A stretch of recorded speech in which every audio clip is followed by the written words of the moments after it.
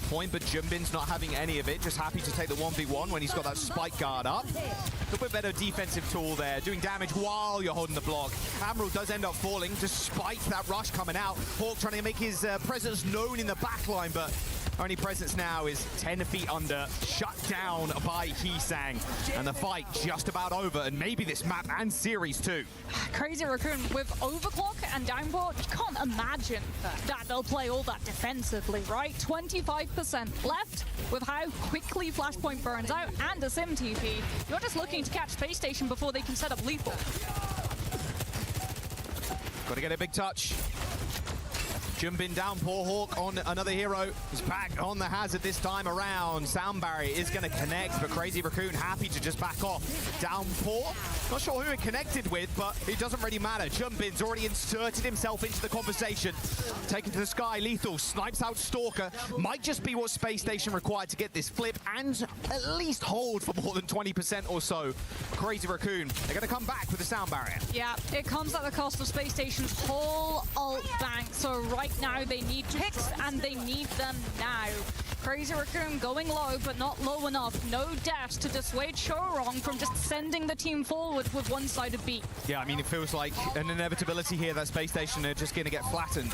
This beat is going to be too much. Everybody cowering right now for Space Station on this high ground. They're going to get a nice little wall there on Jumbin, but the beat connects with him. Green over health dissipating now as Hawk is on the pursuit, but Lethal's already dead. Orc needs this kill desperately and he's going to get it. But meanwhile, his team are falling around him. Admiral down, Lethal to follow, like Crazy Raccoon is still in this. A stick on the back of Hawk, a downpour of his own is going to connect with the point, but who does it actually manage to secure? Jumbin back on the Hawk, maybe to be the big difference maker, but it's all Stalker.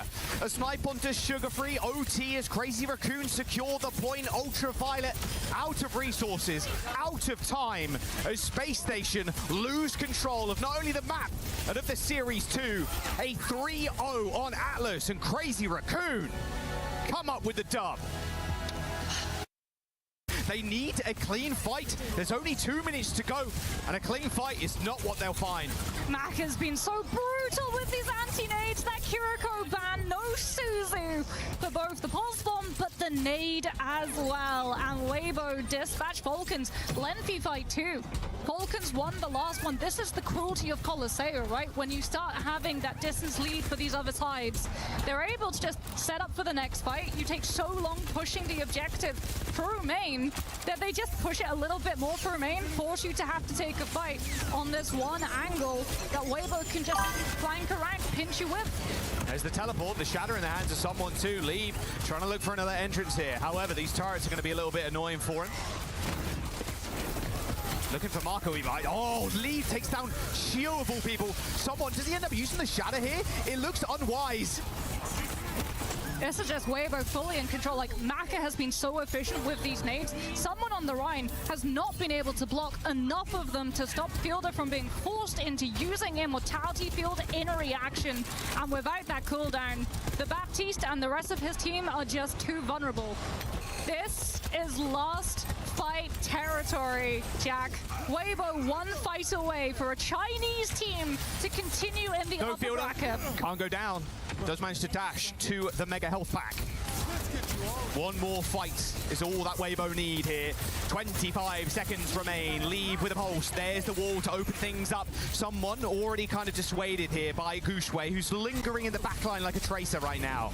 Where's the Sim TP? Gushwei waiting for that Sim TP. Knows once it's burned, that cage will find value. No, the cage is going to come soon. You've got to imagine the nade's going to come in. A nice little slam there from someone, but the cage is going to come in regardless. Lee Soo-min looking for action, however, looking for somebody. Shy takes down Merritt with the artillery barrage. Lee Soo-min lifts him to safety, but Gushwei and Mark are already dead. One fight for Falcons to be able to try to find this lead. It's only checkmate. It's only checkmate on the point. Gets annihilated by Shy, and now it's all onto someone. The tag team duo, Shy, Lee Soo-min, finish off the fight. Shio, a last-ditch attempt, but it's just not to be. They've done it. Weibo break the curse. Remember, my camera is they take exactly Falcons all the way to 3. Chat is. So that you and can't knock see them chat. down to the lower brackets. I mean, that's why we've seen teams play like Reinhardt against Mizuki, right? Because all that damage In-game still chat. exists. while within the Kenko sanctuary. I don't want to bring that toxicity Play those in your into my face rush style stream. comps. That's why the Mizuki That's is on the why option for my Slay. He channel switches is off where and it realizes is that the kit doesn't in-game. offer nearly enough. Outside of the chain. Alright, here's a spree for as Very, Easy Han rather very and Slay's picked up, but they've lost Liga. Okay, finally Farrell able to break back in. I'm Fire liking meets the to wrong end of the just pulse do bomb. something. I know it's circular, don't at me. I would 60% break back in. Well, Liga has the downpour. I would not be surprised to see them try and play this Diva again, especially with Juno Freya on the other side. I think you're probably going to get used to this downpour and then potentially a swap.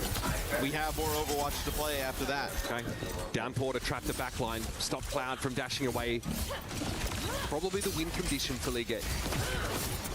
Annihilation though is a problem. AJL puts a point pressure down, a little overhead swing. KSG doesn't really look like he took any damage from that. Alpari's going to dodge away. Checks his rear to see if he's being pursued, but no. Bigger fish to fry, apparently. Liga low! Will even have the chance to make use of this downpour. Desperately trying to stay alive. The damage mitigation on Spike Guard working overtime, and we'll eventually jump he into some games falls. tonight. That's a big one. AJL bit get caught later slipping tonight, out. maybe. And Alpari's picked off by a bullshit. Apparently they're connected directly. Now Farrell Yeah, on the let's do home stretch after winning OWCS. I map number can't 2. go stream. I'm not. It's All my true. viewers are on Goodbye. YouTube, so I'm not gonna go stream on Twitch where no one can see it. So they haven't fixed it so that YouTube can go stream. So I'm just gonna do it. Hopefully they fix it. Hopefully they think of us YouTubers in the future. Not only give Twitch the ability to go stream. I don't think they'll mind. I don't think that Blizzard or the OWCS guys mind that anyone streams this. I haven't gotten any warnings or whatsoever. So they actually promote people to stream this, but it's they kind of decided to go with Twitch. Staying alive here at AWC. A post bomb for Kaneki, however, and there's the spree to just. It's definitely not a money thing. They didn't ask Twitch. Look, Yeah, I mean, what are you Velosaurus giving is us? driving Are as we the going wrecking somewhere ball, and the else? rest of They're JD just Gaming using are Twitch. driving on top of They're Secret. not even using Twitch. Kaneki finding to the opportunities Twitch's with the pulse ad bomb. function. Pineapple the follow-up with the spree, and Secret yet again Twitch will locked out sneak of in an Hammond's ad point. every now and Hammond to again. walk into Hammond's mines, The Hammond to walk bastards. into a fight before they even get to see point. Oh, good kill on Kaneki though. Okay, now High But Vision's they getting don't in take this. away the stream. Pointed They're down low to Monk, very got a good careful start to by the not He's take gonna away have the those lines stream. to get back to the point as Mewtwo. They just shift the stream Yeah, to he's the in no side a man's little land bit. right now, and enemy the territory is ads super far small. away from the rest of the fight. JD Gaming just Because they stops know Secret they'll from being get able to find the rolled flip by as well. Blizzard. Bella's like, okay, well, we might be missing the Wu Yang, but we've still got point. These on were the all Hammond yesterday's mines. games, Secret Jab. have to find the flip here. They've got the ultimates to do it, but with JD Gaming 73% Yeah, plus, it's you not got all today's. of your ults here. They just take Today's the will drive start fight in and 12 win the minutes, net. 30 Winning pressure seconds. at that point the whole time. The mines faded away naturally. Died of natural causes. I'm not sure Team Secret are going to get the same honor though, sadly. There's the rush from Monk, putting them on the point now. Everybody grouped up. Mewtwo in trouble. One clip from Soggy. A blink smack. Pulse bomb in his back pocket. Forces the Suzu. High vision across the map though is going to do a lot to the front What line. games are they gonna play now? Team Secret's hopes and dreams relying on this point being capped. I think Budget it's win, the and that semis, was required for Secret to be able to semi-finals. stay alive in this series. No, it can't be. It's the Great third back day flank today. from High Vision and Soggy just flanking Semis into that should be back line, tomorrow, putting the and then pressure on the finals They should have be to on do Sunday that, because and it's then 5 some days go. of the streaming. As JD Gaming, like you've got the Tidal Blast to engage with your Tracer or your Xion. Secret. So you've really semis got can a only right to be able to say, tomorrow. We have to see something out of their DPS now. For it to make sense. Cubs got primal rage Except there. if they And do, Kaneki has like, got the tidal blast. um, Rally. Oh, there's the boot, and Cosmo in a- going down with a or primal rage. He was the- stunned, so couldn't use it.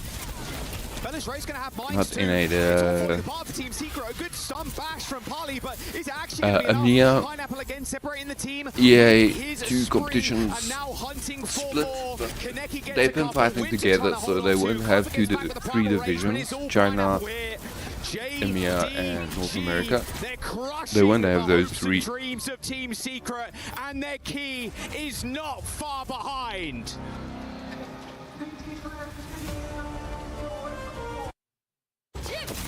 Z flattened on a second consecutive flashpoint.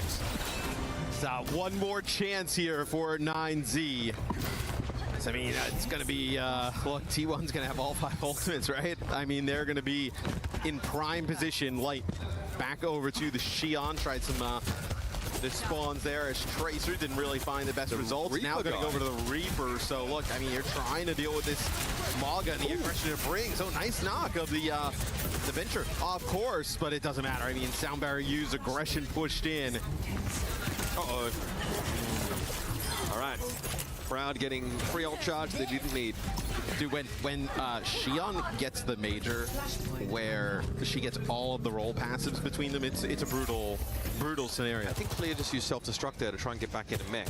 Yes. And it was a trade for T1, but definitely favors them that they got the baby diva. Interesting yeah. self-destruct there. Oh, tectonic shock. I think the seismograph matters about to give a couple readings. Here's an early Suzu. Sound Barrier is going to be laid over the top of it here. 9Z, no, this is the time. They've got to hunker down. But Light's already been picked off, and Zest is now looking for that soft underbelly of their composition. We'll simply throw some pot shots over it Clear. It's going to be a Kitsune Rush now coming out from Web, but the cage fight's a problem. Hydron hits the overclock to break it open, but the rest of T1 are still topped up and healthy. Hydron knows what's coming. Zest is the spectre that hangs over him this round, and he has to back up even further. It won't matter. The backline is down. T1 is 63%. There's a back cap happening, but it's going to be a short-lived victory lap there.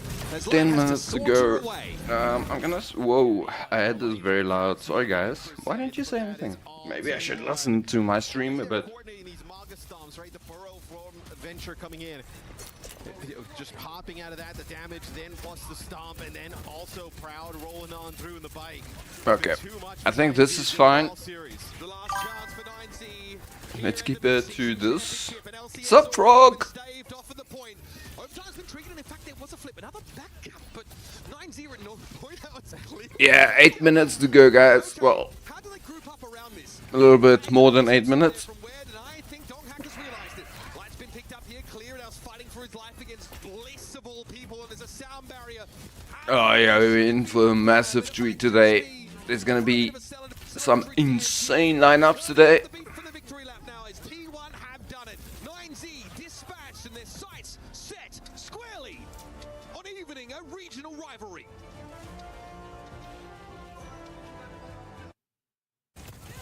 Chronic pretty healthy the entire time on through that, not taking any serious pressure or damage. We're chilling?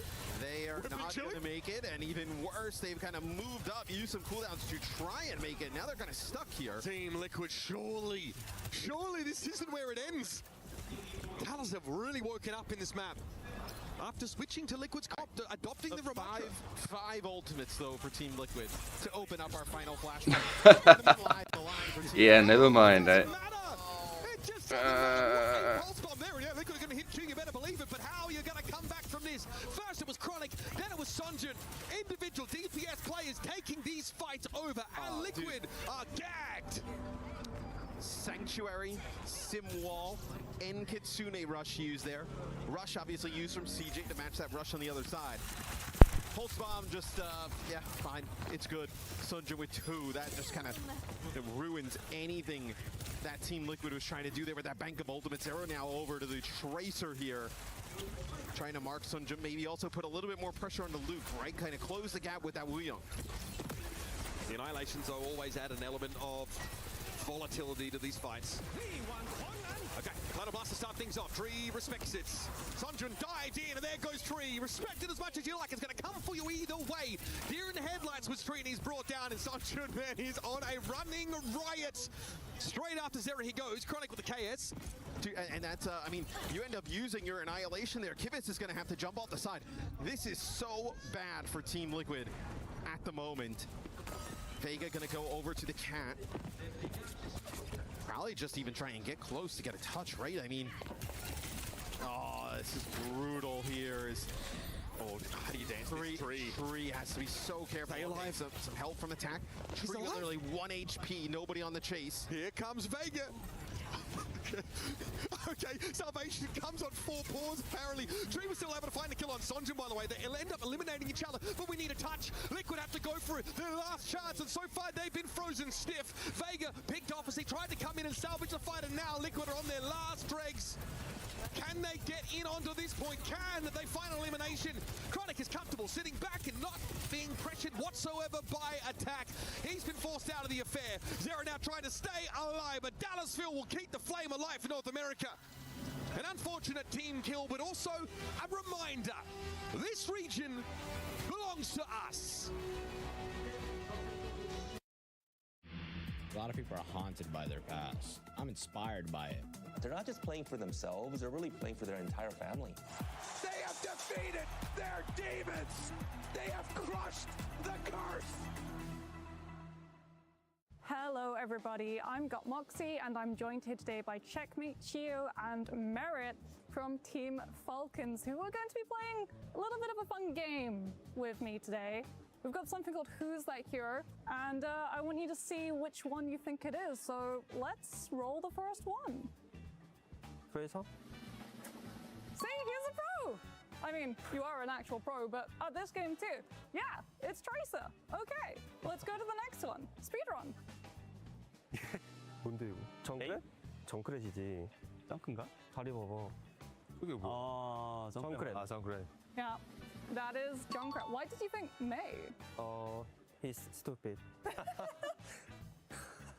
Okay, let's see the third one. 키리코. 메르시지. 메르시 저 우산이잖아, 마녀. 아, 메르시 맞네. 아, 메르시. 메르시. You're really good at this. Yeah, it's Mercy. Okay, let's see if you can continue the streak. 로드호그. 로드호그. 야, 사람은 다른 거를 잘한다 했어. Yeah. Roadhog. Okay, let's see the next one. 리퍼. 5 for 5. Okay, let's have a look at 6. 키리코? 알란이지. 알란. 스킨 진짜 키리코인데, 저 시간 스킨. 부채를 봐, 부채를. 실화 스킨 키리코인데, 근데? 아, 부채가 2배. 알란이 저런 스킨 있어? 진짜? 본 적이 없는데, 저거? 알란. Oh, see, this one's tricky. Yeah, it's Kiriko. This is the victory 저거 pose. 있다니까, 나 쫓긴다니까. 아, 오케이. 아, 진짜 힐러도 아닌 것들이 진짜. 저런 스킨이 있었어? 아니, 딜러놈들이 뭐, 어떻게 알아, 이걸? 오케이. Okay, let's see if you can redeem yourselves with the last one. 뭔데, 이거? 아, 모이라. Pink Halloween. 모이라네. Moira? 안고 있는데? 아니, 저런 캐릭터가 있어? 이게 눈사람 아니야, 저거? 머리? 이제 오버워치 히어로? Yeah, over here. 오케이. We haven't tried to trick you guys. 다리를 잘 봐야 돼. 다리. 여자 캐릭터 같긴 한데 모이라 아니면 머리는 바티스트긴 한데. 아, 그거? 너가 힐러 해주니까 판다 내려봐 한번. 제냐타? 아, 노. 모이라. Moira. Oh. Okay, let's see the reveal. It was not Moira. It was Soldier 76. Unlucky, guys. Hopefully you'll be a little bit luckier in your matches. Good luck. Have fun. Thank you. He thinks he can come in here and play my game. He knows nothing. Let's go! Tyler, why? You're done. This is my ladder. You can't climb it. It's better than being hard-sucking masters. You're going too far now. Your eyes buggy. Your elbows ashy. That airline? That's an L airline. Somebody better hold me. Okay, yeah. Do something then. Raw energy. Blow the house down.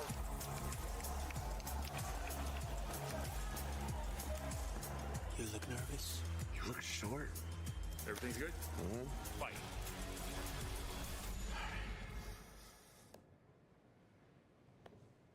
Okay.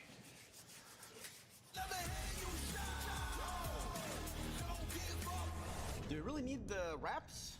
Yeah, that feels like overkill to me.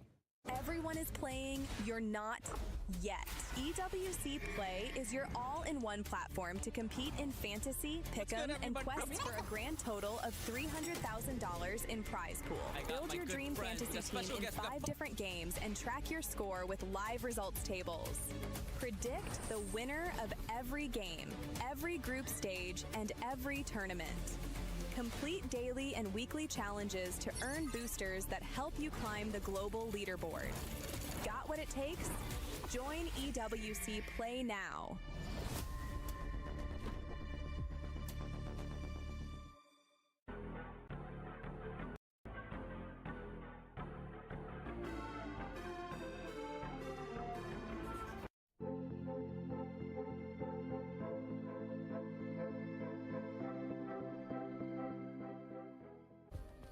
Play is in our DNA. Whenever we let it out, it becomes our superpower. Now imagine an entire city being built to supercharge it. Kadir City, powered by Play.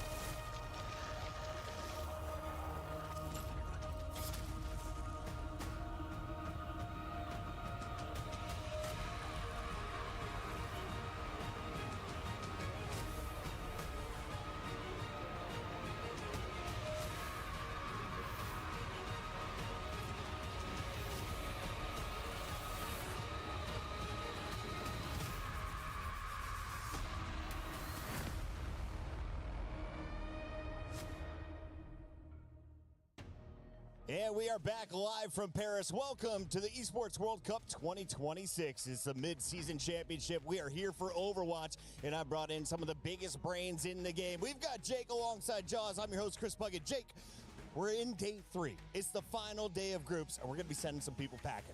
It's time, right? We got to be eliminating some teams. I mean, there have been some really strong performances here at the Esports World Cup, but still, a lot of teams aren't going to be able to survive day 3. This is when the real competition begins. Now, Jaws, you may be the hardest working man in Overwatch. Your call time wasn't until 3 hours from now, but you wanted to be in early. You beat me here to the studio. Yeah. Why are you so excited for group play? Key crushing, is that okay answer? Yes, great answer. Yeah, a lot of them were crushed yesterday. I want some more.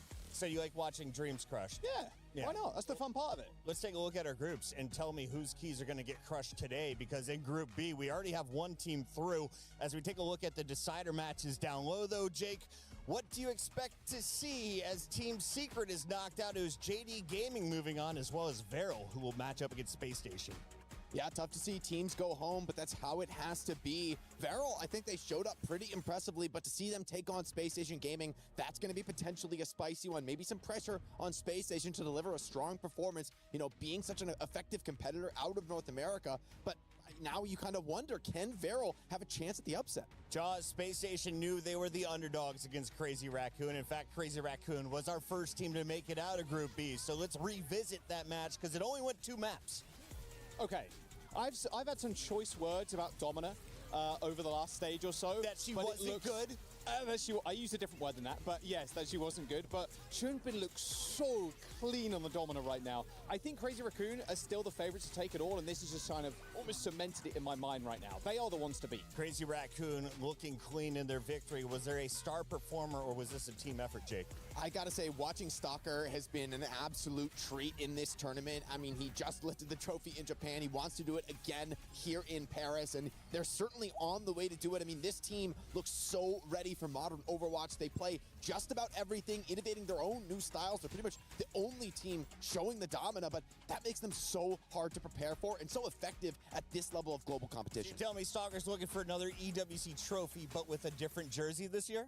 I mean, he might be one of the few players to do it, and honestly, his form is elite right now. He is ready to tango with some of the top players in the world, which is, frankly, what's going to be required if they want to go the distance. As we take a look here at Group A, Virtus.pro and Twisted Minds is the big match of the day, but the other semifinal is already done, and that decider match went to Weibo. Probably the decider that we were all surprised to see. In fact, everyone on my analyst desk was calling a 2-0. Jaws, this went to a Game 3, and it's Gushway's squad walking away with the W. This one was so sick, man. There's an old adage in Overwatch, sometimes Chinese Overwatch just shows up.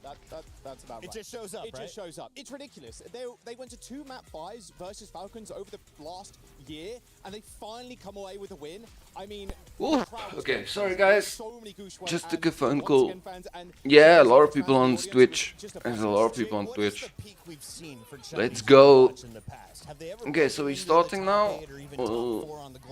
What are we watching? Are we still watching highlights? Looks like highlights. A long time since they've been able to deliver results like that, but a win over Falcons really gets you to start to believe in this Weibo Gaming team. They might be able to make magic happen just one more time. Dude, that sleep dart was a mess. he so wanted to sleep someone else. The Bastion cat drop. Is it coming back into play today, or is it Cassidy? I think Cat Bastion is going to be very relevant. I mean, honestly, someone not going to the Diva on that Coliseum, I think it came back to bite them. Falcons, they're certainly going to be stung from that loss, but they're not out of the tournament just yet. And with the form Merit's been in, and the Cassidy in particular, is it Virtus.pro Twisted Minds? First up. This time, it'll be T1 today. That could be spicy with a lot of expectations, a lot of drama, personal history between the Oh my, that's going to be a big one. Today, lock in for an excellent day of Overwatch action here at EWC. For now, though, let's check in with Fancy. Ahead of the matchup today for Twisted Minds against VP, I'm joined with Abdelaziz Rashid from the organization itself, the co-owner. I need you to give me a little bit of an insight in terms of what the expectations are this year for CC, because it doesn't feel like you guys are doing too hot in comparison to last year. I mean, compared to last year, we were at 5th place. Thank you, guys. Everyone is so hyped. I can't wait for the match to start. But before that, in terms of the club championship, generally speaking, managing director of Twisted Minds, Fancy. What? I didn't know they had a managing director. I'm assuming that Overwatch is going to be one of I thought they were managerless. Didn't they say that? You're playing VP today, so I want to hear the expectations and the predictions from you, but also from Twisted Minds. Oh, they coachless, not managerless. I mean, we had an interview yesterday with Quarz where he said that it's going to be a 2-0. I mean, yes, the meta changed a little bit and it might not be favoring Twisted Minds right now, but I think the guys' ability to adapt to whatever the meta is what made them the world champions last year. And I think that they're going to continue with their performance, and it should be an easy 2-0. Really, it's not a big deal. توافقون يا شباب, it's going to be a 2-0. I'm just saying. The consensus seems to be on Well, he's the people's person, that's for sure. Makes sense why he is the managing director. He talked himself into that position. I mean, yes. Nah, most probably not. He's most probably good. Well, just looking at how good Twisted Minds are, and well, they are especially Rainbow Six Siege after performing. The major, we thought that they're definitely going to be here, but then, yeah, I mean, things got complicated a little bit, and the players weren't able to do well that well. But we couldn't qualify. I can barely hear myself at this point, so I don't know. We're just gonna get it out here. Back to you guys. Let's go, Twisted Minds.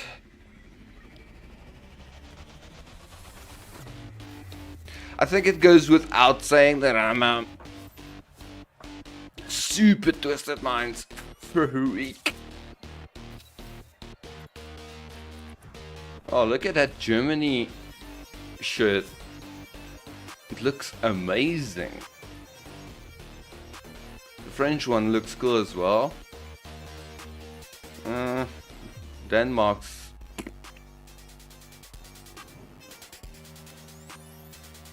Saudi's is nice.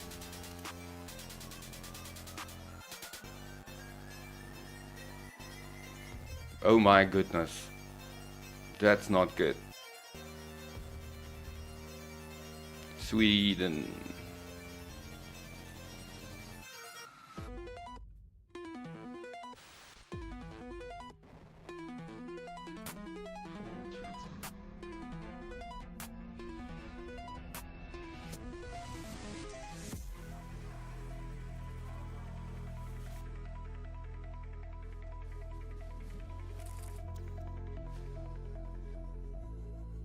I wonder if I should... I don't like those shirts, man.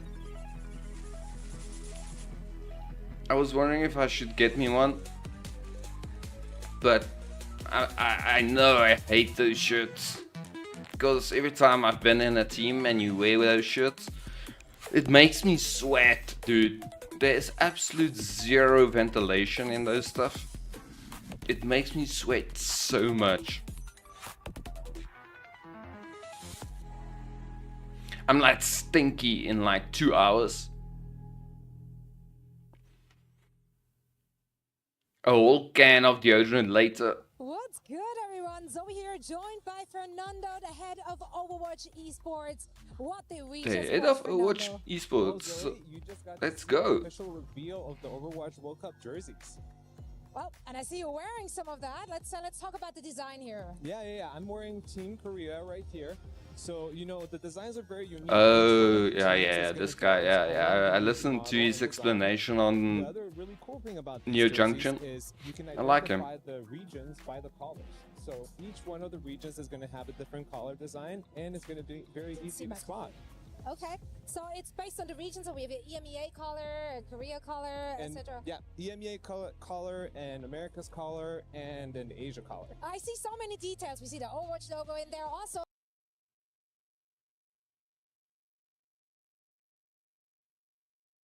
That's not good. 3 stars atop of the Korean logo. Is that for how many times they won? Yeah, so all of our previous champions will have a star to indicate how many championships they've won in the previous World Cups. All right, Great Britain, it's your time to shine. Yeah, you got golden pants in the roster now, so you got to step it up.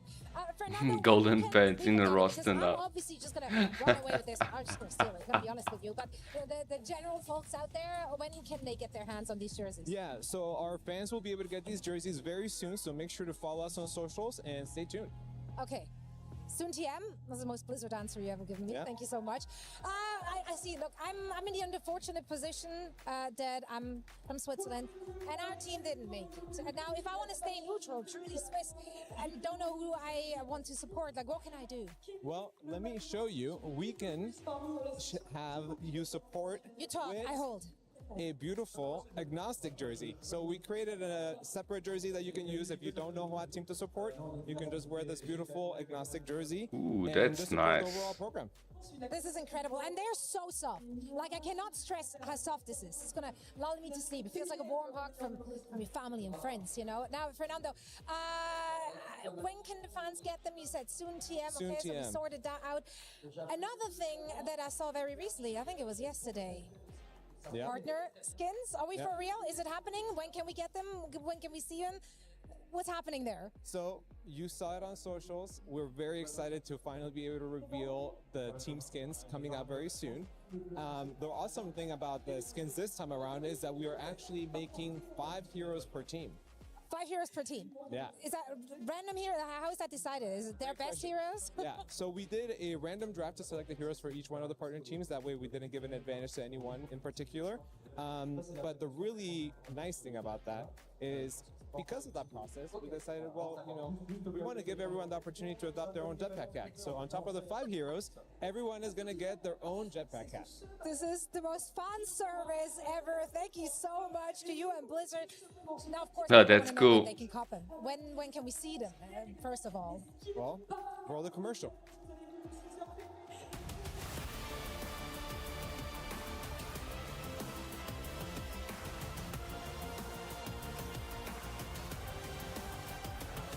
Yeah, there ain't nobody gonna play on with these colors. I'm sorry. It didn't work the last time, it's not gonna work this time.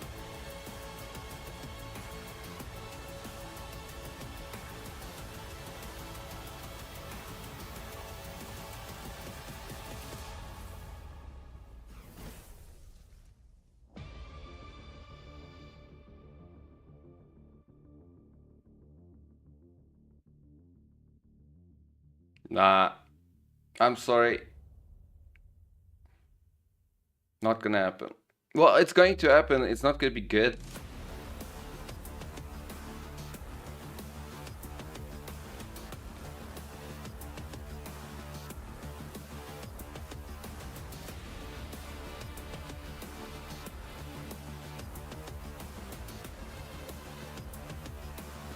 Yeah, guys, go and support OWCS, go get your skins.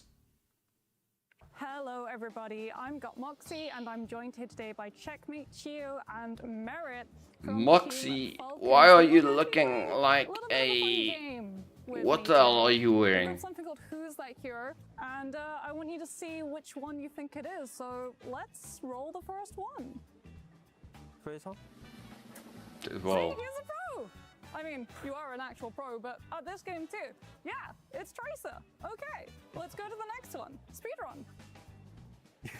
뭔데 이거? 정크렛? 정크렛이지. 정크인가? 다리 봐봐. 그게 뭐? 아, 정크렛. 아, 정크렛. Yeah, that is Junkrat. Why did you think May? He's stupid. He's stupid. Okay, let's see the second one. 캐릭터. 메르시지. 메르시 저거 우산이잖아, 마녀. 아, 메르시 맞네. 아, 메르시. 메르시. You're really good at this. Yeah, it's Mercy. Okay, let's see if you can continue the streak. 로드호그. Roadhog, yeah, obviously. 사람은 다른 거를 잘한다 했어. Yeah. Roadhog. Okay, let's see the next one. Reaper, obviously. 5 for 5. Okay, let's have a look at 6. Mizu, no, Unrun. 알란이지. 아, 스킨 진짜 캐릭터인데, 저 시간 스킨. 부채를 봐, 부채를. 시간 스킨 캐릭터인데, 근데? 아, 부채가 두 개. 알란이 저런 스킨. Unrun. 진짜? 응. 본 적이 없는데, 저거? 알란. Oh, see, this one's tricky. Yeah, it's Kiriko. Damn. Victory. 저거 있다니까, 나 쫓긴다니까. 아, 오케이, 오케이. 아, 진짜 힐러도 아닌 것들이 진짜. 저런 스킨이 있었어? 아니, 딜러놈들이 뭐, 어떻게 알아, 이걸? 오케이. Okay, let's see if you can redeem yourselves with the last one. Oh, Mora. 아, 모이라. Pink Halloween. 아, 모이라네. Moira? 안고 있는데? 아니, 저런 캐릭터가 있어? 이게 눈사람 아니야, 저거? 머리? 이제 오버워치 히어로? Yeah, Overwatch. Okay. We haven't tried to trick you guys. 다리를 잘. The shoes are too big for Moira though. 같긴 한데. 모이라 아니면. So it has to be Laurie. 머리는 바티스트긴 한데. 아, 그거? 너가 힐러일 테니까 판단 내려봐 한번. Nah, does Laurie has big shoes? 아, no. 모이라. Moira. Oh. Nah, it's not Moira. It's the big shoes. It was not Moira. It was Soldier 76. Oh. Unlucky, guys. Hopefully you'll be a little bit luckier in your matches. Good luck. Have fun. Thank you. Some happy Falcons right there, and we have a very happy Falcon fan. She goes by the name of Gennaro, and she joins us live to talk about the club championship. Are you avoiding the allegations? Are you not a Falcons fan? If I speak, I am in trouble. So, Okay. instead, what we're going to do is we're going to talk about the club championship, which is a very big topic of conversation when we're looking at EWC. We even have like a whole totem set up for that as well. So I'm going to throw you guys under the bus and ask, do you know what the prize? No, wait, is this a quiz? No, it's not a quiz. No.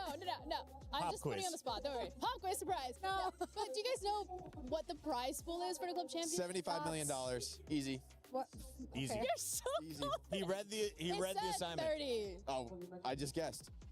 It sounded really confident. I think maybe 75 is what the total for the whole event. Yeah. 30 for the club championship though. What does first place get? $7 million. $7 million. It's just pocket money. What would you buy with $7 million? You. Whoa. Okay. An analyst in a So, winner for first place gets $7 million. So of course, that is something that a lot of the organizations are looking to compete for and to get. Falcons, as you are a big fan of Puckett, they won it in 24 and 25. Do you think they can do it in 26? They are off to a slow start, but I was watching Warzone after we finished Overwatch last night. Hisoka was frying, so they could get 1,000 points there. It's going to come down to chess, potentially. Can they take down Magnus Carlsen at the end of it all? Or will they wait for Nico and CSGO to pull them through? They got a few options, but this is the most uncomfortable they've ever been in a club championship. Absolutely correct. And it's not just Falcons that are struggling with this. It's also Team Liquid, which was the runner-up last year. Guys, they're finishing week 4 with 0 points. Like, it's a womp-womp situation it for is Team a Liquid. womp-womp. It is not looking good. No, I mean, did we have expectations for them in Overwatch to at least make it to top 8? No. I mean, honestly, it's been a rough year for them, for Team Liquid in Overwatch. I'm not super surprised to see them go out. Yeah, but like they added a lot of new pieces in just the last stage. So I think the last few weeks for them was just like finding their footing, finding their identity. So going up against international competition like that, like it wasn't theirs to win, as I said yesterday. No. 0 points for Team Liquid? I know, which is a horrible position to be in. They have 10 titles that they're competing in, but Falcons got 20 teams competing. They have 1,400 points, but it's kind of going back to last year. Why did Team Falcons play 20 games and then Team Liquid only played 10? The only title that they were able to win was Overwatch. So coming here as a title defenders, you gotta expect them to win it again, because if you don't win, you don't even get the chance to lift that trophy or get that $7 million, regardless of how many points you have. Well, they had a rough year in Overwatch thus far, so they're only really just now turning it up. So maybe this is the, I don't know, Cinderella run here. I mean, taking that loss to Weibo, though, it's not a great sign for Falcons, right? And to your point, you know, getting that win is so crucial. Overwatch is a tough game to do it, though, because there's fierce competition right now. I mean, Crazy Raccoon, super threatening, Twisted Minds as well. There's a lot of heavy hitters coming for that first slot. For Falcons, a win would be an overperformance. I want to talk about Twisted Minds as well, because they were 4th last year when it comes to Club Championship, on par with VP. So that's the first match that we have today. Yeah, guys. We're just chilling today. Just chilling with some Overwatch. Pro Overwatch. We write it on. Honestly, that's fair. I think it's going to be extremely we'll play some games later. Competitive in the EMEA region, especially between those two teams. It was a change of like royalty. VP really stepped it up this year, went undefeated. And Twisted Minds, they kind of struggled for a few weeks trying to find their footing in this meta, but I think at the right time they started turning it up, and their initial performances here have actually impressed me. I have to say, I don't know why, but I also do like holding the mic when I talk. This is very natural, a natural thing to do. They're really struggling to get some points under their belt, and it's just not looking good. Whereas Na'Vi is currently first, 2,250 points. They've already got 2 wins, which is incredible, because I don't think anyone was really counting on them to be able to show up. And I know that's not too relevant to Overwatch. I mean, Na'Vi Overwatch roster when? I mean, that's lots of great players, lots of great teams. They should have had a team. They could have been racking up points here in Overwatch. Well, Na'Vi is not Who's here. Na'Vi? Pro is there in the number 2 spot. Jenny, thank you so much for joining us. We got to get to this first match, though. Do you think VP wins it? I'm gonna have to say no, because otherwise I will get schmurdered by Fancy. Boom. That's really fair. No schmurdering happening on this show. Let's jump into the action as we remind you how Virtus Pro got to this position to play into the playoff bracket. So impressive plays all across the board. Landon joined us in the post show, and it was all smiles for the young star. What have you seen from the back line, and who have you enjoyed watching on the front line? I mean, honestly, for this team, like I'm just enjoying everyone. Kevster is playing some of the best Overwatch he has in his entire career. Okay. Which is crazy since he's been around the ceiling. block, yeah. But, you know, Icenom still just one of the players to watch out for here with the flexibility. We talked so much about his glow up that he had over the last couple of months, last year even. So for him to be like this younger player, this newer player, playing with those veteran players from the rest of the squad, it's just meshing really well. Jake, this of course is our I don't like it when they give us Mercy first person. Mercy. Why is this such a big battle? What is wrong with me? Tracer. Tracer first person. Ooh, that's not good. Twisted Minds, for me, they're a team that they don't really show their true form until it comes to a LAN. This is a team that takes qualification for granted and is really looking to get these meddling performances on LAN. And honestly, for VP, I'm hesitant to call them much of a favorite, given that history of Twisted Minds popping off when the pressure's the highest. So I don't know if you hear it, but the drums are here for Twisted Minds. It is a sea of pink and blue making their way into the stands. TM, they travel well. They've got a strong fan base. If you're looking for a strength in their gameplay, what do you like? Well, honestly, I like the changes that they made coming into here, right? Like, they made some changes in what they like to play. We talked about how they avoided the Cat Bastion throughout the last stage. Now they really picked it up in their first match already. It looked really, really good, really competent. Yubi is in the mix very much for them, of course, and he's doing such a phenomenal job, not just on the server, but it's the shot calling, it's the veterancy, it's the strategic depth that he brings to this team as well. So right now, they're looking really scary. Can Twisted Minds win without a Symmetra in the game, Jake? I mean, they've shown that they can, right? Especially in this first to two format. Typically, you'd look at that and say, hey, this should be a weakness. You know, a sim ban is going to be one of 3 maps in the series. Like, that should hurt Twisted Minds. But Yubi has shown he's so much more than a sim one trick. I mean, it's definitely the most dangerous weapon in the Twisted Minds arsenal. But they've shown that they can get wins without it, and that makes them a very difficult opponent to prepare for. TVNT, a much better player than he is drummer, but he got to celebrate with the fans at the end of their last match. Will he do it again?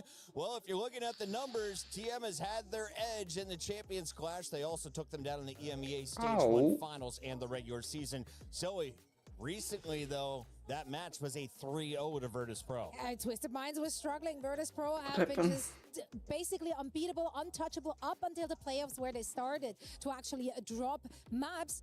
My skin and flesh is Virtus Pro has still looked really tender, yeah. Your eyes are so blue on this set today. So here's Jake. Let's start with you. It's exactly where my ow is on this corner of this table.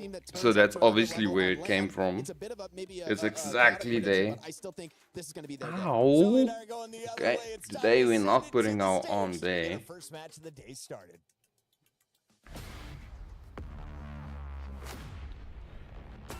Okay, first match, guys, let's go! The best players in the world, the best teams in the world here on stage, because that's what EWC is all about.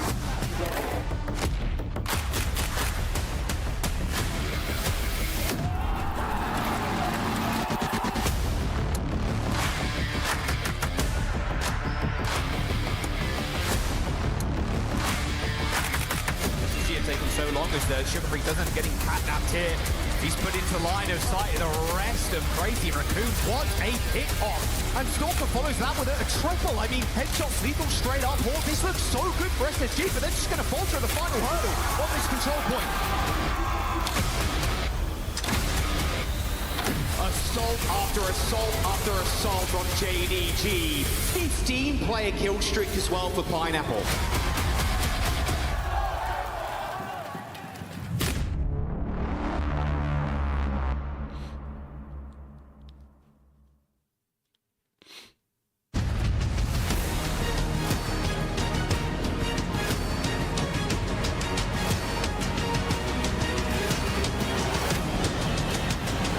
Oh, this match is so anticipated. Let's go!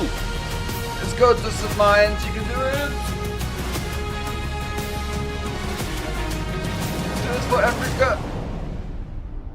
Hello, Paris. Bonjour, Paris. Bonjour. Yesterday we learned at the Overwatch Champion Series 2026 Mid-Season Championship at the Esports World Cup that winners are rewarded. Of course they are.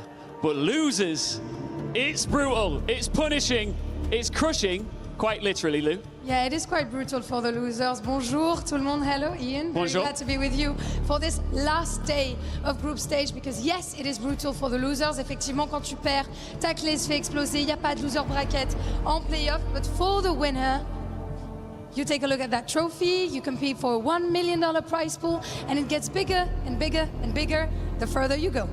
And 2 teams looking to get their hands on this trophy and a big piece of the pie. Of course, 2 of EMEA's big dogs. Les thunes, l'oseille, la monnaie. Yeah, you go for it. Should we bring them out? Let's go. Please welcome onto the stage, Virtus Pro!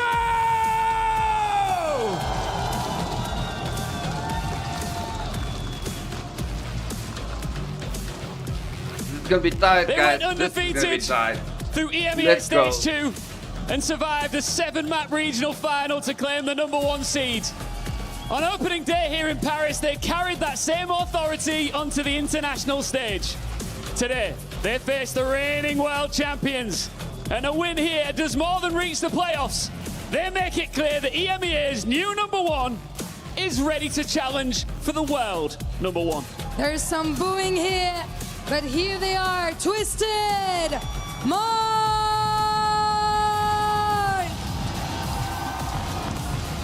Let's go! The crowd's favorites, the OWCS World Champions, crowned in Sweden last year.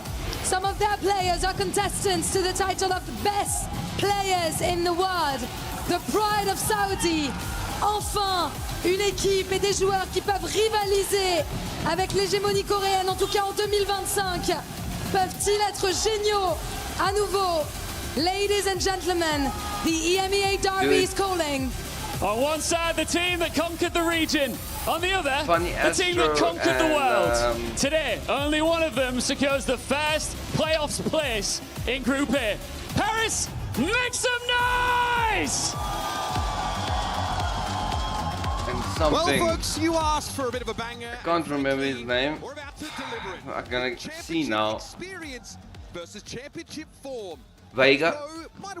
No. Vega is the guy with the super bushy brows. VP has been unreal as of late. There a lot of talk about like kind of This Kevin guy, coming this back into one. form, and I believe that's true. I think really Landon? kind of what's elevated this team though is obviously adding Landon and Psycho, and then Yeah, Ice Gnome has Landon. been the best tank in EMEA this year, I would say. No, Ziad obviously making a comeback, for that title and crown, with Geek, which we'll see a little bit Sup, later Lilton? today. But TVNT on the other side had been really kind of the go-to, really kind of star player in terms of that role in EMEA. Probably Funny since, Astro and the Landon. championship last year, but really Ice Gnome has been unreal here the last few months. At that time, Ice Gnome was being rotated in. They can to play easily be Symmetra like. on Virtus Pro. It was a weird time. Okay, maybe not. Just because maybe. okay, I'm gonna shut up. Before I say something that comes off racist. Psycho was a huge. Well, it's white racism, so it's fine. Even if spent a fair bit of time standing behind the team with that headset on, now he's in the server, ready for revenge. He played a good amount for that team, like last year. Like maybe not exactly. I have to say I'm a massive, obviously everyone knows, Twisted Minds, massive fan, but man, I'm a massive London fan as well. I think, Sim, obviously, you probably would favor you because maybe the best in the world at that hero, but every other one, you kind of give that advantage to Psycho. And Twisted Minds actually just kind of trades Psycho essentially for Jwoo, thinking, okay, well, Jwoo will just fit all that stuff. But that exactly has not worked out this season at all. And I think we're here today to address whether or not Twisted there's a changing of the Minds. guard in EMEA. Virtus Pro. Boo! Boo! There were Boo! matches to get them, of course, to that championship. GK, though, were the one that pushed them. Not so much Twisted Minds. That's what we're here to see, and I think that is a question of whether peaking too early is an issue, right? Winning EMEA Stage 2, very important, but you have to consider it in the landscape of the rest of the year. It's a stepping stone. It's a qualification game to get you to events such as these where you can really throw down. And honestly, I mean, I'm very impressed with what we've seen from this latest iteration on Twisted Minds. They do want to lean into those Symmetra comps a little bit more frequently. Yeah. In the past, it's not exactly been a hallmark of Virtus Pro's game plan, the fact that they had to use a tank player to But now with Psycho, it's a completely different world, right? Obviously, he's going to have a great read on kind of how Twisted Minds is going to want to set up. Oh, we're going to Nepal first? Nepal! I'm curious. Okay, Oh, so ban Diva from Virtus Pro's side. Diva gone, obviously that's like TVNT's kind Para of ban from Twisted Minds. very good on Ramatra as well, right? But I think that's something that Ice Gnome probably feels pretty good taking that head-to-head. Oh, man. Europe's old kings versus Europe's new kings. But there's only one throne to sit on here in Paris. And frankly, there's a large number of other teams that still stand in the way. So, of course, a win here books your ticket to playoffs. A loss here does not mean that your tournament is over, but that lower bracket is looking pretty brutal. And you got to play another game today, right? That's like kind of the really rough sense of it. You have to play another game. I see the resemblance.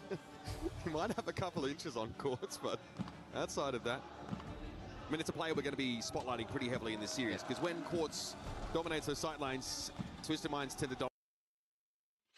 Wow. Between yourselves and Twisted Minds in that region during that stage, and then you get that first seed from EMEA, you come to the event and you lose to TM anyway, and then you have to play another game that day as well. It's a VP team. Look, I think either of these teams could be in the final of this event. That's how good they have been this year. It must be so fun to be in a team where the guys actually make bands that make sense. Twisted Minds got absolutely flattened. Is it a new era for the Bears? A changing of the guard in EMEA? We're about to find out. If they can get Ice Gnome under control, into our Esports World Cup playoffs. they'll be fine. Yeah, we've seen a lot If of the teams TVNT playing is some just Domina here on Domina, this week. We've seen it on Nepal as well. Why is Jack such a hater? I like it. you'll be fine. And obviously, if you can get that Landon pick, that's insane. To fit that poke style that like a Sig would. It's just Sig is like really good at everything. Quartz on Cass. Okay. Okay. No. Never mind. Favorable matchup as there they go. Bastion Some Bastion Cat? No. Just the difference in terms of the tank. All right, let's play some Overwatch, folks. Over to Shrine to start things off, and already Ice Gnome is trying to poke down. TVNT on the Rhine, though. I think Burst Pro has definitely the upper hand here in team pick. This Domina wall is still relevant in this position. Yeah, you're able, you know, with the I don't know why, but sneakily I hope that North America does well, but not against my team, man. Not against my team. Psycho's going to be the next to fall, and Quartz has already stamped his authority on the early part of this round. I wonder if you're going to see some changes from VP as they back on out. Let's go, UB. Let's go. Let's go, UB. Let's go. That's a huge pick off. Yeah, he was looking for more, but TVNT can stave off the vast majority of this Domino damage. A quick about face there for Virtus Pro as they see the TP. Okay, they have the point. They want to go for the point flip. They're gonna get the point flip? No, they're not. Is about to fall. The damage just too much here for Virtus Pro. Snowballing off that Quartz, who didn't even have a chance to return to the fight.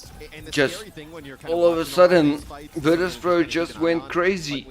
Point flip and team kill. Is like close to like 80-90% HP pretty much throughout these fights. Really not taking any significant threat damage there.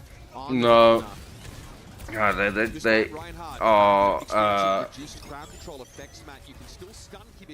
100% ignoring Domina. I wouldn't have made that goal. Okay, Domina falls.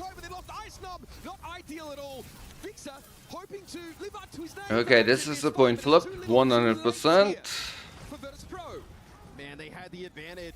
Let's go.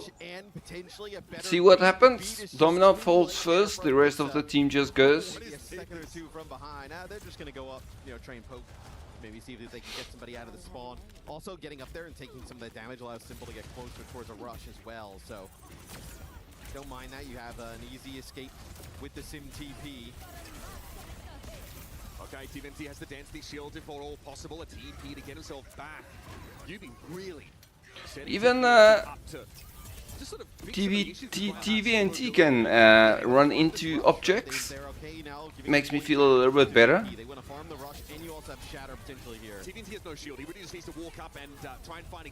Like, I've been playing this game for 10 years and I'm still running backwards into freaking objects.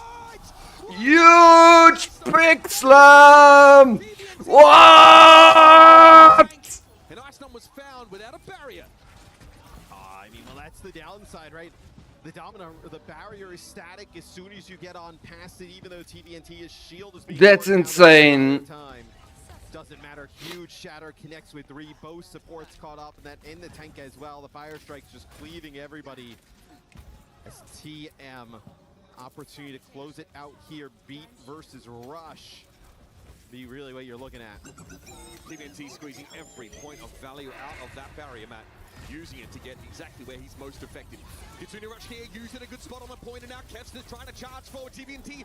Oh, they beat it. Nice. It's a late beat this time for Twisted Minds. They're going to try and find Ah, the Rhine drops. Kevster's down. The lion's share of the damage here for Virtus Pro has gone missing.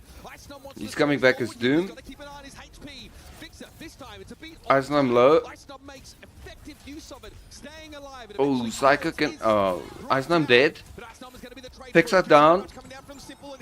It is a 4v3. This is winnable for Twisted Minds. Nice. Easy, easy. TVNT comes back on the Doom. They have the rush there available over the point. Kevin Court's doing a great job on the Bastions there early on, but this playstyle, Mitch, it's really comfy for Twisted Minds, right? We've seen them play the Reinhardt a lot. I love these Saudi players. They think, you know, these Overwatch players are freaking rock stars. Both supports. Yeah. Jeez, doesn't get much better than that. If you had told me a month or two ago that I'd be watching Domina versus Reinhardt on Shrine, yeah, I would you have told me a month or two ago you were here, I would have been surprised. But hey, you know, Twisted Minds. Listen, Matt, money talks. As they push up here.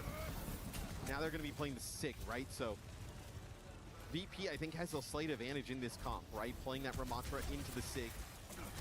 With that Sojourn as well as kind of some poke damage here as TM wants to take control of the bridge. Okay, TVNT switch to Sigma. Got a pretty safe angle to play from. Interesting. These sightlines are rather limited here. Still opportunities here. Oh, okay, DP in front of him. Juvi's going to get brought down. A little bit dangerous for Simone's front lines, especially against Ramatra. Even the Sigma not able to protect him. They fell down. More comfortable now for them.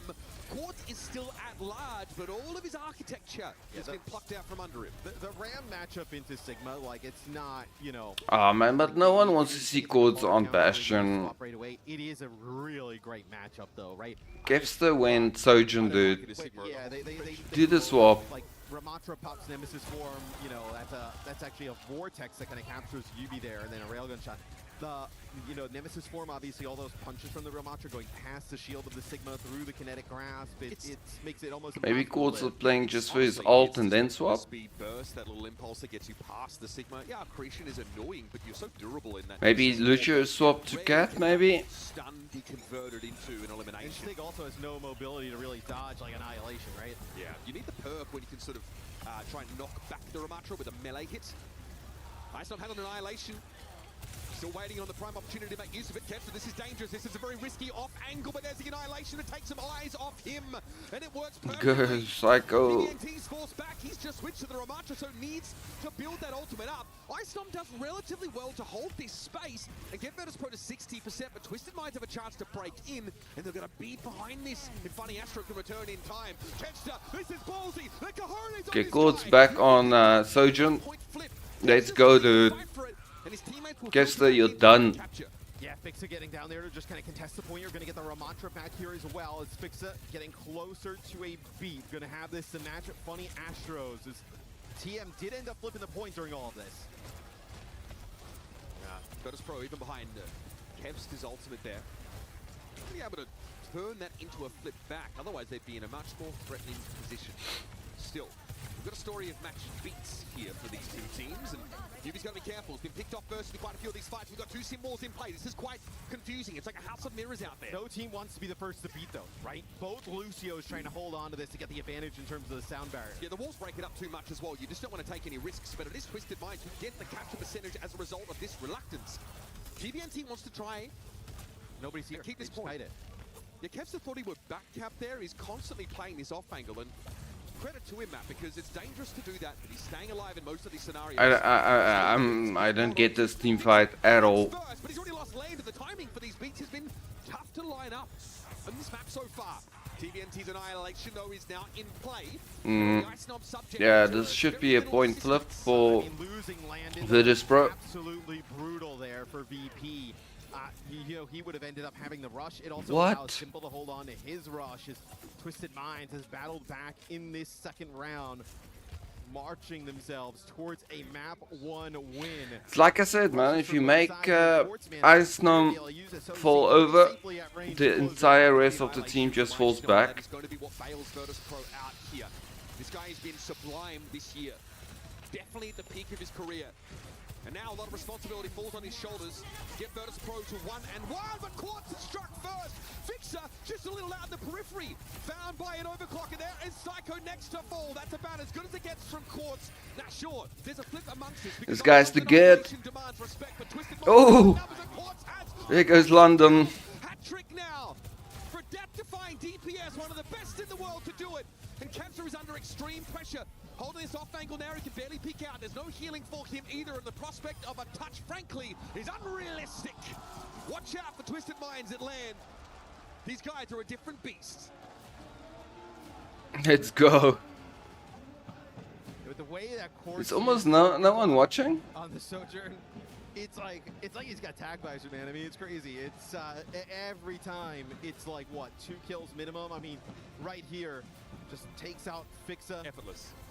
The next one just gonna delete Psycho coming around the corner. I mean, that's a headshot there at range. Just an absolute MVP performance from Quartz there early on.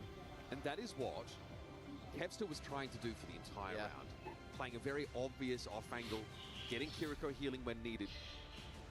But Quartz really showed him up there. I mean, look, if you tell Twisted Minds, if you were to tell them at the beginning of this series, hey, you're gonna have a mirror matchup and you're gonna get a Quartz, Sojourn head-to-head, and just like, that's who you're gonna have to play through to win the game. They would take that in every series against anybody in the field. I mean, that's like their specialty, right? We're gonna head down to the stage with Ian and someone who showed us fantastic. Yeah, I don't know what they were thinking, swapping to Sojourn.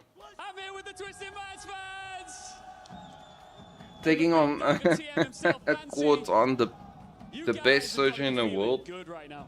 I mean, we already said it. VP versus Twisted Minds. Yes, we didn't do well against them in EMEA Stage 2, but it's time to take revenge, and we're gonna win this game, and it's gonna be a 2-0. Everyone knows that. I'm a big fan of your fans, right? You've traveled a long way to be here, all the way from Saudi Arabia. How passionate are these fans and your fans about getting back to championship winning ways here? Makes us so happy that everyone is here today. Honestly, without them, we wouldn't be here. Winning against VP, the champions of EMEA for Stage 2. And I think we proved ourselves in November when we won Stockholm, when we became the world champions. But I think it's time to win EWC as well, and this is it. Woo! You hit it here first. I've got to ask as well, you don't want to drop into that lower bracket. It's so important not to go down into what I like to call the crocodile swamp, because it gets snappy down there. If you do get the win here and progress, your chances must feel really strong going forward into the next phase. I mean, winning this match, or this map, we're only one map away from scoring some points for the club championship, and it's all about the club championship in State Sports World Cup. So one game, we're gonna win this one, we're gonna win the next one, and we're gonna stop Crazy Raccoons, and we're gonna take it from Falcons. You're gonna watch it right here. Well, look, I'm dripped out in Twisted Minds stuff right now, so I'm gonna chill with the fans here. I think I'm a converted TM guy. I'm gonna watch them. Back to you guys for the game. Let's go!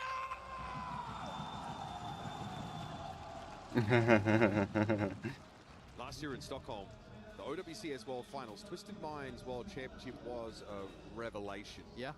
Here in Paris, especially hearing the fans, it feels like an expectation now. I mean, it's really impressive, really, what Fancy and the rest of the TM kind of organization squad have done, right? This is like a, really in Overwatch started out as like a tier 2 organization, right? Playing contenders, like grassroots, and then I know obviously with opening up with OWCS, they have developed, into an absolute juggernaut in Overwatch. I hate how they make Twisted Minds sound like the underdogs. They know they're nowhere near the underdogs, guys. Minds and kind of their interesting style of play, as they're now curious where VP won. They're the world defending champions. I think that look, they don't do great. Starting with the Ramatra Sanctum there. We saw in the stages where they play from home. So you lost a lot of tempo with the incorrect Neon Junction. This is a map that during, if you know what I'm saying. I would not be surprised if this is a sim like, here. they don't get like a team house, and they're all practicing in one house now. So everyone's at their own place, and some of them are playing with lag, and there's all sorts of stuff going on. And I think the energy that UB and Quartz gives off, especially UB, I mean, you can constantly see UB chatting, and seeing him helps. We have seen TM also play Ryan as well, right? So because they do amazing online every time. Under the lights, they do amazing, but they don't do great whenever they have to play from home. Let's go from home. They usually qualify, but they qualify with low points, and then they come to LAN and win. Right? Yep. No, in this, it's not like a TM special. What is this? Do I have a message on? You know, Kev is like VP is definitely well more equipped to play Cat Bastion than Twisted Minds. I don't know. My Blizzard also, app really went orange. So, like, typically teams who play like Mizuki, Sig, like something like that, they don't play that either. And I think that's kind of like what ended up having them struggle at Champions Clash, right? They weren't playing a lot of Mizuki. They didn't really play Cat Bastion a ton. They really didn't think they were that great at it. And yet, they were one map away from winning it all. Yeah. 3-2 up in that final. Only to lose their nerve and the title. And look, I think we could be talking completely differently about this too. Totally. And at, you know, in EMEA in stage 2, right? VP leveled up. GK like basically redid their roster. We saw a lot of like, you know, Golden Pants and 1-2-3-4 playing some Wrecking Ball. Yeah, so this is a comp that they kind of play on defense. So they'll play this Reinhardt. They'll take control over this like top bridge, put some damage down as you're going on, and then they're able to TP the Reinhardt down and just kind of hold purchase on the point. This comp is straight up London Spitfire coded. Yeah. Funny, Astro. Hottie and Backbone were like, man, we were 2 years too early. Actually, it was good back then. So much so that they played it on Watchpoint Gibraltar and won. Again, having a good Symmetra player really unlocks what this composition can do. It ameliorates all of your mobility issues, answers all the questions about whether or not you can get this team where it needs to be. Virtus Pro are going to adopt a different tack. Without the poke tank of Sigma in play, they can still opt here for the Domino, who can offer you that consistent long-range damage and can perk into really empowering her blaster to work over longer distances. Yeah, we'll see if TM, you see there where they TP up to that high ground and they have Reinhardt shield. There's like almost nothing you can do here. In this instance, this is like they were been so good in EMEA when this like kind of strat has been available to them. We've seen teams ban the Reinhardt against them in EMEA when we go to Neon Junction. And this is obviously something, you know, VP not surprised, like playing in the region. They know would potentially be a strat here from TM. This feels awkward because Virtus Pro's comp, especially their tank lineup, is not really designed to close the gap and brawl, but they need to because Twisted Minds are setting up on these sort of high ground vantage points and being a real issue. Simply playing an off angle, just for a time. K's a TP now front and center for Twisted Minds. Is there an opportunity to push into VP? Okay, that TP short range. Psycho though gets on the high ground, but his escape method not really available. I mean, the dominant knock is good, right? Just kind of getting them out of your face, but still, I mean, just the space creation from the Rhine, you see TVNT just swinging away. It's fairly interesting to see how the pros are playing this map. Usually, I don't know about your games that you play on Neon Junction, but most of my games happens in that choke. They TP up to the high ground where he doesn't really have an angle, and then the Rhine shield is in the mix, and then they're able to kind of just TP right back to the low ground there as Twisted Minds, and then fight. I mean, it's a really brutal comp to play into. I'm surprised that VP They play all the way up. doesn't expect this more. I mean, this is something Twisted Minds, if you watch EMEA in stage 2, they do all the time. Yeah, interesting the VP want to pick this map and play into this style, but so far not so Ooh. bad. They get him in that spot. Take a leaf out of TM's book, get up on the high ground, and that was enough to unravel the defenders, but a lot of time was bled on this first point defense. Yeah, and it's a rush there used by VP, so for Twisted Minds, it'll be a little bit harder though for them to kind of like, you know, you're not going to have that natural high ground, you're not going to play over by the train. You see where they kind of TP up to now. VP trying to take that spot away here at the moment. They don't want TM to actually like kind of TP in here and just like play from that high ground yet again. So Icedom is going to be shepherding the cart forward while the rest of Virtus Pro abuse this high ground. Kevster up here just plugging away. This is free real estate for Virtus Pro as Twisted Minds are going to likely back up into this underpass before they take a flight because Reinhardt wants to be up on the corner. You see they're playing Ice like up far alone with everybody else in the back. I wonder if they believe that TVNT has a shatter. They're just trying to bait him into it. Or let's say TVNT gets aggressive on Ice, they just TP him out, and then that's when the Domina can start kind of taking control with some of the poke. I mean, we are over 2 minutes into the game, so tracking a shatter from the Ryan is unsurprising. Oh, wow. Okay, Psycho getting picked off here is huge. Virtus Pro just have to, the old-fashioned way, turn tail and give this ground up. More stall. This next fight's going to be crazy, man. I mean, everything available on both sides. These support ults, obviously, so important. We saw some late beats in map number 1. Picture sees the TP but can't quite clear it. It looks like it might have been a bait though. Twisted Minds to play on the low ground. Shatter comes in, catches out Psycho. What? TVNT snatches up his hat trick.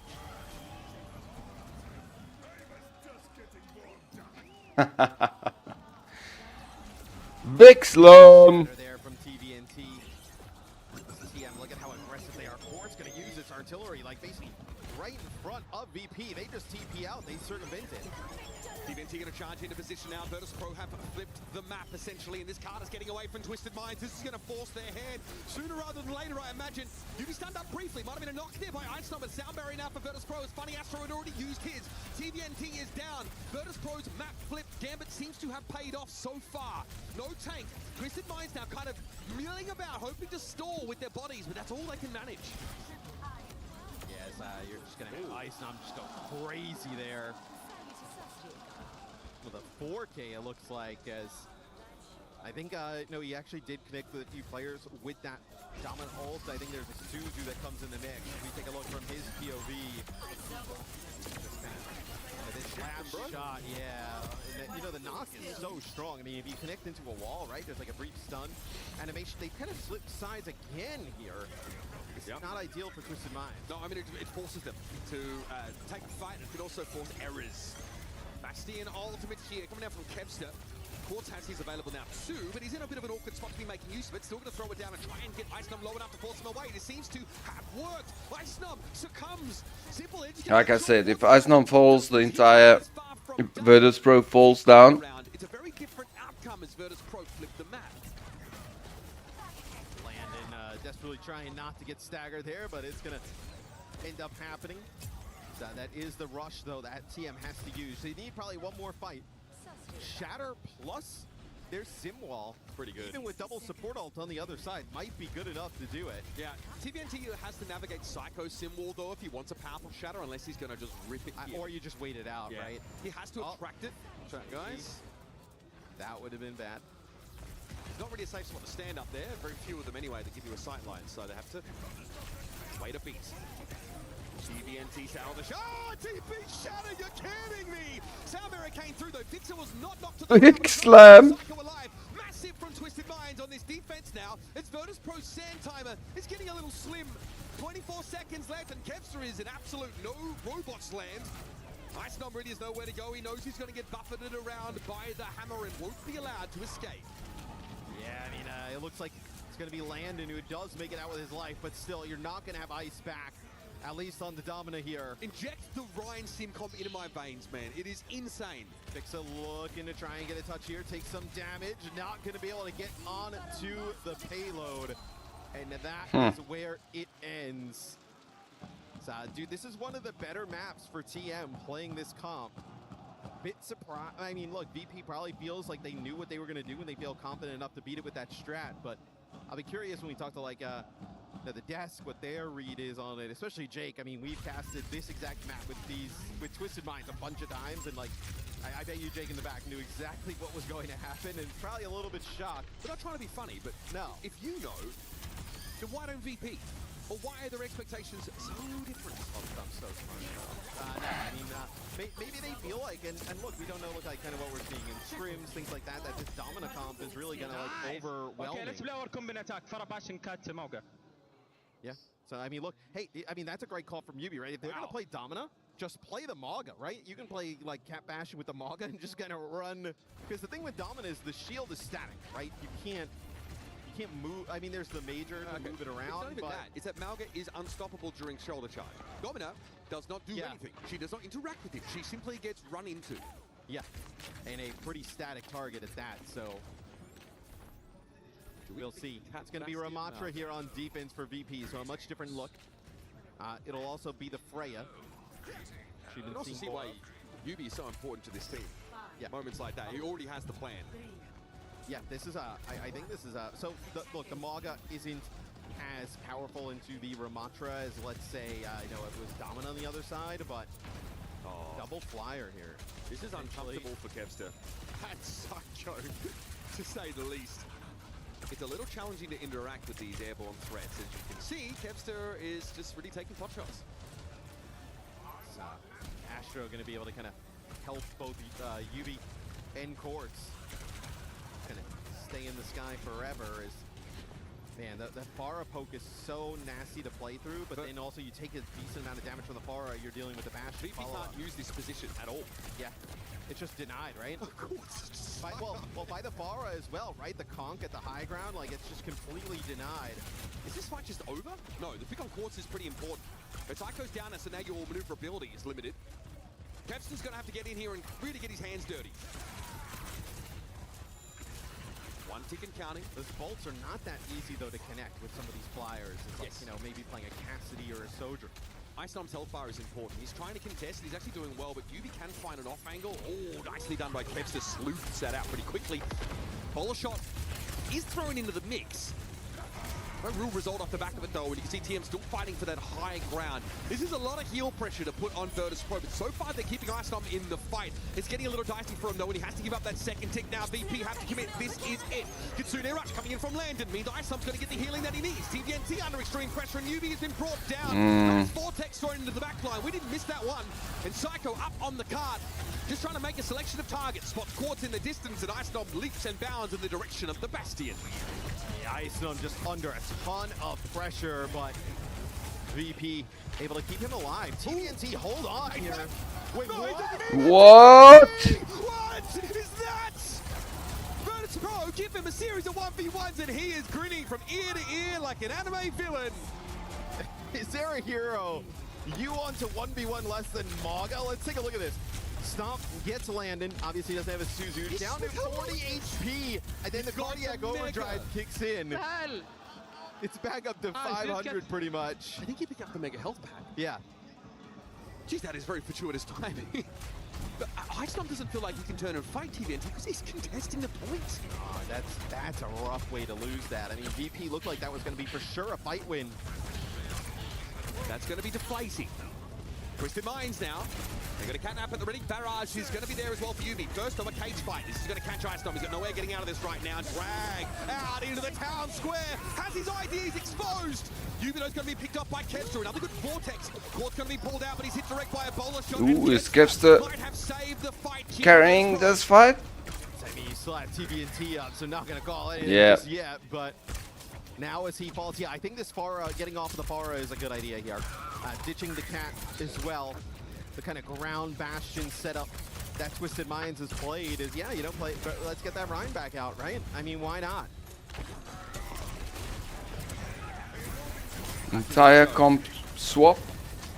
Icenom will have moments where he can contend with TVNT.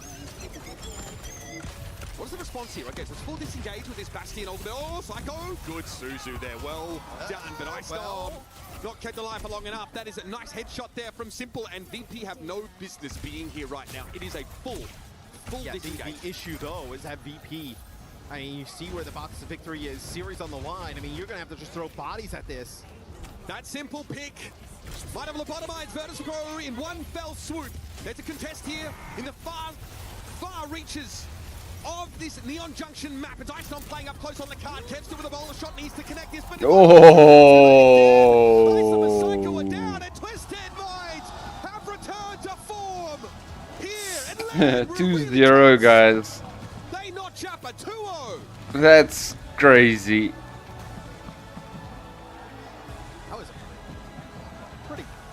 convincing 2-0 as well, right? I mean, we were hyped. Yeah, it wasn't even close. It's going to be a tremendous game. We've seen back and forth between these teams in EMEA.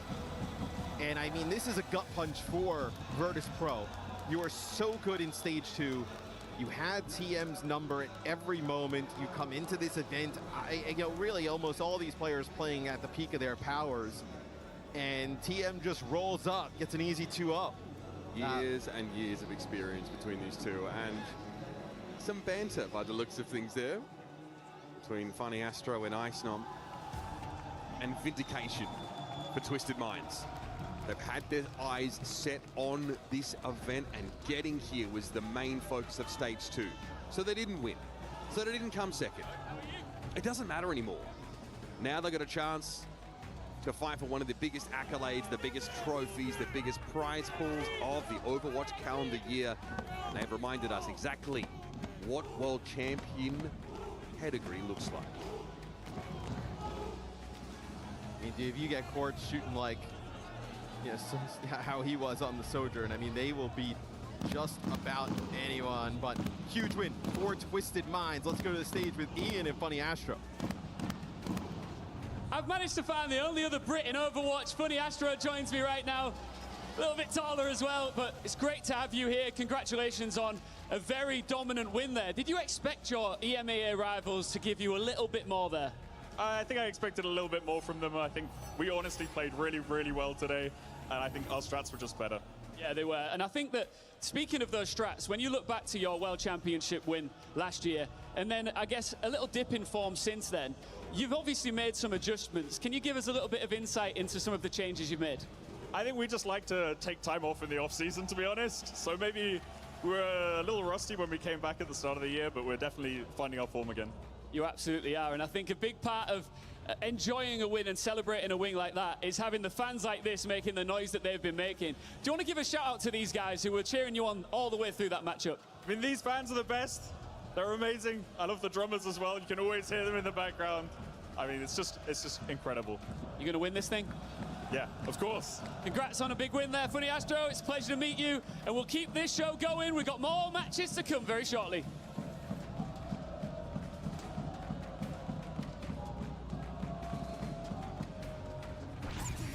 And we are back much sooner than expected. We got Jake and Zoe ready to break down all of the action, all 2 games of it, as we see Twisted Minds celebrating in front of the fans. Jake, I had a feeling when I saw that train coming in with the drums that Twisted Minds would be feeding off the energy.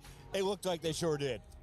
This is just a team that you don't know their true form until you take on the challenge on stage here at LAN. This is the Twisted Minds that you'll need to beat if you want to lift the trophy here at the Esports World Cup. Zoe, I love the Reinhardt play. TVNT is becoming a fan favorite in the room. He is, of course, celebrating on the drums right now with everybody in the front row. What kind of energy are you seeing for this team, and what is their ceiling? High energy ceiling is, I mean, it's at the very top. I don't think there is There's- a ceiling for them, honestly. yeah. They kind of go beyond No that. ceiling.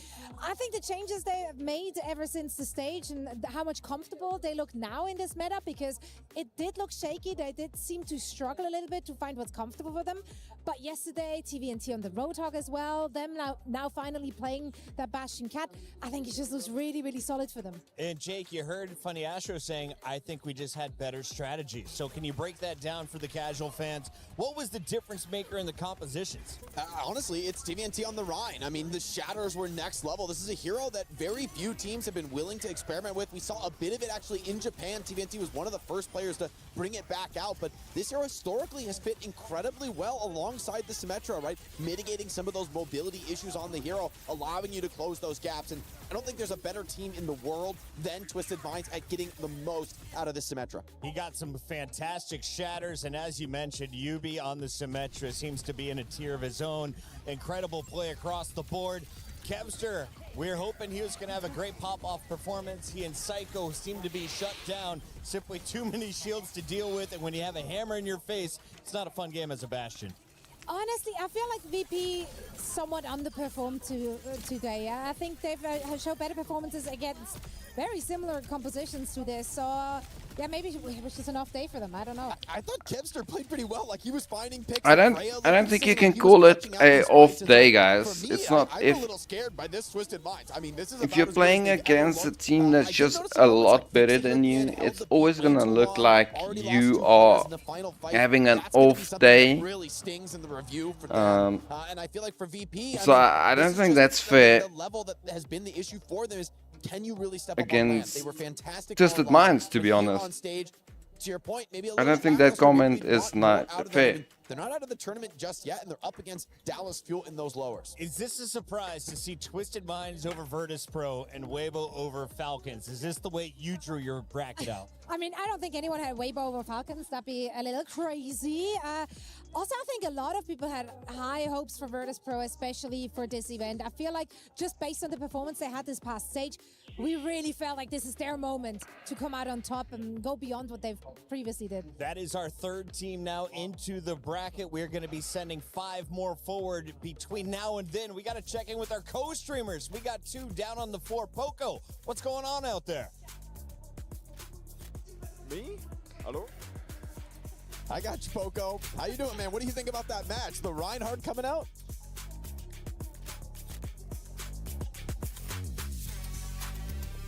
Hey, I'm co-streaming. Why not ask me?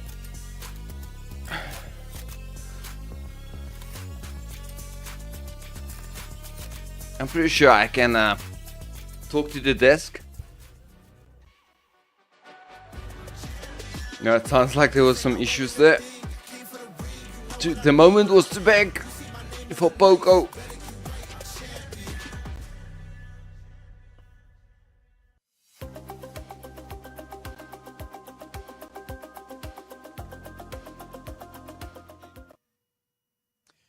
What's good, everybody? Day 3 of Mid Championship is about to start, and as you can see, I got my good friends. We got special guests. We got Poco and Tayo next to me, and we are going to do what? Big games. Let's go. Let's go. All right, let's start off with the first match. You actually had to go to Twisted Minds. France. I am going with Twisted Minds winning 2-1. What are your thoughts? No, strongly disagree. I think VP is gonna win this one 2-0. 2-0 against Twisted Minds. Not even a chance. How about you? I talked to Yubi the other day. He said I've never lost to Virtus Pro, so I'm going to have to go TM. I said TM. We're both on TM side. It's only Poco that's going for VP. We'll find out soon. All right, let's move on to the second one. GK Esports versus Zeta Division. I feel like this is going to be a very interesting one. I personally think GK is very underrated. I'm going to give them 1 map. So it's going to be Zeta winning 2-1 against GK. I hope GK wins. I'm delusional, but I think GK is gonna win this one as well. I think you are delusional. Now I'm starting to bias, but GK think. I give Zeta 1 map. You give Zeta 1 map. All right, okay, all right, that's crazy. How about you? It's going to be a 2-0 Zeta. I'm sorry, they're the best team in the world right now.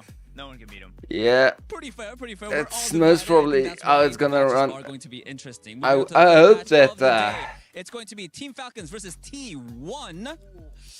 Ooh, Falcons and I'm gonna be T1. honest, Falcons looked a little shaky yesterday. I feel like T1 is on the rise. Oh, this is so hard. Okay, let me go last. I mean, like, what can I say? I think it's gonna be 2-0. 2-0 for T1. Yeah, of course. You're a very strong believer in your teams, huh? Oh yeah, for sure. 2-0 T1. Yeah. I think they have the first pick, first ban, so that's gonna help them a lot, and they're gonna just go in, Dongak, Moga charge, and just swinging, and that's it. Okay, Tayo? T1 recently broke the curse of always losing to Team Falcons, so I think they're going to win this time as well. 2-1. 2-1. You know what? I'll go with you guys. I believe in T1, and I am a big believer in Proud as well. So T1 winning 2-1 as well. All of us are picking T1. Moving on to the 4th match of the day. That is going to be Space Station Gaming versus Varel. Let's go, Varel! Varel 2-1! I'm going for Varel. No. No? No, maybe Space Station 2-0? I feel like I'm the bad guy. We're not connected at all for this. Nah, it's going to be a 2-1 Varel. Japan scene's getting bigger. Hopefully they can get the dub. Okay, and moving on to the decider match. It really depends. I feel like it's going to be Dallas Fuel versus, I said Twisted Minds is going to win, so it's going to be Dallas Fuel versus Virtus Pro for me. And if that's the case, I'm going with Dallas Fuel No, let's go VP winning 2-1 against Dallas Fuel. Yeah, it doesn't matter. I think Dallas is gonna lose 2-0. So yeah, just. It doesn't matter who they go up against. Yeah. Okay. All right. I kind of have to agree. I think. I wish I could hear what Imong's comment was to that. Okay, all right. I agree as well. All right, and finally, the final Imong deciding doesn't match really of today is going to be listen to JD what the Gaming guys are versus- saying. For me, I think it's going to be JD Gaming Yeah, versus GK Esports. that's true. And I feel like He doesn't get involved with GK is this gonna win 2-1. old chattiness. 2-0. DK. It's gonna be a fast day today. Just be ready to like watch the rebroadcast for the drops because it's gonna speedrun. Okay, Tayo, what's your thought? What are you thinking? I mean, either Zeta or GK, right? Yeah, they're both gonna 2-0 JDG. There's no way they can lose. No way they're gonna lose. All right, those are all the matches that we're gonna see for today. Poco, Tayo, thank you so much for your input. Have fun today, and you guys also have fun as well.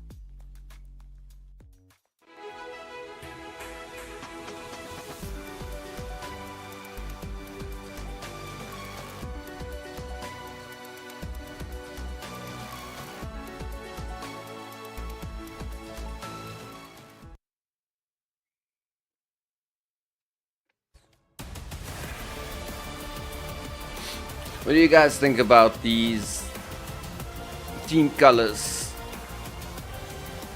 Would you guys like to play in these team colors? Dude, it didn't work for Overwatch League. It's not gonna work now for OWCS. I'm telling you, it didn't work for League. It's not gonna work now. People like their mythical and their legendary stuff. One, they advertise it as purple stuff. That already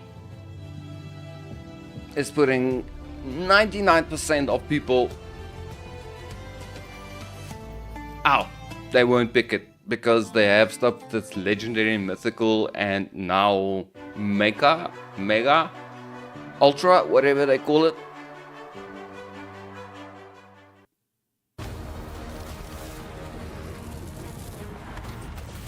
So just by the rarity of the skins, you're already gonna lose 90% of people. What's happening with the stream? Not my stream. My stream is fine. Their stream. Jet lag not a problem for our EMEA squads, but will it be an issue for these two teams? Zeta Division powering through the competition on day number 1. Reinforce, welcome back to the That's point 1. And point 2 is it's the original Overwatch skins with a bit of a recolor. We could be watching the best team to ever. Now that's very cool when you play Faceit League and that type of stuff where you're not allowed to play your legendary and mythical and ultra skins. Well, any skin for that matter if it's not OG skin. I said could. But we're in an era of Overwatch where calling it early. There's a lot No, I'm not even sure. Can you? teams. I mean, Zeta, yeah, you look at the names here, insane pedigree. I mean, Can you wear like a GK skin on when you play Faceit League? I don't think so. I think the service just reset you to the OG skin. have been on an amazing positive trend through the stage. Other favorites have just been exposed. We saw Weibo taking down Falcons, and of course Virtus Pro was just handed a 2-0 beatdown by Twisted Minds. So now you have Zeta Division trying to make So I see no point. against GK, and GK, I don't think there's anyone that's gonna spend money. Big games in Warzone last night. What are the expectations for their Overwatch team? Well, for GK, we gotta say that they reverse swept Twisted Minds in the EMEA, and they also brought Virtus Pro to 7 maps in the EMEA playoffs. And so I think you can just use that as their results being very favorable for them. They are as good as any of these EMEA teams we just saw on stage. Now, they haven't had the same experience when it comes to the international stage, but they've proven themselves regionally that they can compete with the best. When you looked at their win yesterday over AGAL, what did you see from the squad, Jake? I thought huge performances, in particular, out of Ziad and Alfie, right? Like, these guys in the front line getting aggressive is going to be key to their success. I think if they want to beat Zeta Division, they've got to stay aggressive. If you look at all those like just get time to clicks work, on with Sojourn. If you can play this signature brawl style, you could just get run over here on Zeta Division. Dion. I mean, I wonder for Zeta how accustomed they will be to this kind of ultra fast-paced tempo out of EMEA. Was that Alpha Re versus Alpha? That's very That's a fun interesting battle to at the see. end. It's Alpha E Usually walking you away just with see the W, and we had our own Danny Lim catching up with the man behind the scenes. This- What he had to say. It's kind of interesting to What's see. good, everybody? I'm here joined by Alpha E from GK, ready to go up and dominate Zeta Division. Sion doing Are you that. ready? Ready. Okay. All right. I mean, I know you guys had a day off yesterday. How did you use that day to prepare? Guys, for your remember to like and subscribe to the video. It really helps other people find the video. 좀 준비를 어떻게 하셨나요? 일단 저희가 파리에 와서 연습을 많이 못 해가지고 어제 이제 처음으로 스크림을 했는데 제타가 The video on the channel, it really does help out. 최대한 준비를 했고 잘 준비된 것 같아요 그래도. Definitely, we used yesterday our day off to prepare for a match today against Zeta Division. Unfortunately, we didn't have a lot of time to practice after we got Our day here off, in we Paris. used So to yesterday was the practice. first time that That's we your actually job, sat down bro. and practiced. Practicing. We You sort of don't guessed get days what off Zeta now. we're You're going in to the use middle of a and sort of their freaking play cup. styles in our scrims, and I feel like we There's are no day ready offs. to face against Zeta Day Division off today. means All right, you're how scrimming confident are you from going a against different Zeta place. Division? They That's are all a that the really day scary off means team. now. Are you ready to beat them today? 자, 아무래도 제타집은 굉장히 좀 무서운 팀인 거는 뭐 인정할 수밖에 없는 팩트인 것 같습니다. 알파이 선수가 보셨을 때 오늘 경기 좀 얼마나 자신감 있으신가요? Guys, I'm just quickly gonna go 저희가 get 아직 연습을 많이 my 안 하긴 했지만 오늘 그래도 cold 좀 medicine. 좋은 모습을 보여드릴 수 있을 것 같고 솔직히 상대가 엄청 강적이긴 하지만 저희도 그만큼 센 팀이라 생각해서 좋은 결과 있을 것 같습니다. I feel like I we love still need a how little bit of whenever practice, I but, mention I'm pretty like and confident, subscribe, in our ability to perform on stage. I always and, lose yeah, those I feel like guys. We will be pretty good on stage against Zeta Division and perform and give it all. Guys, I have give it no our shame. all I'll today. beg. All right, Alpha E, I'll thank beg. you so much. Fighting, fighting, fighting. That is Alpha E, and best of luck to him, as only 13% of the fans think GK can walk away with the victory. Actually, it's now been updated to 17%, Johnny. Are you thinking GK can pull off the upset? What do you think? I do think an upset is potentially in the cards here, because as much as I just glazed Zeta Division, GK, they had the results in EMEA, and Alpha E has been a big part of that. And he actually was, a historic Tracer player back in the Overwatch League, but then went over to the support role, and I'm thinking, like, what is this guy doing playing support? Now back here, playing damage, and not only playing the Tracer, also the Symmetra. So fantastic kind of form for this guy going into this match. From support to a Reaper, a little bit of a change in his gameplay. This guy was born to play DPS. You can't be having a guy like Alfie on support. You want to see what kind of plays he can make getting active. I think it's great to call out the Symmetra. That's a staple in EMEA. It's a necessity. It's also a necessity to get here on the global stage, and that could be a bit of a stumbling block for Zeta. How adept are they on these sim mirrors on land? I expect that to feature prominently in this series. All right, keep it a buck, Jake. What is the final score at the end of this match? I am going to give this one to GK. Maybe it's a bit of a crazy pred, but I think EMEA has risen to be a genuinely competitive global race. Serious about the upset. Zeta 2-0. Zeta 2-0. I'm riding with Johnny on this one. It's a numbers game. They're the top dogs right now. Go to the stage.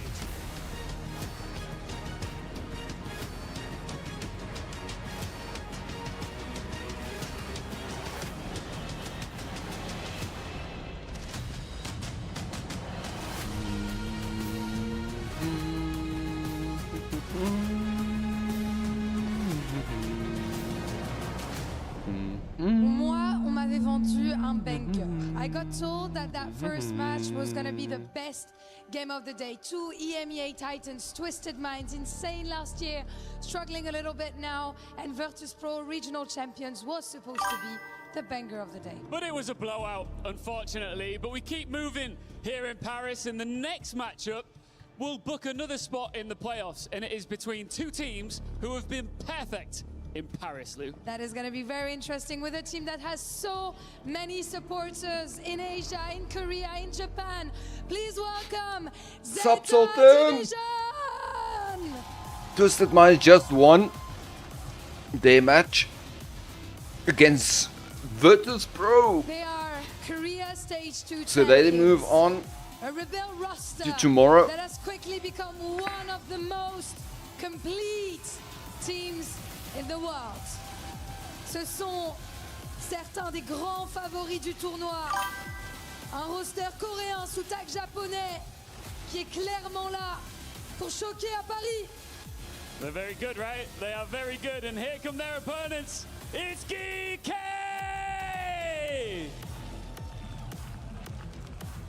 But this noobs. This season refusing to accept the place others assigned to them. They pushed VP, to the 7th map of the EMEA final. They then arrived in Paris and swept AGAL without dropping a map. Today, if they beat Korea's #1 seed, Geeke will they're very be good. introduced as EMEA's breakout team. We'll call them championship contenders. Mesdames et messieurs, Zeta face à Geekei, c'est maintenant.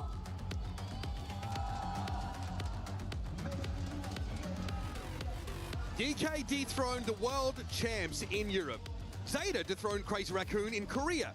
So today, it's a battle of disruptors versus iconoclasts for a place in our mid-season championship playoffs. And I think people might be sleeping a little bit on Geek. Obviously, Oh man, come on, Geek.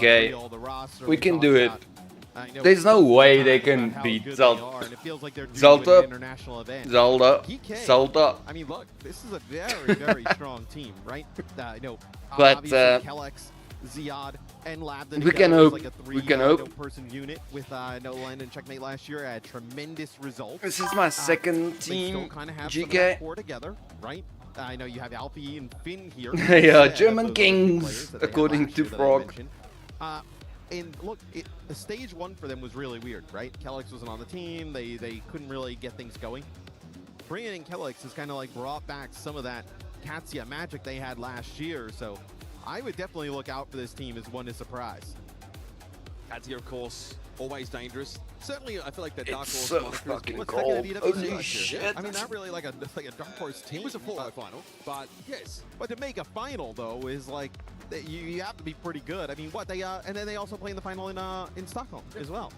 So like back-to-back last year. So I mean, I do think that Twisted Minds vs Katsuya was one of the most compelling sort of Guys, rivalries of last year. I want to put But, a you feel like if Overwatch you're still in badge this here. whole like outside chance, Dark Horse moniker, and kind of like Ian sort of What do you heralded think? they would like to But shed that maybe sooner with a rather than light? later. On the Zeta Division side, it's the same conundrum that faces every team that comes out of OWCS Korea, man. No. They've conquered the benchmark in Crazy Raccoon. Sultan. They've Bad Sultan. tamed the chaos that is that roster. Now they need to export their brand of dominance to the rest Proper of the world. It's something ends. all of their forebears have been able to do. Yeah. This is a lineup GK. of champions of old and of exciting prospects for the future. Really, this should be one they crash through and guarantee their spot in the playoffs. the Kiri ban is interesting. I was going to say, Kiri Lucio feels like Finn and Kellex's bread and butter. That potentially now, obviously, is gone here for game number 1. And then they also get rid of Tracer, right? You feel devilish for absolutely no reason. Even though Alfie, pretty good Tracer in his own right. They want to play Sim, I think. Something that we've seen a lot. Can we have one day of just being nice to each other? Style, but it's quite unique for Zeta Division because Violet is a psychopath. Yeah. He is always going looking for fights. We also saw Violet yesterday. Gecko Tracer ban, airdropping interesting. Copper a bunch, That's and it. then, Violet Actual actually the one good getting the kills. first ban. He's not dropping him off and then like leaving and saying I'll come back pick you up in a little bit. He's staying around for the party. That means Cat's open. Has been. And on previous Bastion games of Cat. his, he has been as much as Mauga Cat. a weakness sometimes as an exploitable component. 100% getting Could played I really on think first much map. discussion is about punishing overextension from Violet if, and it's a big if, you can. I mean, Lab is a tremendous hit scan player, right? I know whether it be Cassidy or Sojourn. They can also play Bastion as well if that's kind of the route that they decide to go to. So a lot of pressure on him, but he's used to it. Proper. And this is a bit of a... Oh, I made a big mistake. What the Quite a run proper they had place together for on the San Zelda? Francisco squad. Zeta? Zelda, why It's that? like Oh, a Zelda. distant Zeta? memory at times, but I'm sure there'll be some some settling of Since when? In the server. And honestly, someone I want to put on everyone's radar before this game begins is When did he move? He's still trying to prove that he belongs in that superstar conversation, and it just so happens that Proper is that conversation. He is the benchmark. You want to really put yourself in the forefront of everyone's mind. You have to dominate Proper in this game. It's a high bar to set, but that's Overwatch for you. We're out of the Anyway, mix here he on changed Superstar. clubs. Ilari Juno here on Busan to kick things off. Obviously a lot of damage output now with the Ilari in the mix. So we went Cat, Nana. It's going to be hard to Yeah, man, that Cat can put Honor in such good positions now. hard to clear. If you have point I wish I could add a second support Cat that knew where to put Honor. There's Violet. Yep, trying to chase down. Probably got picked up by Lapta, so that's it. GK opening the account here. And Ziad very low is trying to touch down. Shu get a double biotic grenade there. That is punished in the end by Alpha Yi. Still, a little bit of pressure on GK and still no point cap. It's far too early for that. It's a big fight here in the Mega Room. Yeah, and it's been GK who's actually coming out on top of this, right? Yeah, this Cat's strategy is going to win. GK has nothing. I think we're really kind of kick that off, right? Is they need to swap. Put up on that high ground and like thinks it's a really safe angle. That's a really tough shot for Lab to hit. Actually puts a railgun shot in him. Doesn't take him out, but forces him to rotate all the way around. Nah, I think GK needs to swap here. Alfie is doing nothing. Before their game a couple days ago, now has had some time to settle in. And honestly, it didn't look like he had any issues against AGAL anyway. Labda is he's just got smoked. It looks like Zeta Division have decided it's their turn to have some point control. In that time, it goes way better for Shu up on Nah, the ground, right? Taking those GK needs to with swap. Lada, Swap, bros. Come on. PK, and it's just like No swaps. Slides out into a shot of Diana and then a Bastion grenade. Ends up falling. What the hell? Such interesting backline comparisons here. So yeah, how do you make it? I don't love the Ilari. No, the Ilari sucks. I understand the damage you're putting down. The premise of trying to punish the Jetpack Cat, have like some quasi-hit scan, for instance, I think is important. It's an added boost for knife. Okay, that's a little bit scary. That's a little bit wrong. Alpha, you're trying to get away here with the Joyride, but will be chased down by Benar. Looks like he was able to get on out, but at what cost? No, shoot. Okay, shoot catches him out from God knows what angle.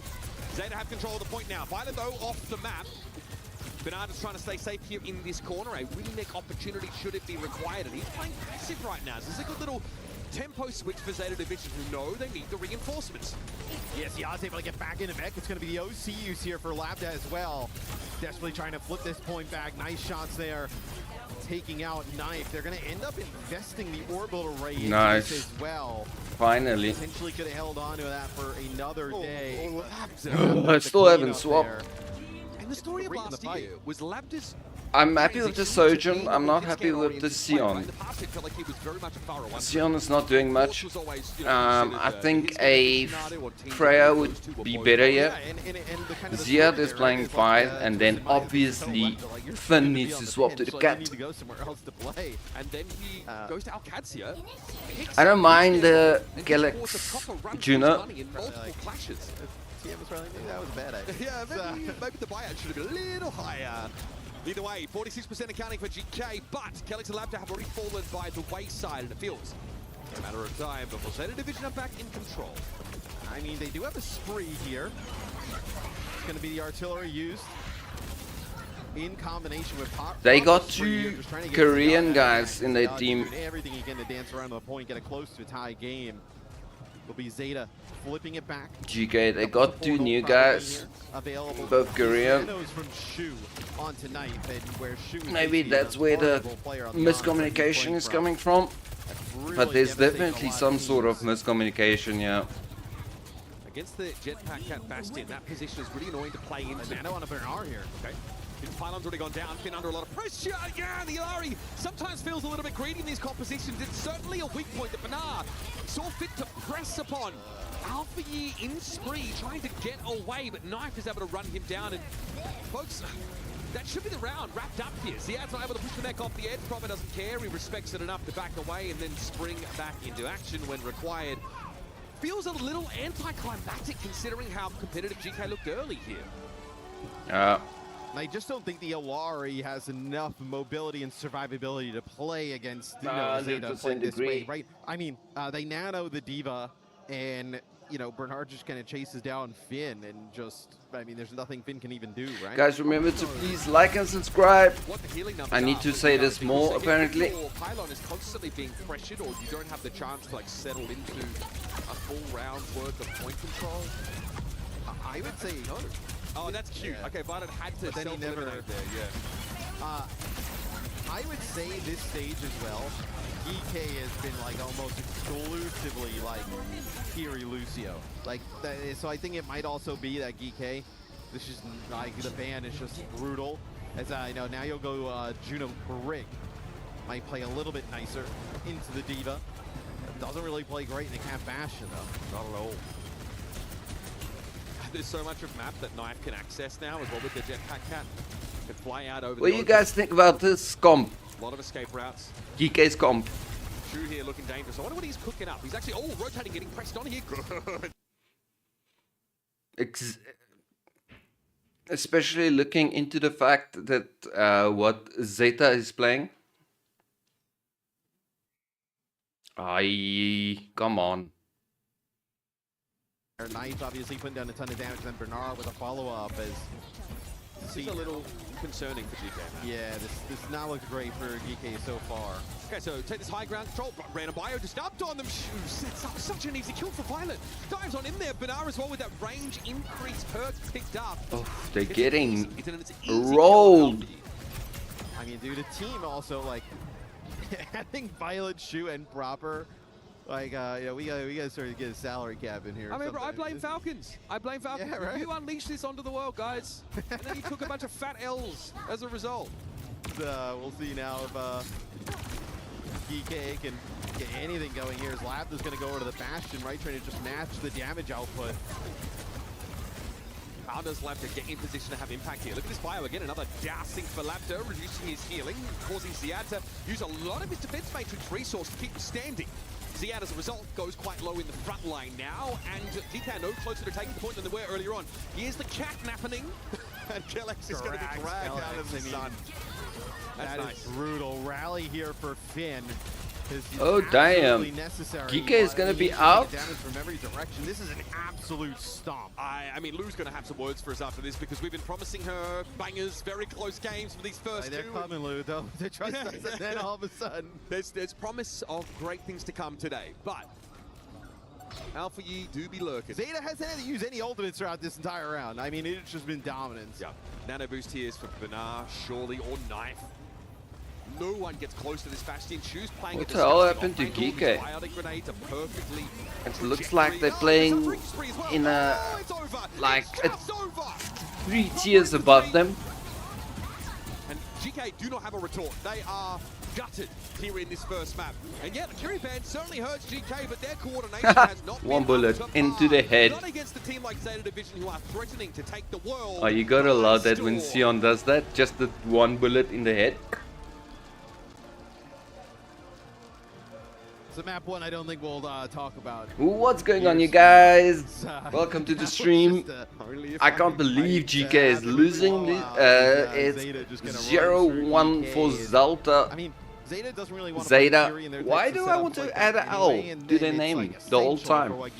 Zeta. 1, GK 0. Early on. Please remember to like and subscribe. To me, the most glaring difference between these two teams is that Finn picks Iari in that first round. Her relative immobility is punished over and over again. Shu is playing Ana here on Mecha Base and really getting to play quite audaciously, even finding some off angles in dangerous spots. He bailed himself out, got a sleep, got a bio. It turned into a fight. Well, I kind of like that green-red setup. Yes. Well, make enemies green.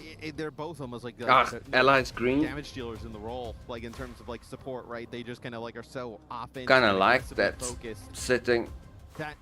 Maybe I should try Even it. when they collapse on the shoot, right? It's not like he dies instantly. There's a bio at his feet. He's able to we've had so many plays where it's 2 players collapsing on him. He sleeps one, bios, all of a sudden, and it's okay, now great, they got rid of Shu. But these players are basically dead, right? Bernard just goes through on the Diva, just kind of flies through. The damage just cleans them up, right? So It's an easy trade there for Zeta Division to make, is they also wasting no time. Hey, let's get back in a game. Let's get out of here. No subs, no problem. We're good.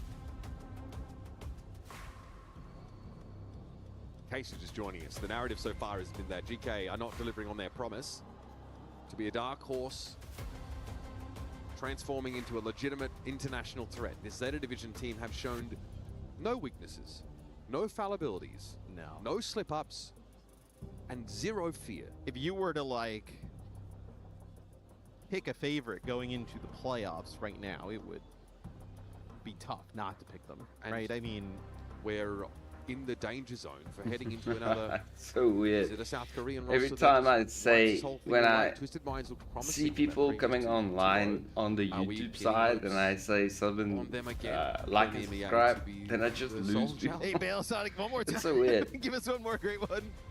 Yeah, I mean, hey, we might be looking at that, right? I mean, super high on BP coming to this event. I was pretty high on GK, though, with their performances in EMEA. Obviously, you know, unreal opponents on the opposite side, but still, you'd like to see it a little bit closer. I know I'm getting ahead of myself here, but this would be the defining win of GK's project. This one. Oh, yeah, for sure. I mean, with how good Zeta is coming on in to this event, you know, the historic play of all these players on the roster, right? You know, they have had some of the highest moments that we've had in, you know, professional Overwatch these players have been a part of.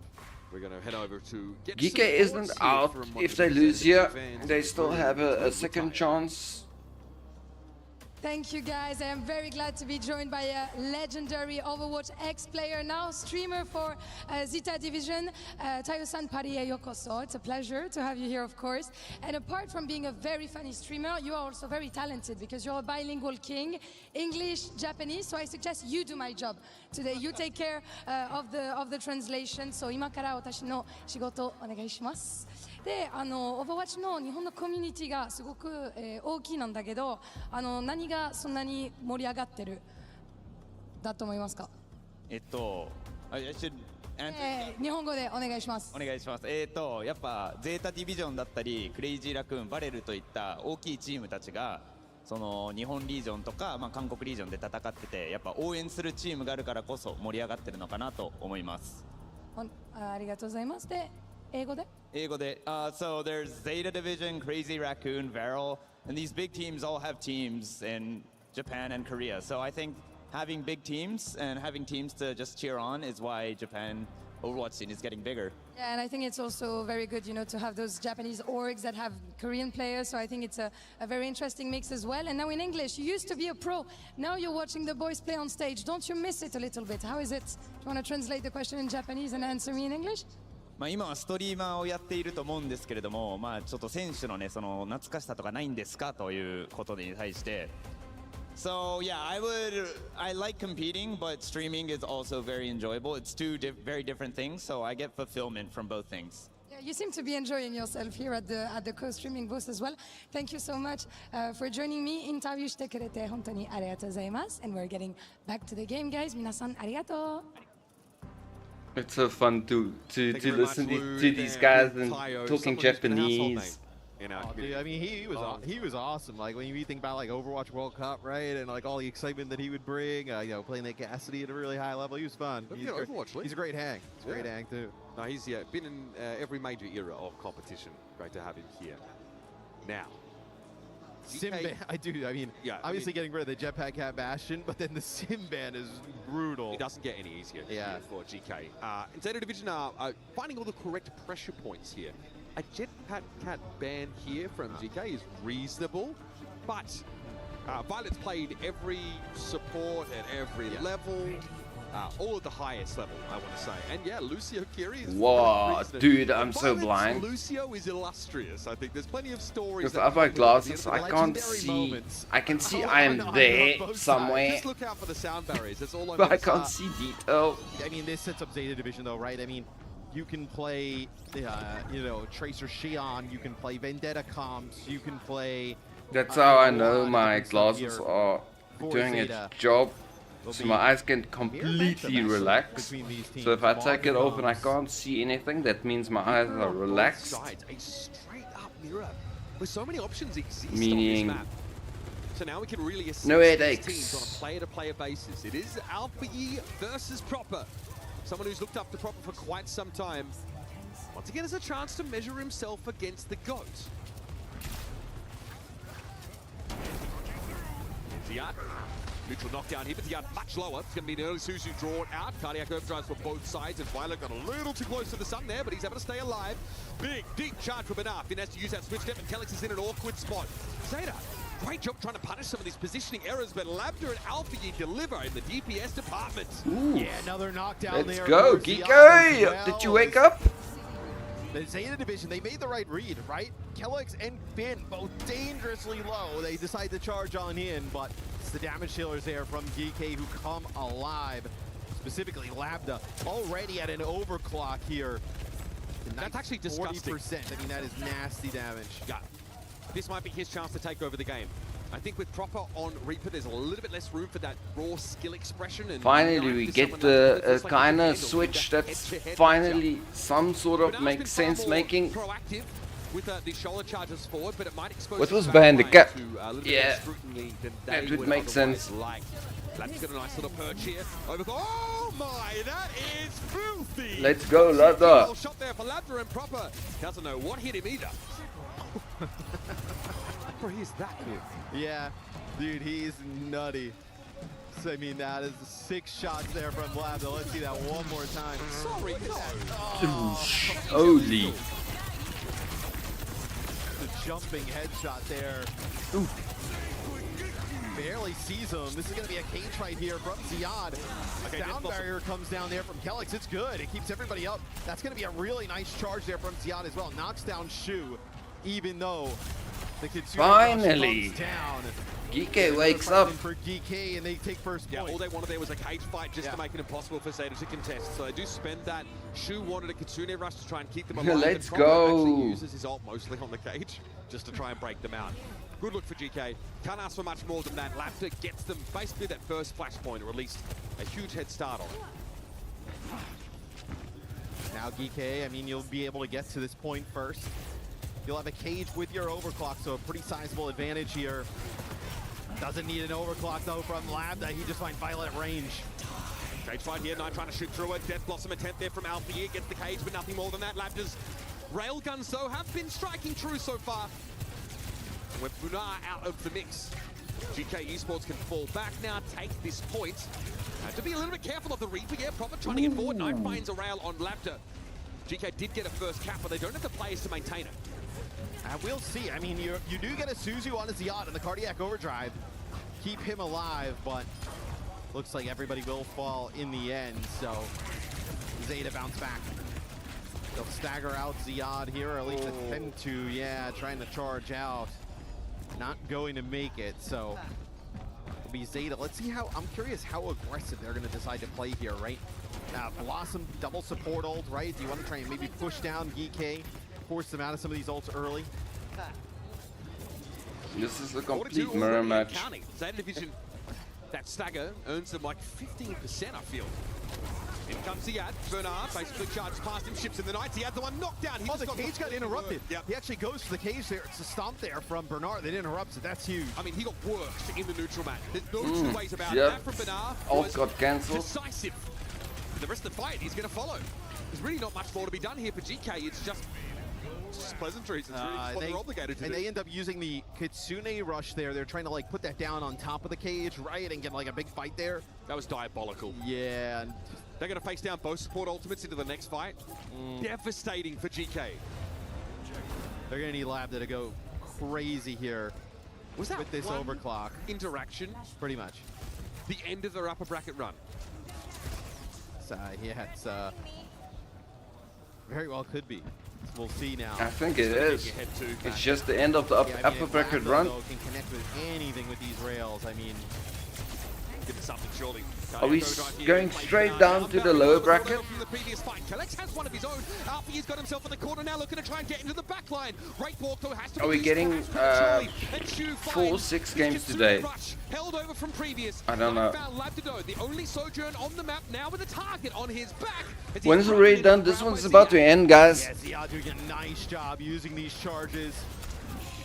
putting so much pressure on the opponents is Alfie keeping his supports alive. Ziad doubles back as GK, that is a huge fight win, right? You ended up getting nothing with the OC, but both teams investing heavy. GK with a nice sound barrier there from Kellex, right? Comes out on top, a little bit of a later beat. Now with advantage of their own here with their rush again. Alfie trying for this now. He saw this earlier. Tucked into a corner and then just gets easy access to the back line, but he's spotted very early there by Knife. Goes low, right, walks away, gets the healing now. Cage fight in place. Surely an opportunity for the Death Blossom, but it might not be required. With Bernard having already fallen, GK are at 55% and things are finally looking good. Oh, gotta respect the man. Okay. Just Galax. Send Galax back to spawn. Okay,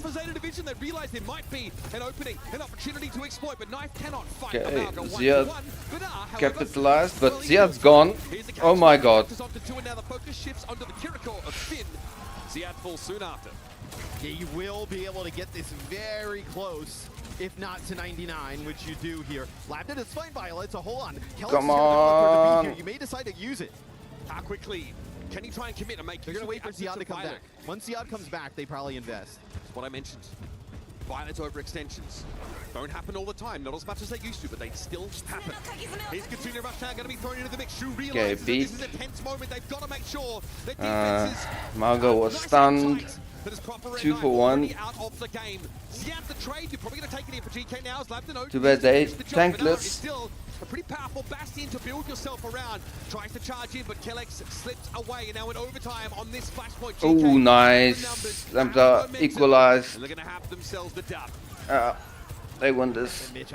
KKK win this map.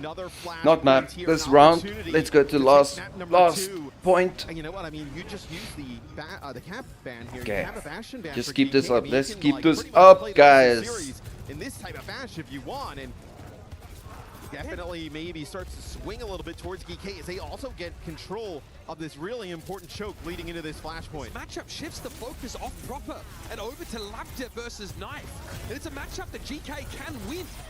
Ooh, no! Proper's Death Blossom is the opener. So Zeta Division are at least able to get the start they need to stay alive in New Jump City. Yeah, they invest the Death Blossom plus overclock there, right? So do you guys think this is going to point like even have it for the sound 5? rip off some of that overhealth, then you don't have the Blossom to break this cage though. I usually think the team that gets the point first usually wins the point, but they proved me wrong in literally the previous round, previous point. Proper and Bernard both fall there to Malga after the fact, but Zeta and Bernard Actually, fight not out long first enough point, to get a first pretty game. decent lead. I'm sure, though, there's some growing concern about GK in this map and the rest of the series if we get to a third. Yes, Bernard wants to go aggressive there at the start of that with their cage. It forces the cage out of GK. Sound barrier there from Violet, but the Death Blossom ended up proving to be huge there. Now you're going to have the opportunity for Labda like up on a high ground or getting some advantage here with a no C, with no ultimate there to respond. Is Bernard gonna charge in here? I don't think so. Nah, he's playing very well with his team, just staying calm. Nah, it's fine. Proper just had a nice pop, but doesn't matter. That's a steal. I don't even know. Proper TPs in maybe the 1 second he's available, gets a kill, and then instantly Wraith walks. Just like assassinates a backliner there. And they're still not able to win the fight early on. So, I mean, the overclocks there from Labda have been huge. An answer for Knife here. Godziata is scary, terrifying, pushing up with a cardiac overdrive now. Finn also trying to get aggressive. Knife there with an overclock. Holy crap. For his hubris. Ziad next to fall. This lets Zeta get back onto the point just in time to really fight for this map.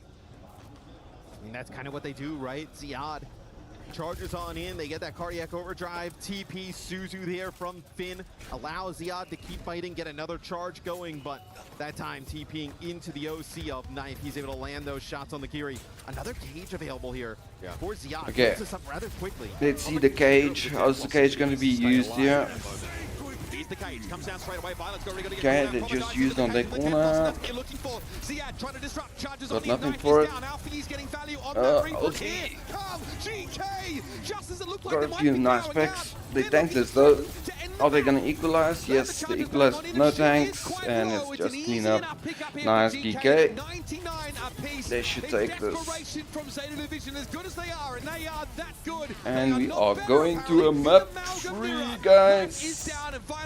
Can only dip a toe in. It's Lapta that claims him. We are going all the way. Nice. I have to say, I think nobody expected we're going to a map 3. It's a lot of pressure on Zeta Division going into this third and final map. Not with the performance on map 1 work all throughout from GK. And then Labda, I just dominant in the hit scan battle, right?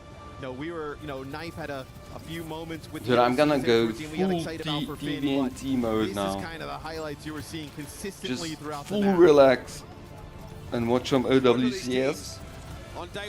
I'm happy that you guys are here with me. Lopsided matchup, but now we know no one walks out of this series unscathed. I have my headsets off, guys. No one walks out with a couple of bruises and some harsh lessons. So if there is some sounds that's too loud and too soft or whatever, let me know. For GK, I can mix it to make it better. in position to take over the game. But it sounds pretty fine for me. I just don't see the reasons for me having my headsets on. Back in the driver's seat, back in a position to take the game over. If you're Zeta, you don't want to see the Maga, right? But Gonna give my ears a little bit of a rest would today. allow the Cat Bastion to make it through, right? So that would, in theory, be the go. Like if you wanted to kind of play what we saw on map number 1, you end up banning. Now you could, on the side of GK, potentially get rid of the Ana. That makes it a little bit more interesting. It might be that Zeta Division want to select a map before we even consider bans. That invalidates some of the strengths of GK as well. There's a lot to be said for winning the control map in this series, because when you come to the decider, you kind of get the run of the place. Map selection, hero ban priority. So there's no reason why Zeta Division shouldn't be able to game the system to benefit them as much as possible. And now it's just an uncomfortable period of waiting for GK. Yeah, they've shown what they're capable of, but now they need to react to Zeta Division's attempt to stack the deck in their favor in this decider. So not only are you worried about the Sojourn of Labda, you're also worried about the possibility of Maga entering some of these maps. I'm very curious what Zeta decides to do here. Again, I want to throw back to, I think it was Vents. No, Labs, excuse me. Where Banar's able to countercharge Ziad and cancel the ultimate. It's like a gut punch of a fight. I was convinced that we'd be looking at a 2-0 there and then. And I also thought, frankly, that Zeta looked better in the Malga comp, but my mind has been changed because Labda got to stretch his legs that little bit more. And when you're playing Reaper, it feels a little bit restrictive. It feels like it puts a hard ceiling on your impact in the game. You're not as worried about proper playing. Okay, these guys are beatable. One of these, insanely high. We are fine, guys. Reaper feels like you're playing to not lose instead of playing to win. They are beatable. You're trying to nullify the Malga. Well, you're playing around the Maga. Yeah, You've seen that they are beatable. You're containing yourself. Or it was without a cat, though. It was without the cat. On a Malga. Yeah, I mean, you're playing through your Maga and then obviously your hit scan at that point, right? And Knife against Lapta you can make that's a tricky matchup. Of that, yeah, what it might be a very you want. a losing proposition on the Sojourn. Yep. Specifically, we'll see. A good map here for Zeta Division is looks like gonna send Ziad Finn over to the bathroom here. So Alfie decides, yeah, you know what, I'm gonna go too. Okay, why not? So Zeta Division that's crazy. Our coach does not let us do this. I'm trying to get we are not allowed to my go Overwatch logo on my. We're allowed to do that during the series. We didn't know. On my hoodie. Nice and presentable. Yeah, I mean, if you're Zeta, you want to go back and nice. play like my mic should be Diva, fine. Cat Bastion, Ana. I think we should be picking up my high voice. ground control, right? It's kind Should of be what you're fine. trying to get there. Let's Shambali Monastery. Right, I was going to theorize. Right? Yeah. No, not a Mauga playground, so to speak.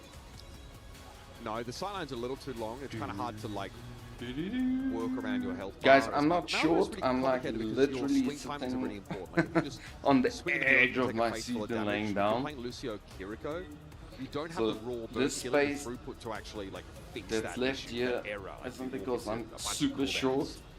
So you want to play corners if you can, have a lot of things that break up line of sight, incrementally approach your opponents, and then get in charge distance.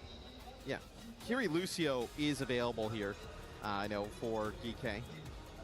It's, I've been informed that I wish people... These are emergency bathrooms. Emergency bathroom breaks. Now, as adults, People that's on camera should struggle to imagine not too many scenarios in which that is chew required. gum. If you have a punctured bladder, that's fine.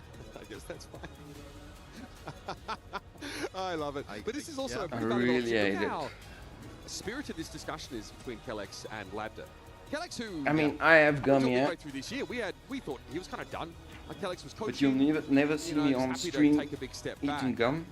But his performance rude. on that Alcadzia roster, the seniority And disgusting. that he brought to it, I mean, he is one of the longest standing players still in the game now. We're talking someone who was pre-OWL era. He was a pro player even back then. Coached multiple teams, played in like, I think he was part of Collegiate, he was part of Tier 2 for quite some time. Every level, he's managed to find success, find ways to get the most out of his team. I mean, if you're going to eat gum, keep your mouth closed. Right? Please, so I don't want to see your gum. they're having I don't want to probably, see your teeth. I don't want to see ones you that they've had eating. before. Is it isn't that much to ask, is it?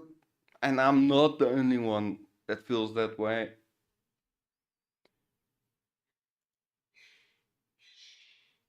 Animated after his I've players at the spoken stage. I think he's to like, hey, you a find bunch my of people. teammates. Yeah. Find them and then find them. Yeah. To be frank with you folks, it was a bit of a surprise to all of us that GK opted to leave the stage in the fashion they did. But you know what? Man, I love this deny whole nature. key thing. Lucio So yeah, they gave every still player using my a key. All-Stars. Yeah. That's Lucio's what's in front of them. phenomenal. It's like The Sultan fastest way to get a said, Lucio mythic skin is to go to X the and football look up Custa OW and just tweet him team cup constantly about it. that they put in Man front of the responsible- players. Part of the team responsible But then for, every team gets that key, fantastic new additions to and the then game. if you get kicked out, the other team can crush your key with the hydraulic press, Yeah, I mean, great. and great then work from our, the winner I mean, can a lot put of their colleague- key a lot of into the voice lines- I don't know trophy. if the rest of you guys are, but No, I love Scott. I wouldn't say I've been able to chat with him much, but That's I love cool, that he's man. actually put a lot of his own voice lines into Mizuki. So Mizuki, when he's getting like a hit in game, like he has obviously everyone has voice lines when they're like taking damage. Yeah. Mizuki's always complaining. He's like, oh, everyone's shooting me. And he's giving extreme boy failure energy, and I'm convinced that Scott has taken a bunch of his voice lines from playing Commander against me, and he's put them into the game. Like, Got everyone's it. targeting me. This isn't fair. Why are they hitting me? I might be thinking a little too. And then you take it out of I'm the trying to see trophy the and map you on put one it of these in the monitors. Let's get it. Let's get it. in the wall of fame. Kellex is like, what are you doing, bro? Afterwards. Grow up. Because He's the like, "Bro, we're trophy playing obviously so have to well. go back Why are we getting up, walking around? into It is circulation. interesting. You are. Look, guys. Everybody you gotta gets pick, the same trophy over not- all the I'm not years. judging the guy. But Kellex is like, So you guys, can we have see momentum. Also, a full Jake's bladder, name in 2019 on there. apparently is known to Pretty keep more cool. alert. So, just. But then obviously you have to take out the key. So then you get placed in the wall. How having you landed a Very coaching cool. gig yet? That's crazy. There's a risk. I wish they Yeah, showed that's the wild. wall. It's not because I. Then I could have, you'd be could have You'd be great. showed you guys what I We mean. have some very epic speeches, but much like we found with D-Pay, they don't necessarily translate to victories. Yeah, it's State Division on the ropes here. Be a bit of a surprise, I think, to most people. if Sorry, they were to a drop bit? here.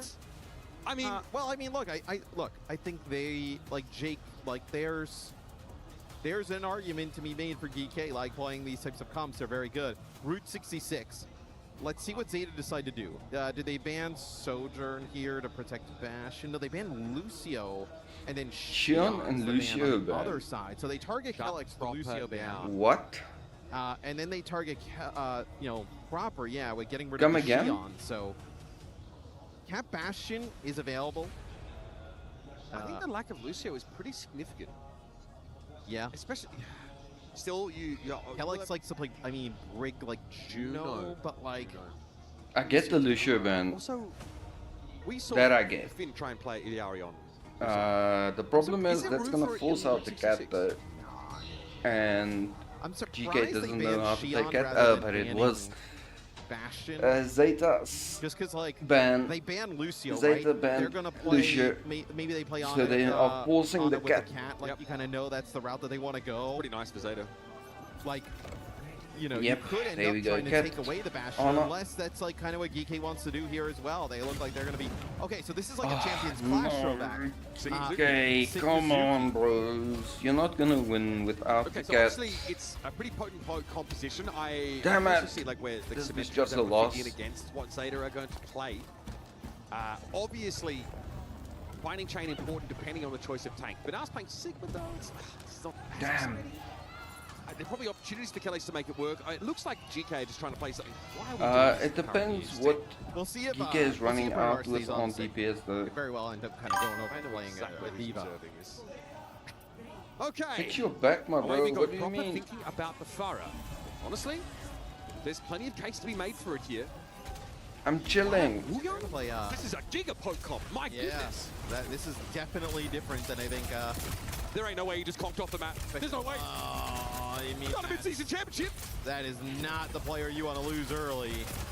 Nah, that's my seat. They've unleashed Violet Wuyang. Way back. The poke is going to be nasty. Yeah, I'm just here. chilling, watching With some a Freya, Wuyang, OWCS. and the Farah in the mix.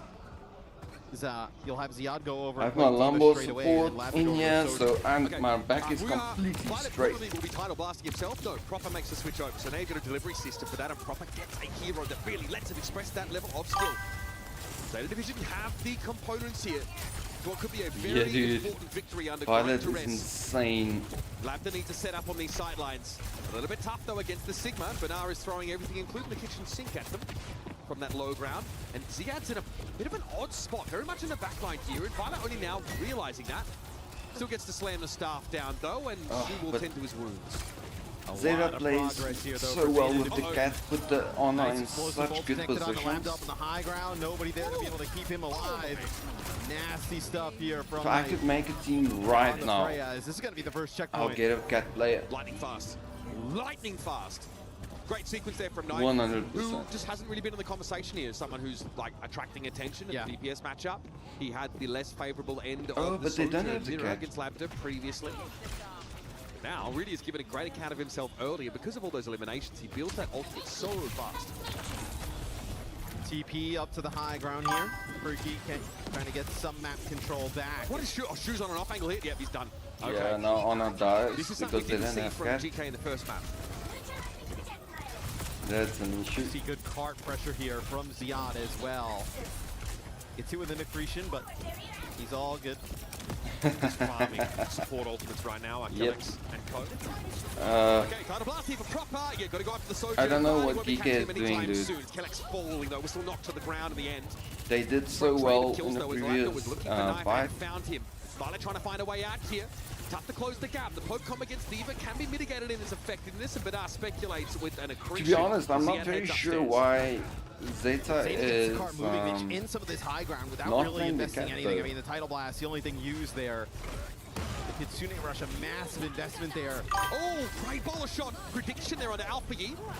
Looks like now we got a Susie from Finn. Zeta is not Something even else to using mitigate the their impact of freaking that ult, ultimate. man. Okay, now they found spot ult. Lambda needs to go, but no one's there to get past. The very wall. first Let's game just they try how never that is used the ult. outside of Proper. It was only He the doesn't cat have enough that damage used there. Okay, orbital ray came down, but Lambda wasn't in position to Honor benefit had whatsoever. an and Violet boost poke in does Sai hit in again. the end. Finn trying to bask in the rays, but now has to quickly get on out there as Proper is hunting, and he won't be satisfied until he Yeah, has Honor's his fill. getting murdered now. Max Yeah, Ziad that's here. It's swapping gonna be a back to the cat. self-destruct. Makes sense. Get Honor into We'll better get back in positioning. Mech. Mech not going to last very long, though, as he heads to the high ground. Now he'll get demeched. The follow-up from Violet as he comes back with a little bit of extra speed Yeah, this here is last round. on the cat. This has been fast here for Zeta Division. Kellex now back over to the Mizuki. Well, for these two it's teams. hard, right? Because Kellex can And obviously there's play Brig 2 more here, but he games, wouldn't play Brig into like and the then Sig there's on the other side, deciders. right? If like Bernard were to be playing Diva, for instance, But maybe that's I'm not opportunity. I sure like if the Ramatra deciders swap, are though. today or I think tomorrow, they are but I here. think it's Every lane today. need to be closing the gap early and often now, especially against this Sigma. If you're also GK, it's a very difficult map to finish. So you're just trying to rely on the fact that you have a lot of buffer here still left on defense. Knifing pressure down here. Ziad though flattens. Zeta Division quite happy to let GK come to them on this occasion. Knife is just a little bit too accurate. Now the Sojourn play really starting to turn putting up. on And with over 3 position, minutes then on the swapping clock, back Zeta to Division bearing run. down at a rate of knots on the final check. Very interesting. They can't get comfy in terms of what they want to play. Now we're off of the Mizuki and the Ram. Now we're back over to the Diva. Mizuki swap. This is what a best of 3 will that, do to you. That's You most probably don't just really due have to enough time 0.3 push. to figure out some of these more complex puzzles. You don't walk in with an answer prepared. Great angle there for Ziad though. Found an opportunity to go. Then after again, Knife. I think they can swap to Back the anything at this now, point. Still more to do. They're still going to win. Sojourn spread it out. Ziad going to fall back towards the rest of this I team. just GK think they playing on the have card. Two in play, but DK's Bernard. number. Nano on the Sig here as well. Survivability more than anything else. Yes, man. Bernard gets himself a bit of vertical Overwatch mobility with that traces, second the curve pro traces are uniquely insane. powerful on this part of this very map.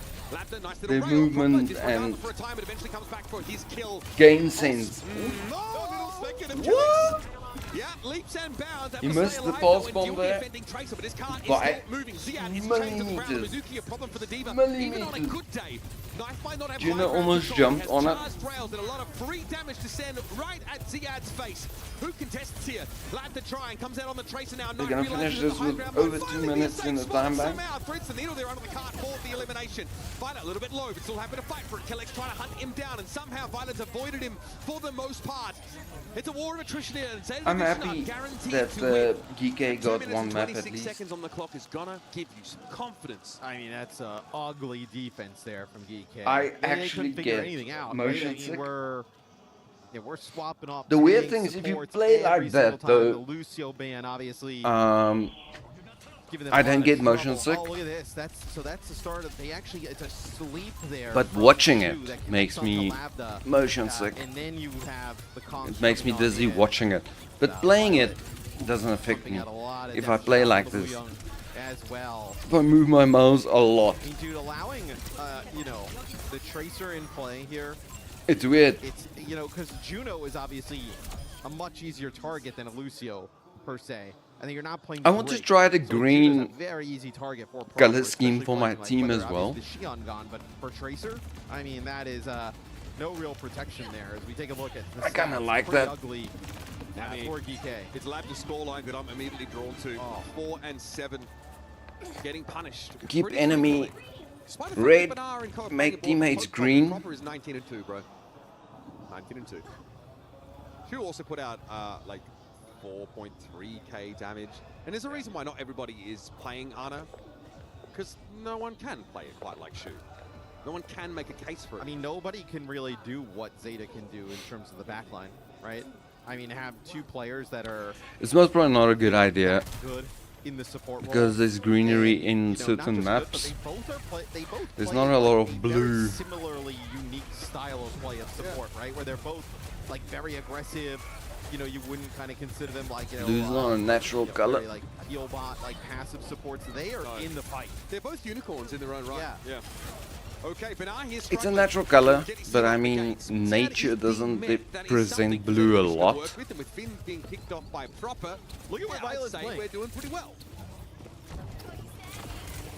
Like Violet's just kind of like, you know, Bernard is dead. Violet is still just kind of like floating above, just kind of being a nuisance. Yeah.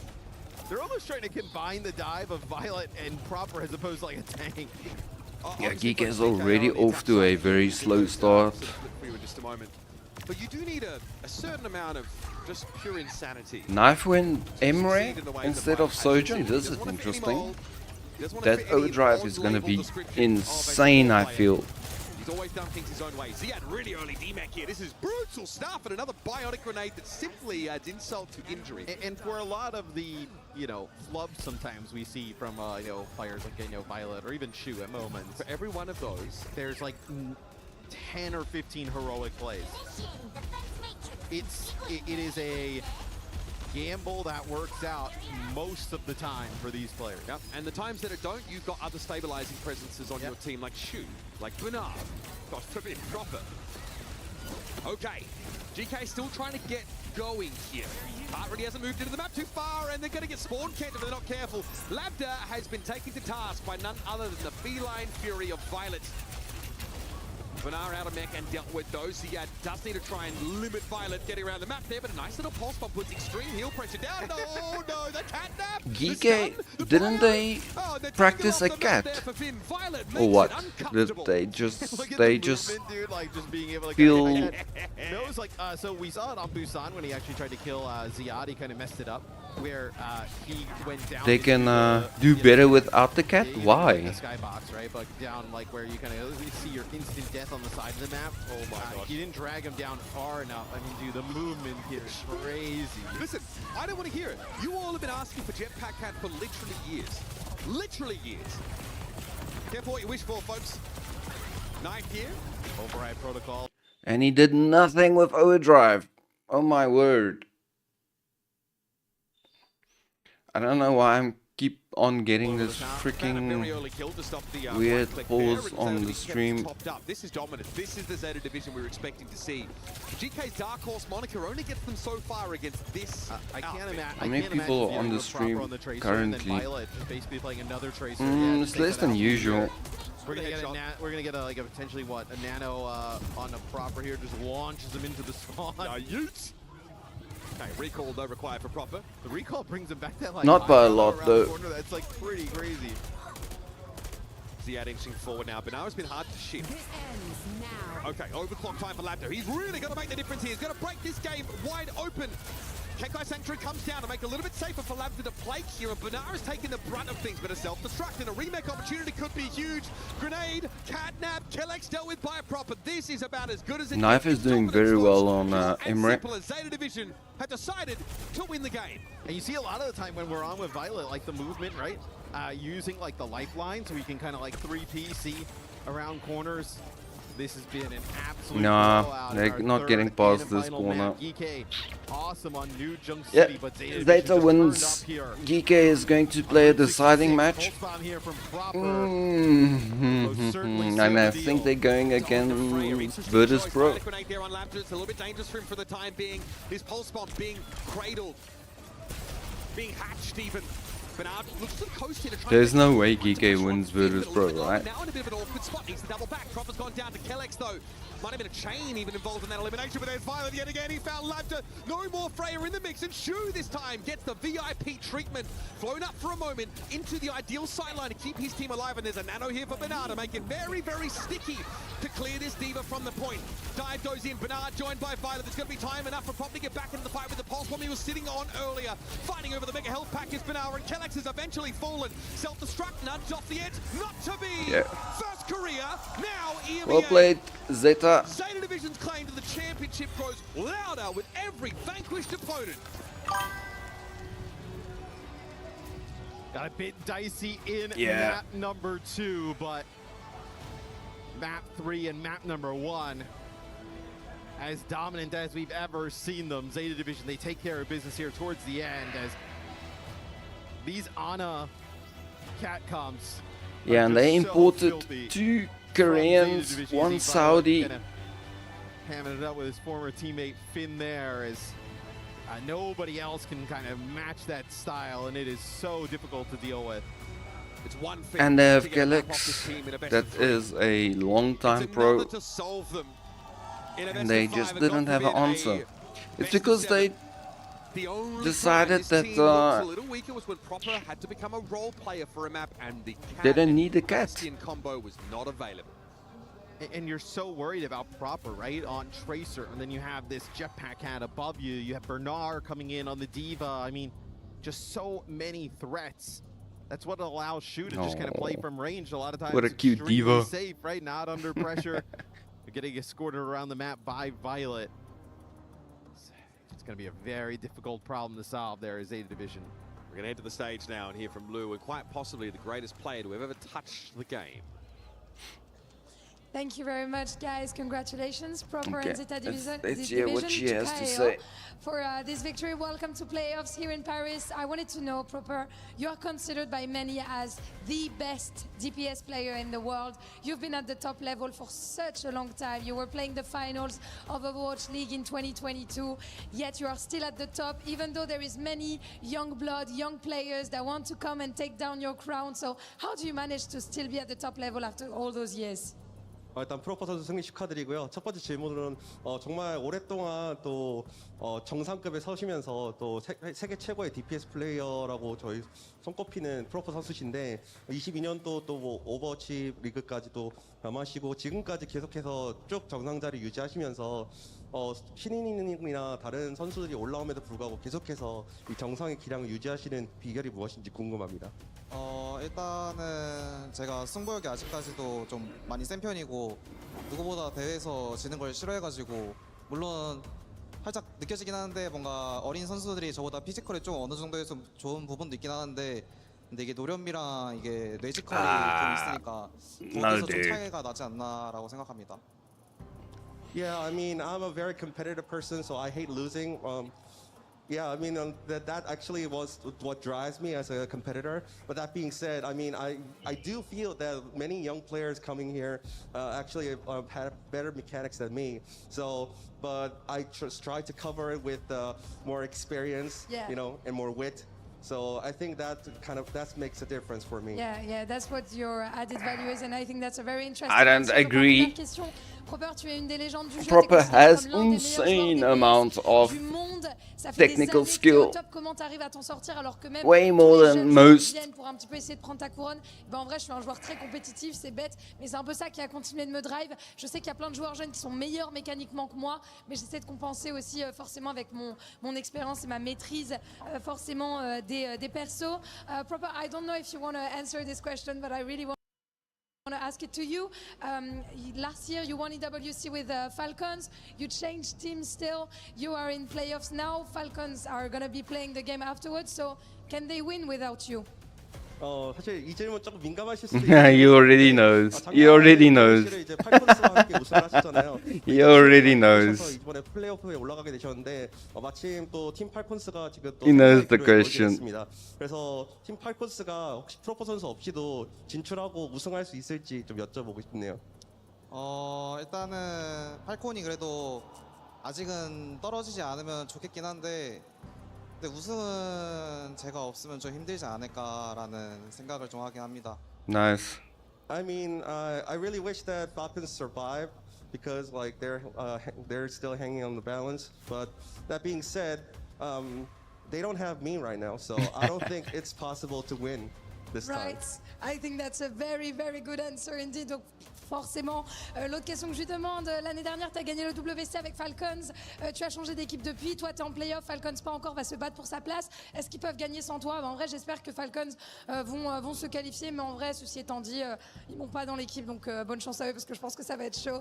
And last but not least, you have many fans in Korea, in Japan, here in France, and also worldwide. So, is there anything you want to tell us in the language you want? Probably in Korean, maybe?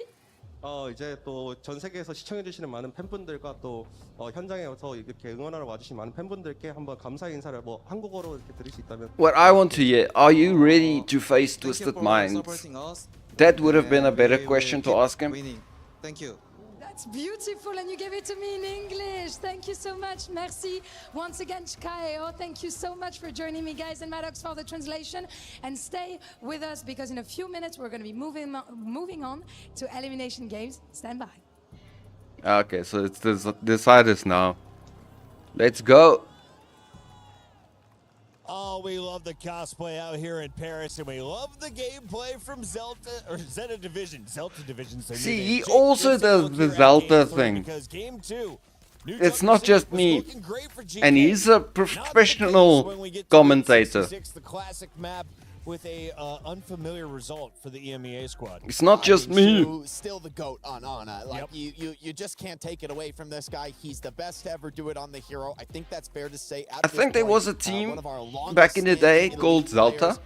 In the game, and so you know we talk about Proper being one of the best something, because something is when I see the Z, I think Zelda. they are the best in the world to do it. And he did the In a same different thing series, now. though, we don't And he play is the about the result. I think we could see a same different result. Johnny, age Division, of course, as me. proper, they have the incredible backline with Shu. But this was So the player's he's also choice, been, right, to go to this he new also squad. played the So game why for did they 10 choose to years go plus. there, and why are they playing with these other three? I mean, look, Chris Raccoon and Team Falcons, that used to be the Korean rivalry the past couple I mean, of years Johnny and with Jake OWCS. is young, But I but think they went I back mean, and forth a couple the of times, but both those teams professional have their own limitations. And probably OWCS these players are like, caster. we want to try something new. We need a new, fresh air, new adventure. Not caster. And so these players came together. And he's they're a- just what is he? incredibly Host? individually. But those Host? compositions we saw on Route 66, no other teams really play those compositions. Zoe used to They be are the one-on-one. the They host, should be the but favorites to I win think the this race. guy's That better was in very anyway. set The tone out of the gate with the sweep dart, the concussive blast, knocking players off the And map. let's They be honest, steamrolled bro. them. There was 4 This minutes guy and is not 40 bad seconds left on looking. the clock after they secured the second It's the point. reason. Their opponent didn't even get past the gas station. So Jake, we take a look forward here. What is next for Zeta? And he's This is very what we well have to look spoken. forward to if you're a GK fan. It's going to be a scary team to go up against. I don't think anybody wants to match up against Zeta, as Johnny said, right? The fact that they're playing their own style, something unique. You know, I think all the best teams in this tournament have found a way to differentiate themselves from the competition and a way to be more and more difficult to prepare for. It's also a style that I just don't think other teams are going to be confident to play. Like, you watch Shu from his POV and he just hits everything. Like, when the Ana slips up, you know, one cooldown goes awry, you're essentially a sitting duck, a free kill on the map. It's only because Shu is just so unbelievably lights out on the hero that he can consistently get away and win his 1v1. The road to 100%. I'm gonna Let's take a look though at when GK was finding success. That was in game number 2. As we take a look at the highlights from New Junk City, this is what we should expect from the EMEA squad moving forward when they're at their best. Is it with the Maga in play? What did you see? Yeah, I mean, it's these brawl compositions. You usually Everybody's playing Maga, even with the these shots from Lada. So good. I mean, this is just fantastic Nerf. gameplay on par with players like Thwart, for example. And this is a win condition for EMEA. Jake, you brought this up in the GK green room as well. I think if this quickly team is able saw to that get Domino was where we open up to a best useless. of 5, they're actually allowed to play more of these kind of styles, so they have more opportunities to play their preferred style. I Yeah, think that is it when they is. could be a better team when they don't have their opposing bans against them. Maga Watching has the such a battle on New Jersey, There were presence. some fights there. I was legitimately stunned by GK's ability to win. I mean, just their raw skill in that style. So I want to see more from them. They're not out just yet. GK Esports. Okay, JD GK is Gaming. playing Who goes JD home Gaming. Jake, make the call early. I've got GK going a long way in this tournament. Personally, I think we didn't get to see really what I thought they were playing Virtus Pro. They go up against Zeta on Busan and They can 66. be happy they're not playing Virtus Pro, man. Hard to match up into. I think, and they get a more conventional matchup, which I would expect against JD I think JD Gaming. GK will annihilate them 2-0. Johnny, we've seen I'm with Johnny there. Who's the strongest so far? It's got to be Zeta Division. I mean, what we just saw, that was cinema. That was just The strongest so far. Twisted Minds. More Overwatch. I'm sorry. After the break, ladies and gentlemen, lock in. Zeta It's a looked hot day here at EWC. very dangerous there, but that's just because GK didn't play the cat.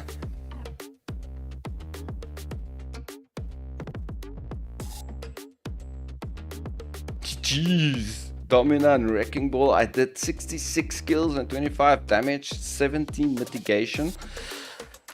That's insane, dude. Did you play against toddlers? The human body was built to move, not trapped at a desk in one singular posture for 12 hours a day. Holy crap. It's time your chair evolved. This is Secret Lab Titan Evolve. Man, I want this chair. I like that lumbar support. The fact that you can... I have all the other things in my chair. Everything is movable, everything is shiftable, everything is like that chair, but I love that knob you can turn to get your lumbar support. We got our friend here. What's your name? Louis. I love that. Louis. It's nice like to a meet you. car. Thank you so much for doing this with me. All right, All we're gonna cars be you have that T1 versus bar T1 that you can first. set. I said, My Merc has the Loco electric one you Dio, push on T1's the gonna steering win wheel, 2-1. but What do you think? I was going to say the exact same thing. I think Falcons completely they're on their way out. different. Sorry, T1 have got it. All right, we're on the same page. And you get like a nice image on your in the car now, on your radio, where the bar sits, and you can feel it, and you shift it with the touch screen, and you can literally feel how it supports your back, where you want it, and how far, and how deep and high, and everything. But that's now just with the knob. I would love that. I'm obviously simultake.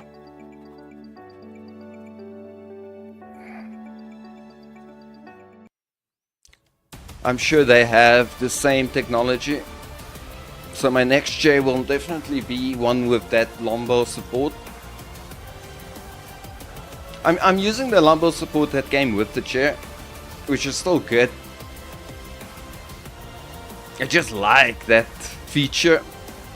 And obviously it comes with nice LEDs. You can plug it into your USB and you have nice lighting on your chair as well, which is nice for streaming.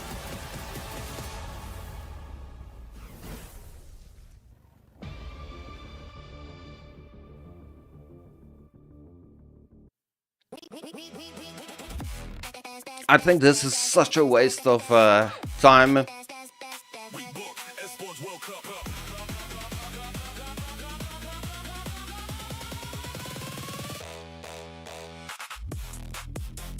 These skins, yeah. These new esports skins.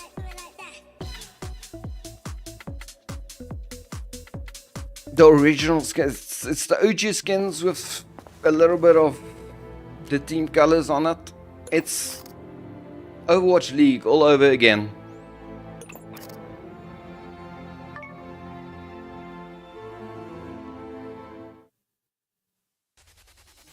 Hey, I found out, Sultan, that you can actually play. You still require a PC though. You don't need can't play with a PlayStation, but you are allowed to use a controller on PC. But you can use a controller. And so this should be a fun one. You said this is going to be a spicy meatball. Oh, it's so Very spicy. interesting, yeah. I wanna You say you don't get aim something assist, that we're not saying on no. broadcast. Unfortunately not, no. Matchups where if you know, you But know, you can play with a it's one of controller. those- there's just a lot of history That's between quite some of interesting. No one ever did it. There's one player that did it in Marvel just Rivals. played with each other formally in the Overwatch League. There's just a lot of history between those players. Fielder and Chio and Donghak, they all played together, and you know, I think Donghak is going to be very motivated to win this one. Let's start with the T1 squad, Johnny, because we got the clips ready. This was a beatdown on 9Z. If you're looking for stars from T1, who are you looking at? So, yes, they just beat down 9C pretty handily, that's to be expected. But they did take a loss to Twisted Minds in the earlier matchup. And that's where I actually saw some fantastic signs out of this team. I think Donghak here playing the Mauga against 9C. I think he was a great player against Twisted Minds when Twisted Minds were playing the Symmetra competitions. And I think we'll see similar matchup today. So if T1 is to upset Team Falcons in this one, I think Donghak will have an amazing part to play in this one. And like Zoe mentioned, like the rivalry between Donghak Falcons and T1 needs to win, yeah. Falcons side. That is just one of the hottest rivalries in the entire scene. So I can't wait to see this one more time. What is more fun, bowling DPS as a tank or bowling the back Who will you be supporting, Sultan? T1 or... This for Donghak today. Best of luck to him and 9Z. Unfortunately, had to take a shower. What does that mean? Does that mean he's washed? Loss. Something like that. Okay. We don't know if he lost. Big fan of the sign for absolutely no reason, but go Switzerland. Overwatch Switzerland. Shout out to the Swiss. We got to talk about the Falcons before we do. Danny had the opportunity Falcons to or talk to T1? someone, the player. Thanks, guys. I'm here joined by someone from Team Falcons. Let's quickly talk about yesterday's match. Let's go, someone. Bit of a surprising loss for you guys.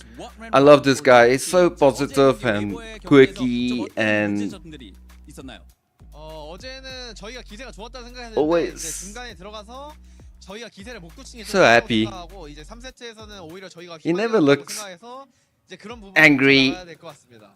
I feel like the most important thing is I think this is the most concentrated I've ever seen him ever. Continue our, I guess, play style and how we wanted to continue on the game throughout the whole match. And I feel like that was the biggest problem. And that was also the same thing for map 3 in Colosseo as well. We couldn't finish strong enough, and I feel like that was what led to our defeat against Weibo Gaming. Now, looking forward to today's match against T1. How are you guys feeling? 자, 오늘의 경기 T1의 경기 좀 자신 있으신가요? 네, 사실 저희가 이제 T1 상대로 좀 강세인 팀이기도 하고 저희가 이제 어제는 저희가 충분히 좋은 모습을 보여줬다고 생각해가지고 이제 그런 좋은 모습들만 기억하고 오늘 하면은 충분히 이길 것 같습니다. I feel like against T1 we'll be doing pretty well. Our records show that against T1 we are usually the stronger team when we face against T1, and I feel like we had a lot of good moments yesterday, although we did lose. So if we continue that on, I feel like we will be good against T1. Someone, that is it for the interview. Thank you so much. Fighting. Thank you. Fighting. Someone always so entertaining to chat with as we take a look at the gameplay. It could be a showdown on the tank line to look at. Unfortunately for the Falcons, Gooshway squad came out on top of that best of 3. So Johnny, taking a look at the fight today, what do they need to do differently if you're a Falcons fan? I mean, they're going to stick with their style. I think they've been pretty one-dimensional so far, honestly, playing the Symmetra look, really slowing things down. Someone spent a lot of time on the Sigma so far. And I actually think T1 are quite happy to match into this. Merit is back into the lineup after injury, and he needs to be guns a-blazing. This guy is capable of taking the games over. But this is going to be a very difficult match for Falcons. Even though they are the reigning Esports World Cup champions, I'm not necessarily sure they are favored in this one. So the fans have chosen the Falcons in this fight. 72% are going with green, 28% are siding with T1. How do you see it playing out? I mean, the fans have been tripping a little bit this event so far. I'm gonna be honest with you, like no shade, but no, I think this could be potentially a very, very close match for sure because the history between those players. It is a different Falcons with Merit in the lineup, which he wasn't with them really for the rest of the stage. Hence, Falcons really underperformed. So they might look a lot stronger than what we saw in regular season. So what do you guys think about these in-ear mic? In-ear. My heart says T1 too. Can't reject the heart. My heart says Falcons will be moving on to the playoff bracket. We'll It's that, what do you call it, pod thing they have being translucent.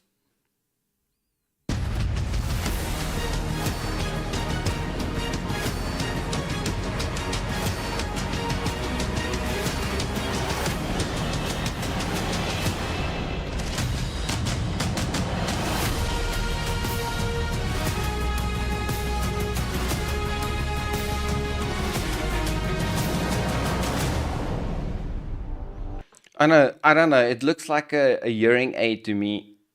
In Paris, we've seen our upper bracket group matches completed. We've got our 4 elite competitors locked in to our quarterfinals. 4 more playoff spots are up for grabs. The question is, who's going to step up and take them? For the rest of the day, it is dead simple. Win and you're in playoffs, but if you lose, not only are you out of the tournament, get directly back to the airport and get to see your key crushed on stage in front of everyone. Lovely. The highest of stakes normally leads to the highest of entertainment. So let's bring out our next team, starting with the title defenders, Team Falcons!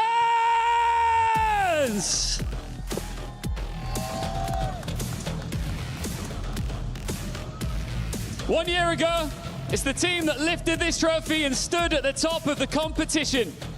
What followed was not the reign that many expected. 4th at the World Finals, domestic setbacks, an early Korea Stage 2 exit that left the defending champs outside the normal qualification places. They arrived through the place that reserved for the holders. We know that they are starting to get back to business.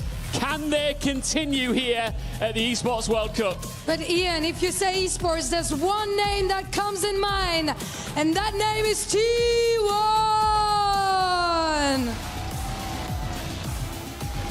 They took down 90 on the way, had a hard time against Twisted Minds, but recovered.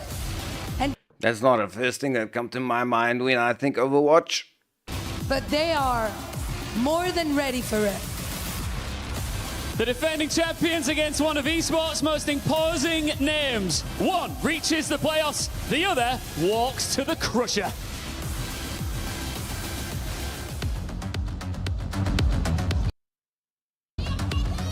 They're finally facing each other again here in the mid-season at EWC. Last time around, Moxie, they met in the playoffs, and Falcons, of course, we know they secured that trophy, but they knocked T1 out of that semis.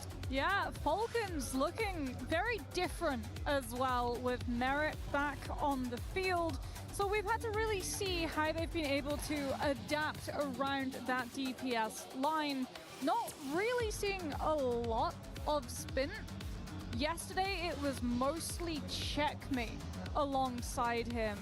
But as we heard from someone in the interview, I think they really sort of felt uncomfortable on that third map, right? Dealing with the Cat Bastion proved to be fine until you factored Anna into that equation. And then we started to see the panic set in. Rhine swaps, Merit off of the Cass onto a Bastion of his own. As we get into our first bans, Lucio and Xion. Most of these teams protecting what they really want to be able to keep safe. A lot of the time we've seen some very impactful bans.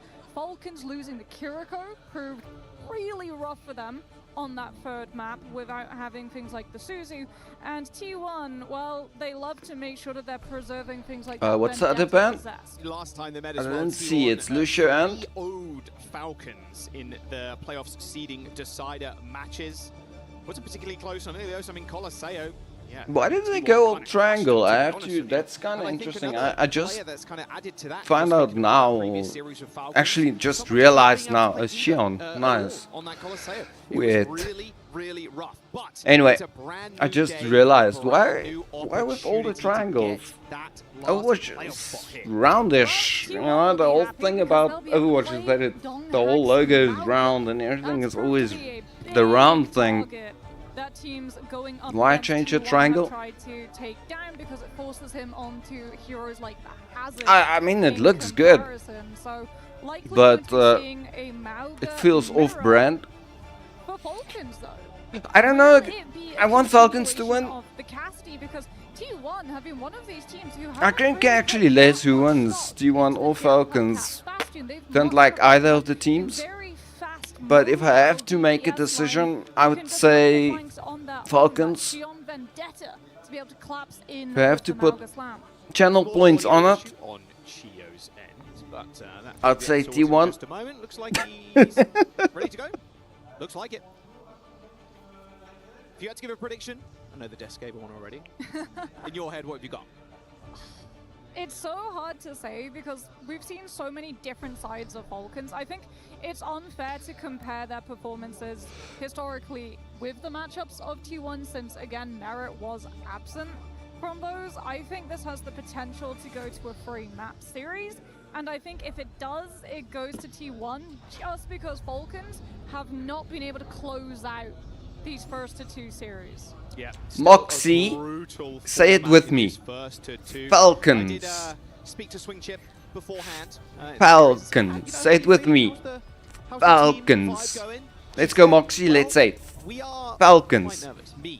What the hell is Falcons? They're ready for this. T1 fans in the audience, of course, are going to come out in storm, but same with the Falcons, to be fair. There's so much expectation riding on Team Falcon's shoulders here. Those 2 stars above their team logo on their jersey mean a whole bunch. Gates unlock in just a moment. Donghak locking the ramp. Someone's going to do the same. Yeah, but look, Bastion Cap from T1. Falcons actually running Spin in the mix, no checkmate, so that you have the Sojourn, but you can keep the Cassidy to be able to keep a check of those flyers. The Twisted Minds also, they will have to get their cat play up. Because Zest, you have to put him in such an awkward spot, swinging around like this. You're very open. Looks like Spin's going to take the majority of the damage first up as Zest is kind of dangled in front of this shield. Wow. Someone places it very defensively on top of Spin so he can The healing on that Cassidy was insane. A lot of damage as is Bliss though, so Zest not getting in position to be able to just hammer in the damage to stop Falcons from just stepping off Falcons. the point, already picking up Cap. No blood just yet, but now Falcons can just play avoidance. It takes a little kunai there. Now Proud trying to pressure the point, taking too much Oh, damage she's from the gonna sideline. piss me No, off the whole game. Merit, like Lights punched out. He's going to follow up with a kill, maybe onto Field, who ends up grabbing that mega health back, but it's so Hey, first blood was taken, and Team Falcons is in the lead. Yeah, easy cleanup on Proud. Spin just walks on point, takes his one, and they secure still. Fielder not yet with that rush, but Skewed also not in position to allow T1 to surge forward. Proud actually Samawa. that Merit and Spin can do. Try to split We are their now attention. playing Samawa. A little bit of safety for Zest and Bliss to work. Let's go! Relying on that Bastion cap Hype. and the rush to walk onto this point. Already 50% for Team Falcons. Up and down. Yeah, you want to get away from this one though. Fielder and Spin already dead. Oh my. Rush on the point, and then Zed's just kind of creeping over. Luckily, Merit was able to survive for a little bit, but eventually picked up by Skewed. Good first cap, I gotta say though, 63% plus you save your own rush. Yeah, and Falcons, like you said, they've got their own rush. They're also Then trying you to have- hit a treasure trove of ultimates. That Cassidy Yule is still insane to me. 1 HP. He was able to find that shot off. They only have a Kiri and a Cat, and they out-healed Bastion, flying Bastion, attacking that Cassidy, out-healed the Bastion's damage. There's no chance you survive there, unless Skew goes for a TP and a Suzu, but it's just not going to come in. You're isolated, you've already lost one, there's no point trying to hold on. No stall as well. Fielder commits the rush so that Falcons can just win the fight outright. Nice, clean, and fast. So only 27% picked up for T1. No rush, no Bastion Cap flyby to open up the space, which means that Falcons, they can just hold their ground with the overclock. Merit's got the ult, but he's going to get catnapped here, but still managing to get a little bit of damage off, assisting someone in this annihilation. Proud. How did she get Vulcans from a F? Donghack is waiting in the wings. Vulcans How has a V. sneaky can you be on this Ram? He's got some sustainability with this annihilation, sure, but getting on here and sticking on here is just going to be such a nightmare. Zest on the Tracer as well, just for T1 to have someone to be able to separate from the fight, look for the flank. It's getting 1v1 by Chio though. Oh, look at Donghack That's a nice kunai headshot. taking. Oh, that's beautiful. Oh no, he got off point. Donghack. Dong! Too little, too late. Team Falcons with the first round. Yeah, I was a little unsure. I will not lie when I saw that Ram picked on the side of T1, because it's not a look we've seen from them that often, and it's not something that they really feel comfortable using, I'll be honest, when we're looking at that performance. Annihilation held the whole time, essentially, until that very last fight. We're also getting to see that this map, Volcano, the way that Falcons could just position having won the first fight without having to worry about a Bastion Cat flying by on their flank to create space for T1 to be able to surge forward onto that point, does a whole lot of just shutting down a lot of that retake potential that they'll have here, at least as we head to a more open map of Beach. Where is she getting Volcano from? Like in this M-Ray pick What? by Proud though, a little bit of extra pressure on Chio. Well, Cat versus Cat. Gotta hit the shot though. At this point, Bliss Chio both splitting away, trying to just shut the other down. Yeah, speaking of that pressure, there it is. Proud shooting Chio a couple of times. Nice little shield though from someone. He's been very selfless right now with the shields, making sure his supports and DPS are making the most of them. Proud's just being forced off of that off angle by Chio, who Can this Emre? proves more than happy to Who is going to put the first Cat to rest? No, Cat's gonna get the first kill. Well, pops every cooldown almost there just to get on top of them. Speaking of which, and another stomp. What a good couple of pickoffs. Team Falcons DPS just left on an island to fend for themselves. Spin actually goes to the Tracer. He just identified that T1 are wanting to play very stacked, being able to engage off of Donghack's slams. And if Spin can find that in versus Skewed, no Cassidy to be able to try to peel for the Kiriko. Catching out that support could be crucial for Falcons to be able to start leading sustain. They're already so low. That Suzu was forced super early. Spin still forced to recall though, back onto the point, but met with Zest. That's taking a little bit too much damage, though. It's going to have to Wraith Walk in just a moment, but Proud, triple headshot there onto Spin, takes him out. And now Team Falcons, they're kind of crumbling. Proud, low to high, gets a couple, and that should be fight over with. Falcons are trying to do everything that they can to get this Tracer on top of Skewed, but he just, as soon as his teleports, Proud's able to find the picks, and Donghack's on Mauga, so even with the Kiriko split away from the tank, you still have the sustain. Speaking about on the Mauga, he's currently attached to Blitz, playing above so that Merit gets no opening shots to farm Rail, and T1 don't have to worry about swinging too far into a fully charged up Sojourn. Oh, well, yikes. All right, okay. No worries. Team Falcons, you find a pick or you hit the reset button. It looks like it's going to be a reset, at least for someone. There's the stomp, there's the stun, and the nade too. Yeah, there's no chance someone gets out of that alive. He hasn't got a dash, he hasn't got a jump, he hasn't got anything. This is brutal. Donghack's playing on Falcon's side of the map, by the way. Zest Proud running at someone from one side, forcing out that Nemesis form for the block, but that only is forward facing, which means that Donghack's getting the full damage behind. Falcons looking flightless in this map so far. They'll have 5 ultimates coming up for this one fight, but if they have to burn their whole stock, what are the chances that they win the fight after? Uh-oh, well, Merit's in the sky and he's got an OC. There it is, gonna get ripped really early on, and he can't really get too much damage done. Everybody from T1 giving him the respect that he deserves. Proud now, up into the sky, can do that solo though with that living weapon, and actually manages to snipe field a quick kidnap onto someone, but the Annihilation is just not gonna help him kill Donghack. There's too many players looking at someone. Team Falcons dump their ult bank, and T1 just stand up. That's 100-0 on the second round. Someone gets put in timeout corner. That was Mauga Cage to totally take away any space from Annihilation. Catnap on top as well, by the way, just to make sure that someone has no opportunity of playing the game at all. That Mauga swap, we talked about it, right? T1. That's not something I wanted to see. Now you start thinking, what if they'd started on the Mauga and Volcano in the first place? Yeah, look at that. And then Zest is just behind him, just boom, boom, boom. The Reaper guy is a pretty simple guy.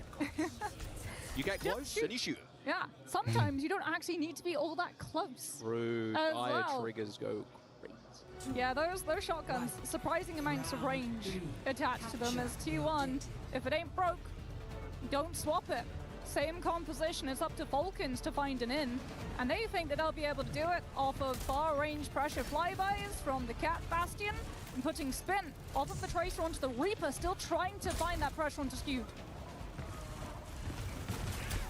Being a bit apprehensive to push in here at T1. Gonna force Spin to hit that shift first, little Wraith Walk. Same with Zest. All right, here comes the swing in from Merit. And now they try and make the move. As soon as this turret form is out of there, they should be good to move up. They're on the point now. Donghack taking so much damage, though. Look at this off angle from Team Falcons currently. Speaking of dire triggers, there you go. Spin picks up a kill onto Donghack. The very concise fight for Team Falcons, only losing Fielder.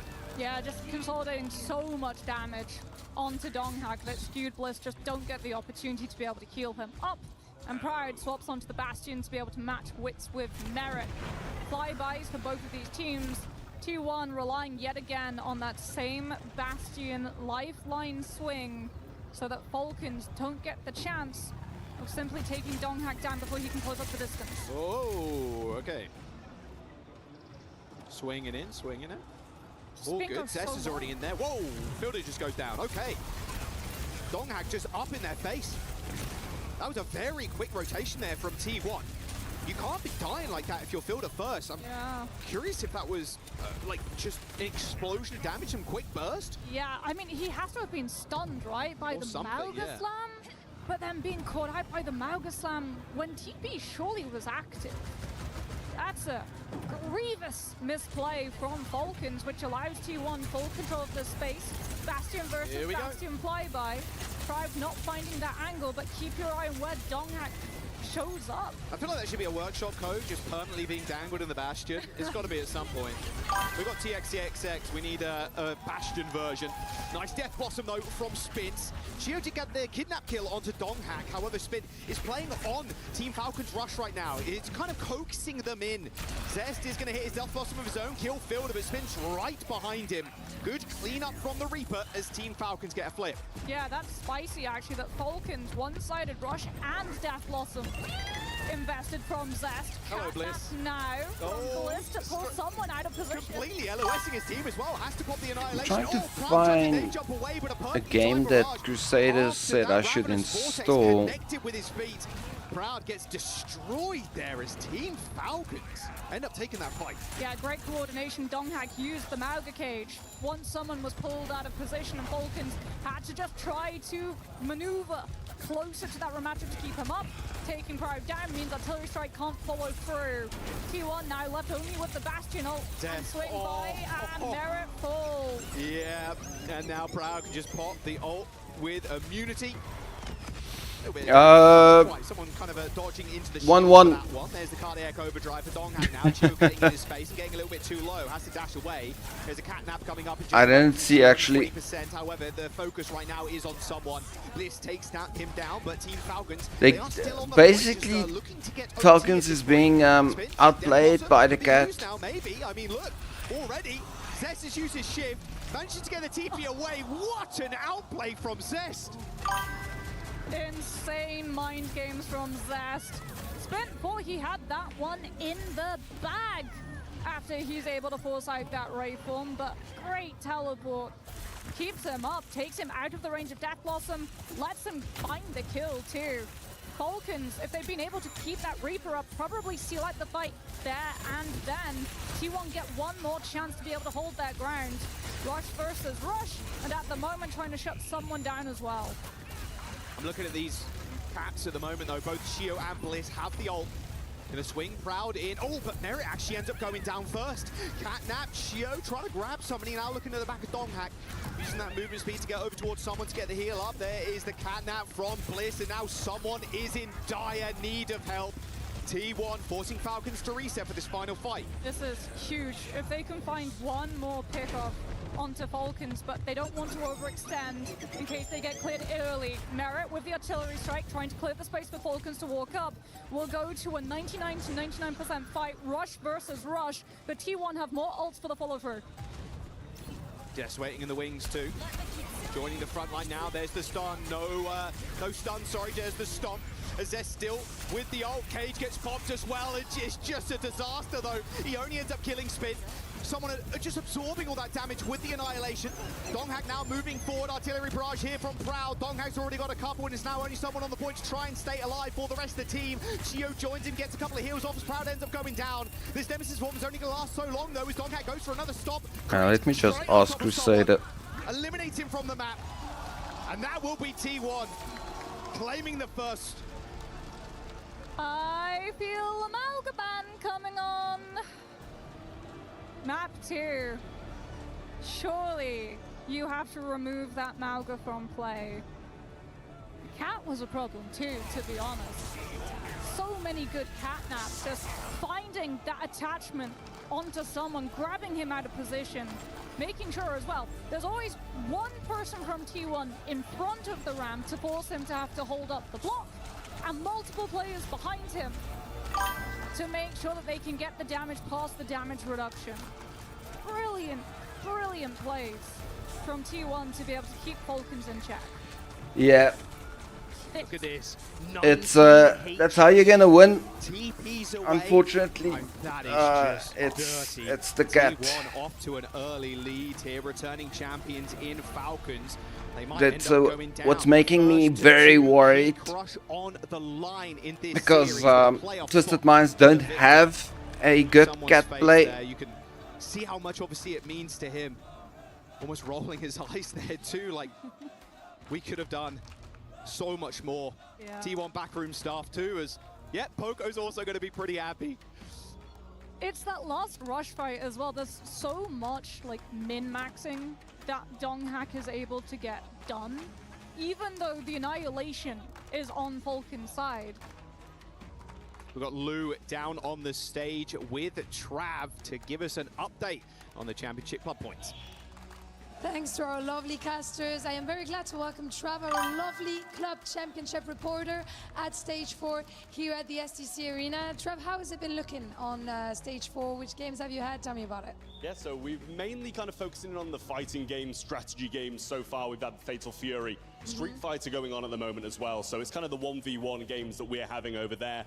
And to be honest, it's not been the best for I know the clubs. We've had Navi Ajax who have been thriving. They did really well in Fatal Fury, taking the win in the was first there week. Ajax In the second now? week, managed I to get didn't second see. in MWI as well, which is I'm the just busy MLB on Women's Steam quickly. International. So yeah, it's Navi who have been thriving on our stage for the most part. Sounds crispy. Could it be an outsiders EWC?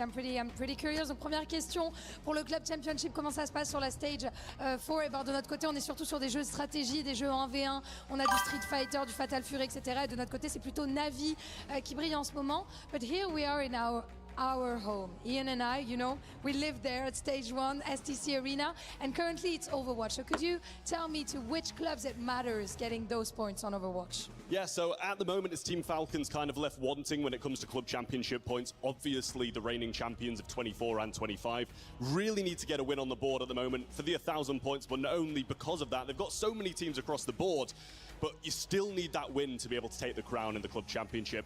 You know, kind of goes to the same for Twisted Minds, still wanting some points. VPC sitting second at the moment in the club championship leaderboard as well as another one that would greatly benefit from a big win in Overwatch. So Saudi orgs on Overwatch and also of course VP, T1, etc. Donc ensuite la question c'est sur Overwatch, quels clubs ont besoin de ces points pour se mettre un peu Gucci, dirons-nous? Et bah tout simplement Falcons. Déjà pour commencer, on a Twisted Minds aussi, il y a énormément de clubs, mais pour eux ces points-là pourraient faire clairement la différence. On pense aussi à Virtus Pro et T1. And last but not least, the most important, because this could start by a win of Falcons. Are you more of a T1 boy or a Falcons boy? Listen, Falcons might be down, but I'm going Falcons all the way. Going Falcons on the way. And of course, he's pleasing the crowd. Thank you very much for joining me, Trav. Merci beaucoup, and let's get back to our game. See you. Knowing that you were one of the reasons why they took home the trophy last year in the club championship, it's got to be on their minds at almost every single stage of this tournament here at the mid-season. Team Falcons now down a map. T1, they need one more to crush their key and lock themselves with a spot in the playoffs.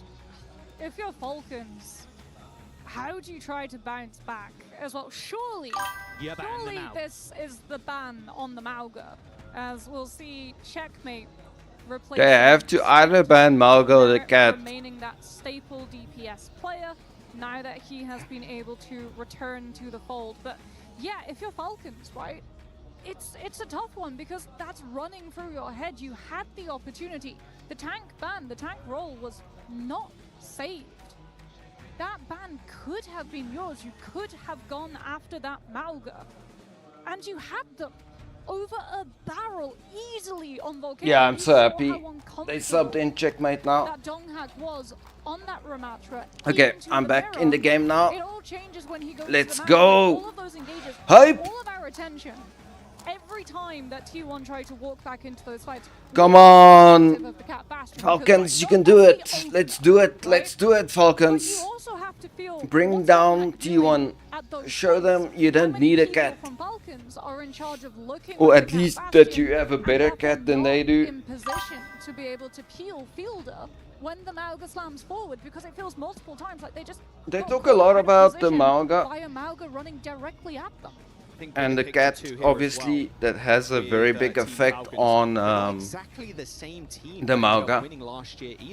Cat, Mauga, cat. But one thing these two teams are not doing is when you have the cat, use honor.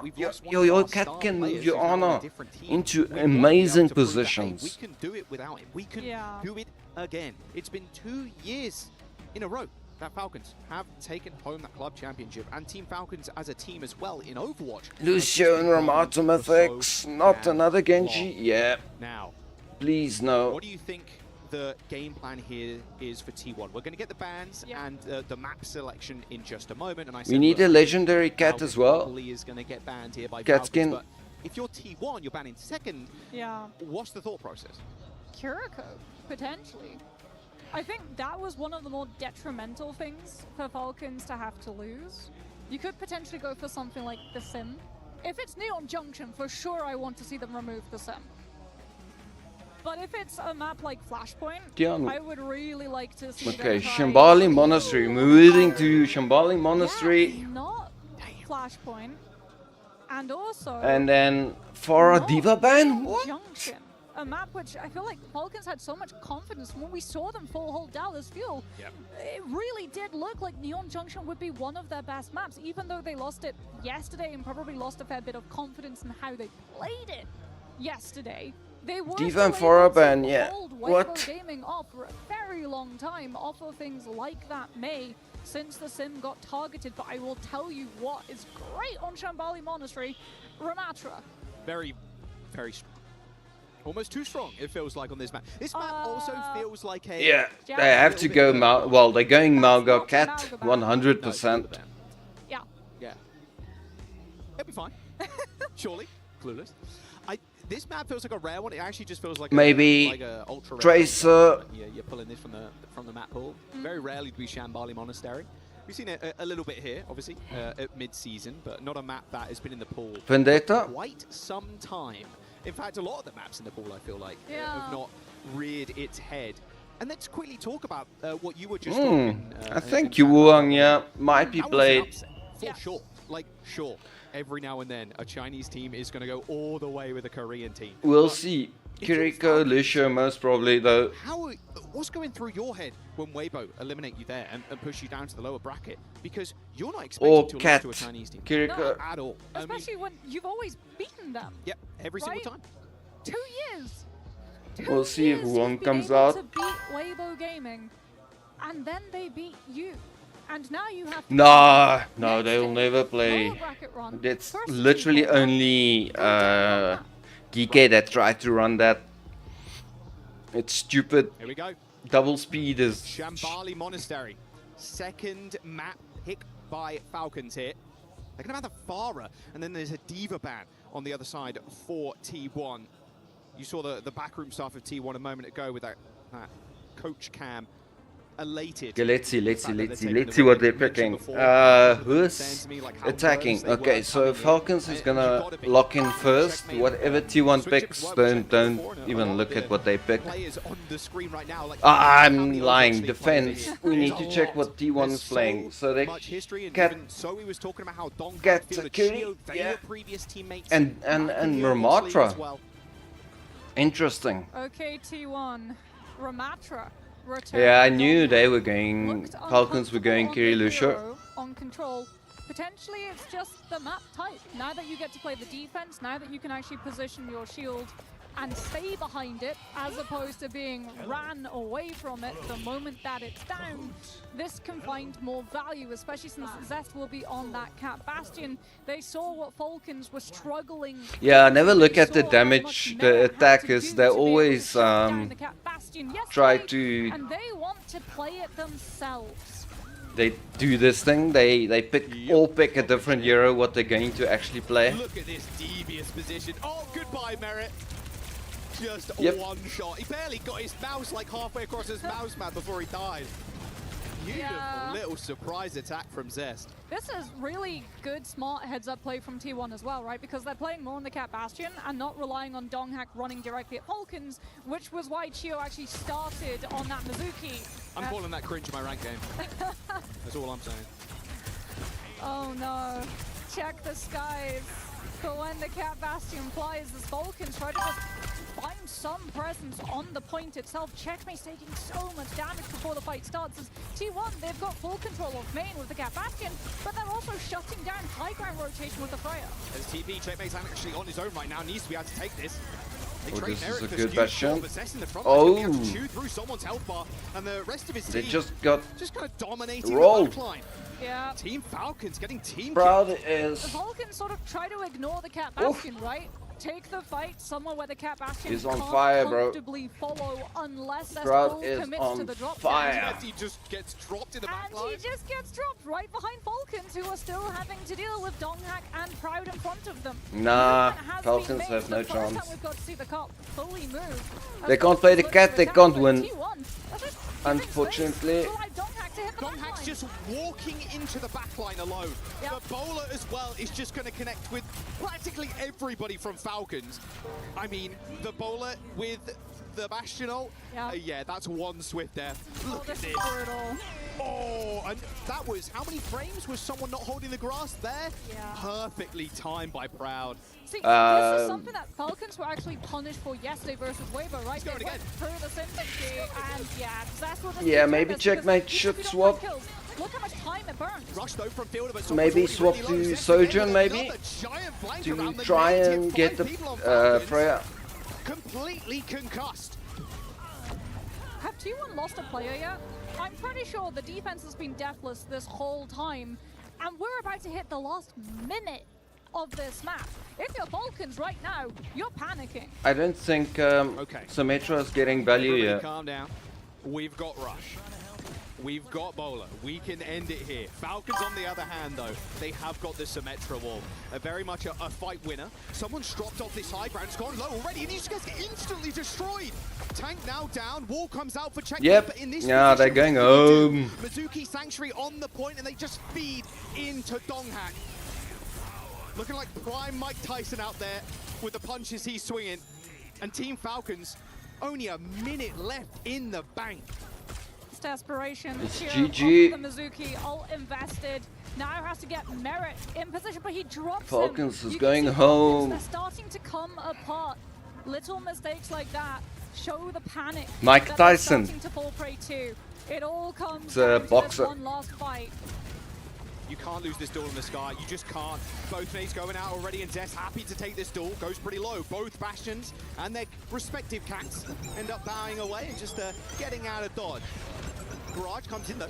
Hang on a second, someone is really low. They have to keep him alive here. He's got the flux, he's got the game and the fight winning ultimate here as he pushes forward.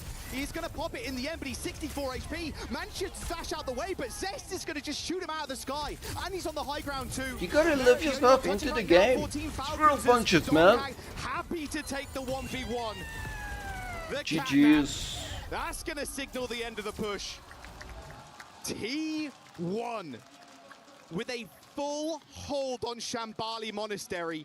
This is not how Falcons want to go out. Someone, come on, dude. This second I don't know how you're gonna rally your people, but you have to keep them literally in the spawn door. You can see that was In spawn, you need to keep them in spawn. When they just try to win this. To have any Oh, you're gonna do this, someone. to get one more fight chance if they lose the first fight on defense. But this moment here, Weibo did the same thing. This was something that Falcons, when they take the TP, they instantly take the teleport. There's no dilly-dallying, there's no waiting. They need to go extremely aggressive. That's the only chance now. Falcons will all come through afterwards to be able to send out. If you're going to go the defensive, Freya Donghack is just and going you can see, to like, that reality. break your The defenses. fact that you might be seeing your key crushed after last year, you were the one crushing key after key after key. That's starting to set in. Zest and Bliss. The perfect Cat Bastion duo. 0 deaths.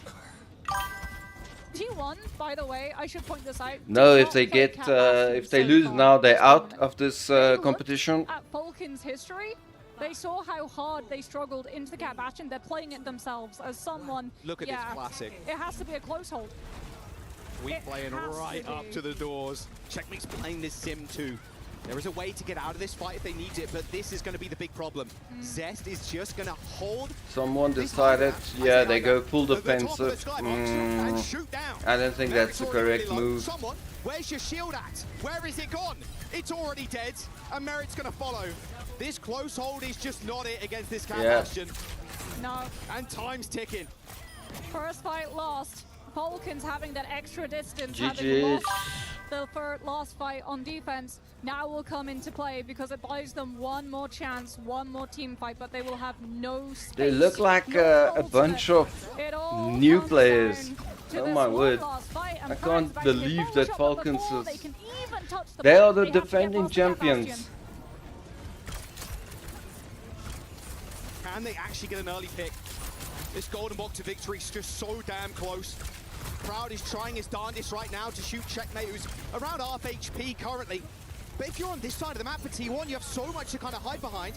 Here comes the barrage from Zest. Here comes the Polar 2, and it is absolutely massive. Shio just detonates in the front line, and your reigning EWC champions are gonna get crushed. T1, they soar above the Falcons to claim their playoff spot. Well played.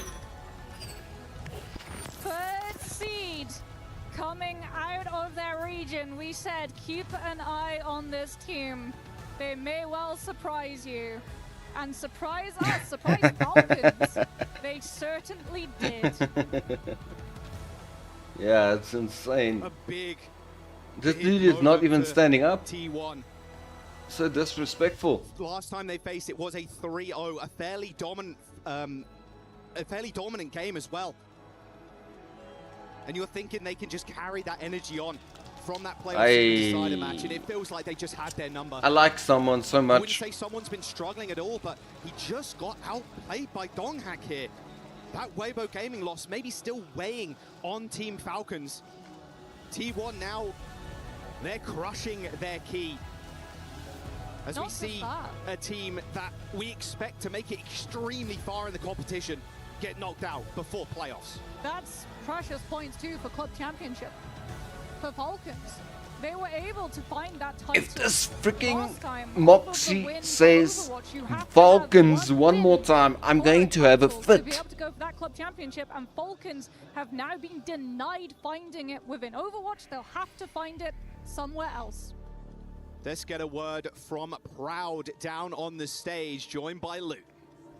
It is official, guys. The title defenders are out, eliminated by T1. KO, congratulations. I'm going to be Mike Tyson on her as yes. And I imagine this must feel good because historically Falcons have No, Twisted's in. Twisted won far. Now you've beaten them twice in a row. So is it officially the end They of also your curse against 2-0 their Falcons? team, their match. Twisted is doing amazing.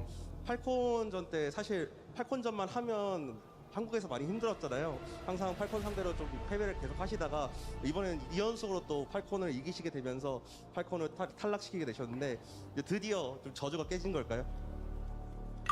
Yes, UB. 한번 이기고 난 게 좀 큰 것 같고 예상한데는 그리고 생각보다 저희가 자신감도 많이 생겼고 다들 으쌰으쌰해서 Yeah, UB is playing. Yeah, the first win I think we gained a lot of confidence that one. They were playing we had a lot awesome. of confidence coming into this game, so I think we won really well for us. And he does not shut up. UB just freaking goes at it, man, the whole game through. That's what makes him so good. He can really rally his team. He never shuts up. And you know, there is a little bit of banter from what I understood from you. He's just constantly making calls and changing the strat, and like even they showed UB like in the end game after map 1, and before even map 2 started, he said, okay, everyone, we go Cat, Mauga, Soj. He already had the plan. He told the guys. 일단 트마가 잘하는 팀이라는 것도 알고 하지만 저희가 이번 경기는 솔직히 저희 실수가 더 컸다 생각하기 때문에 다음에 만나면 꼭 이길 것 같습니다. 그리고 왜냐면 저희는 원래 Oh, dude, I love UB Chords, TVNT, Funny Astro. I just do not like Simple. That guy's face irritates the living shit out of me. I don't know why, but we'll see next time in the I just can't handle him. Definitely gonna win. You're teasing me on this. I like that, of course. Donc la deuxième question, c'est avec Twisted Minds, il y a un peu de banter avec le joueur Quartz. Ils se sont un petit peu cherchés. Quartz a dit qu'il les avait jamais battus, que T1 n'avait jamais battu Twisted Minds en match et que c'était un jeu d'équipe. Ce à quoi il répond oui, bah ça sera différent parce que nous on est excellents pour tuer des compos qui sont symétriques quand on joue la même chose en face. Je pense que si on a perdu, c'est parce que nous on a fait des erreurs et on sera évidemment meilleur la prochaine fois. But talking about the team that you just took down, Falcons, we're gonna get to the key. Even the lady that's actually French can say Falcon. Let's go. We have T1 eliminating. Okay, let's crush this key, bro. Falcons here. That's a low blow for the club championship run. Send them home. They needed those Overwatch points, but they are. This is cool. I love this. The fact that they crushed the key like this, man, it's so cool. Proud. And it's apparently very loud.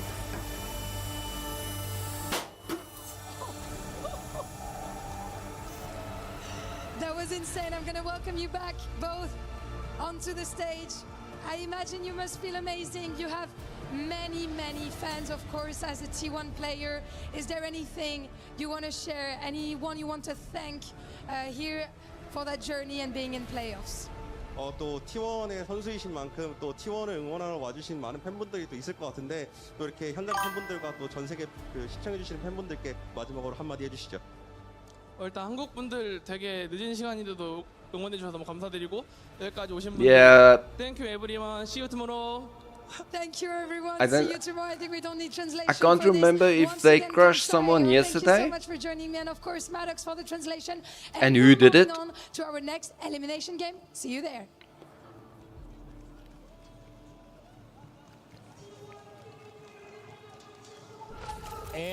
I don't think so. I don't think they crushed someone yet. Another title at EWC. The Overwatch loss was not on my bingo card. We have Johnny and Zoe in the studio. So I want to start with But yeah, I also want to see Yubi awkward break a key. What is the history here? Why is this such I think they're gonna like it. They're gonna make a show out of it. Alluded to previously, he did play with the support backline from the team of Falcons, and I think they will make a show out of it. wasn't nice to him. Yeah, Cheon Fielder and Dong had They like play the drums and do stuff the whole time. They really interactive with the crowd. Eiffel Tower, so okay, all right. Well, you get a handshake in front of the Eiffel Tower. It's not enough for me to believe that Hongak hates that guy in game. They beat him 14 times in a row. But and now finally, what I love about Yubi is, although he is very competitive and, like you say, he will make, you know, a show out. It look like disrespectful, but he's always like thanking the fans, thanking everybody, the team. In these cat compositions, yes, we have Gotta love it. Love Yubi, man. Continue. Lots of verticality, and it just messes up all the positioning in this game. And it's not a game that Falcons want to play. Falcons, historically, they want to play around abilities and get value. They want to beat you with Merrick's mechanics. And T1, they were the smarter team this time around. They were just better when it came to the Jetpack Cat and the Bastion teaming up and trying to win that aerial duel instead. You saw Dongak here on the Mauga, did fantastic work throughout, putting a lot of pressure onto someone. And when that tank is gone for Falcons, you take away the head, and there's just nothing remaining for them. For the Falcons, they were returning champions. They are now out of the competition. They, of course, had players from last year's team that are on other pieces left in this tournament. Who else could you watch? The problem is people are figuring out how to play against the sim. Yes, him, yeah. Yubi needs a deeper Euro There pool. was a reason he left the game. He saw a weakness with Falcons, and he went to Southern Division instead, thinking he had a better chance to win the chip. So there is a look at the key crush one more time. As that one was loud. Able to smash this bad boy. Had to be a great feeling because everyone doubted T1. Only 23% of the fans. Yeah, he has a tracer. Yeah, you're correct. Yeah. We had so much hope for them last year. They were like He has the tracer, right? They were the but ones who wanted the change of guard. We wanted to see them taking down all those what's veterans. his I name? feel like last year they were just on the brink of doing so, Kurtz's and then they brother. kind of slowed down. Luckily, Falcons also slowed down this year tremendously, in fact. So yeah, I think if you it was written in the stars. I think Falcons' performance prior to this event was already disappointing. And a lot of people want to see a Twisted Minds T1 matchup, see Quartz versus Proud. There's been a lot of talk there. Johnny, is there Man, I need to see the Twisted Minds versus T1. at the end of the day. I think T1 matches up pretty well against most teams, but most of those EMEA teams, the Symmetra, we saw the Mauga come out from GK previously. I think those are the matchups that T1 probably have the same style for. The question for me is, are they as good as the EMEA teams on that playstyle? They No. said they're ready to smash the It's a Symmetra. no. No Big matter no. what they bring, T1 will be ready for it tomorrow. In the I don't think they're on the level of with the another match EMEA. in day 3 of Overwatch at the Esports World Cup 2026. Space Station Gaming versus Varel. Let's go, Space Station.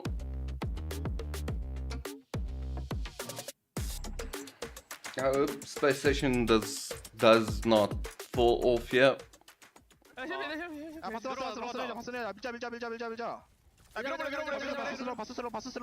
Yeah, actually just plays one. He has maybe the Tracer, but he subs out if they're gonna play anything else than the Sim. We were there for every click, On every clutch, every professional level, he only for the plays years of grind. Sim. We're here now, the proud founding partner of EWC. Yeah, that's how it's supposed to sound shoulder to shoulder with the in world's game. best, making history. Greatness deserves a stage. Lenovo Legion, reach your impossible.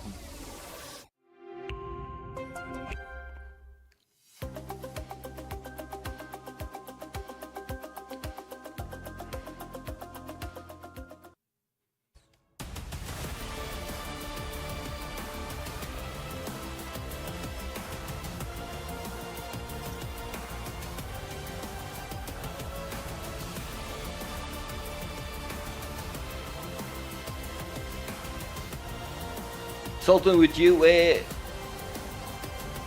these skins?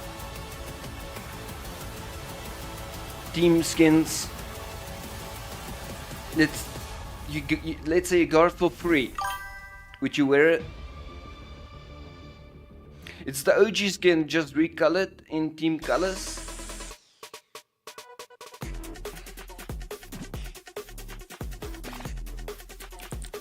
I don't think they're cool at all. It's all OG skins, just recolored.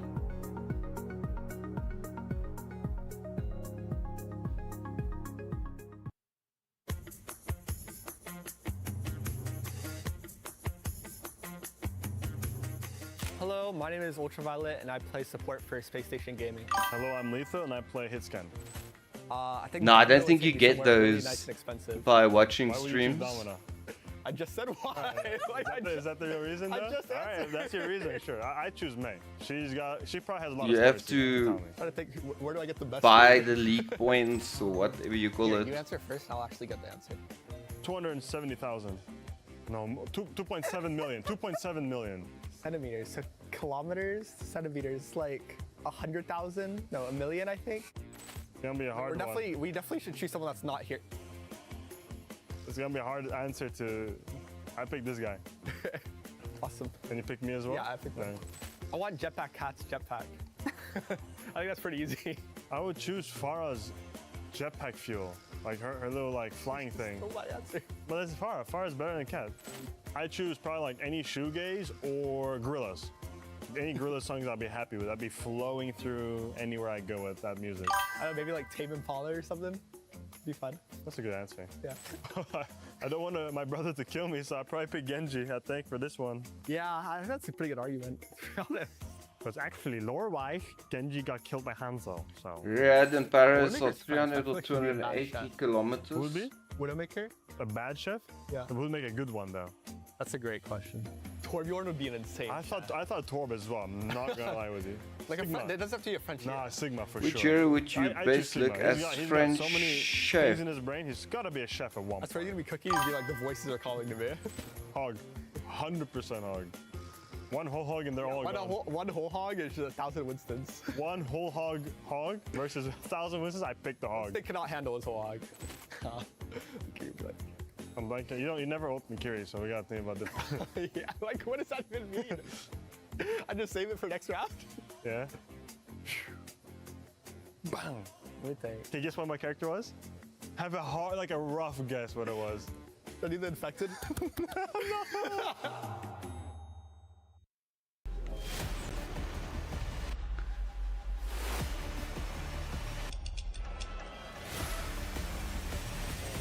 I mean, I see a chef streaming. Yeah.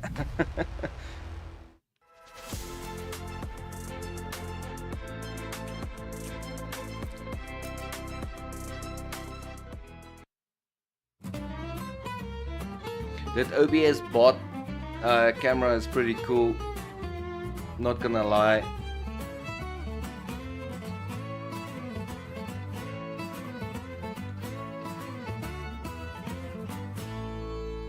Masterpiece. Not bad work from Space Station, at least when it comes to the canvas. When it comes to the game, how will they play today? We welcome Jake back into the studio alongside Zoe. On the other side of this fight, we've got one of the best representing Japan. It is Veril. Let's start here with this Space Station Gaming. A real quick question on the yellow team. Are they the favorite coming in, Jake? The nice thing about Overwatch is you don't even need a massive PC. In fact, I don't know that they've You can ever put matched Spirit up before, on very so low this one settings could be a and little play, interesting, could be a little bit so you can spicy. get a I think very that it's a cheap Space Station PC. game and they got more experience at this level on land, but Veril has been resurgent, so I think this one is going to be one you're just going to have to watch. Speaking of Veril, we caught up with one of the players. It's Nico backstage. Here's what he had to say. What's up, everybody? I'm here joined by Nico from Veril and, of course, Mari to help me translate. I wish I speak Japanese, but I don't, so thank you so much for joining me. Now, Nico, I gotta say, I think it's safe to say that Veril is one of the most popular team here at the Mid-Season Championship. To be fair, you guys aren't really the strongest team, but yet everyone loves Veril. Why do you think that is? Not everyone. はもう世界中で最も人気があるチームのように思います。正直に申し上げまして最強ではないかもしれないんですけれども、最も人気があるチーム。その理由は何なんでしょうか。そうですね。I understand. 最強ではないっていうところにかなり引っかかるんですけど、僕たちは最強です。まずはじめに僕たちは最強なんですけど、特にユーモアのあるプレイヤーが多くて、KSG だったら笑顔がかなり可愛いし、トップドラゴンスレイも世界的にやっぱり人気の選手 But が I 集 can まっ play て the いる game の in で、 Ultra, そういうとこ but ろが I 人 just 気 play の it 要 in 因かな medium と思い settings ます。 because Well, like I have to otherwise you correct lose too like, much we are the sight in strongest anyway. team. Like, you know, Otherwise, I don't really, too like, many caught up by what you just said, but, non-important like, stuff you know, we are not is the blocking your strongest view. teams, but like, you know, we are the strongest team. And why we are Whoa. popular is because, like, you know, we a bunch Frames of per humorous second, 30 members. to Like, 5. for example, Jeez. No, that's KSG, not is, running. has a very That's lovely slides. smile, That's a slideshow. and Top Dragon and Slay are very famous throughout the world globally. So yes, that's the secret about our popularity, really. Nico, I'm so sorry. Yes, you guys are the strongest. I will correct. Veril's the strongest team at EWC. All right, talking about being the strongest, you guys are facing off against SSG. How confident are you going into that match? はい、大変失礼いたしました。そうです。バレルは世界最強のチームです。次は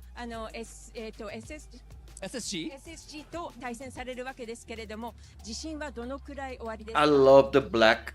そうですね。前回のワールズ I フ might ァイ get ナル that 世界 black 大会で敗北してしまったんで、 shirt. そのためにいっぱい準備 The して new きました。 jerseys they're bringing 絶対に out. 勝ちます。 The black one, if you don't pick a Unfortunately, team. we lost against them in the The World Final last overall time. supporter so in order one. to like pay them back, I we think had I'll buy it. like spent all our energy and time to prepare for it. So like, you know, we are definitely going to win this time. All right, I am very excited, Nico, and also Veril. ファイティン頑張ってください。ありがとうございます。ありがとうございます。Thank you so much. ありがとう。Can't help but love that guy, but the fans only Yeah. have 20% of their faith in Veril today. Yeah, there's nothing as nice as playing Overwatch on a fresh how PC. How dare you? Okay, yeah, I've been cooking. Every on time this. I formatted Listen, and I look at the played bracket some, of last year, because last the year first they Overwatch got games I knocked play, into there's the no bracket by Korea's background #1. Same thing happened apps this year. running Then and stuff, they you know. won against China's number 3. It's always amazing. And then they got knocked out by NA's number 2. Now they're going up against NA's number 2. So scriptwriters just went for a copy paste here, but surely Veril is going to change their fate. Deja vu doesn't happen in France, does it, Jake? That's exactly Yeah. what happens. That's That where will be it the is. place. I do think, though, for Varel, this is going to be a scary one. I mean, heavy hitters from the DPS line and SSG. I think Sugar Free and Lethal are two of the strongest players. And you can play with controller, like I said earlier. So for I Japan, found out this is you're not a allowed region to where play they're with a often controller. tested against this Don't level have of to play DPS keyboard and performance. mouse. I think that could be a really tough issue for them in this match. We got 30 seconds to the stage, so Jake, how many maps do we go to? I'm going to go 2-0 SSG. I think they're more experienced at this level of play, more experience under this kind of a pressure. I talk about the history for Varel. They just haven't had that kind of opportunity really to rise. They're the best. Yeah, in I found Japan, it out last but night. It's really hard to continue to level up when you find can yourself play with a controller. alone at the top of your region. It's maybe also been the problem for SSG at times, but I think that they've faced a lot more adversity and just a lot more veterancy on their careers. So I am looking at Top Dragon for this Varel squad. Who are you looking at? But you don't get on the aim stage assist. for this fight? I mean, yeah, it's going to be coming down, right? Top Dragon needs to perform on the other side. Lethal has been performing all tournament long. No, If he's controller once more connected wearing on his big boy PC. carry pants, my favorite phrase, then it might just be SSG's game for 2 maps. It's been a fun ride so far. Unfortunately, this is the end of the road for one of our two teams. Jake, final call. Who did you say is going to win? I've got SSG 2-0. I think this is NA making it in. And you're calling? No, you know what? 2-1. 2-1 2-1 for SSG, but 2-1. I believe in Nico's smile. That's Varel's right. getting through. Why not let the chaos continue here at EWC 2026? It's the mid-season championship. Oh, I hope SSG wins this. Just to keep the Asian guys a little bit quiet. Holy crap, they've been loud and clear.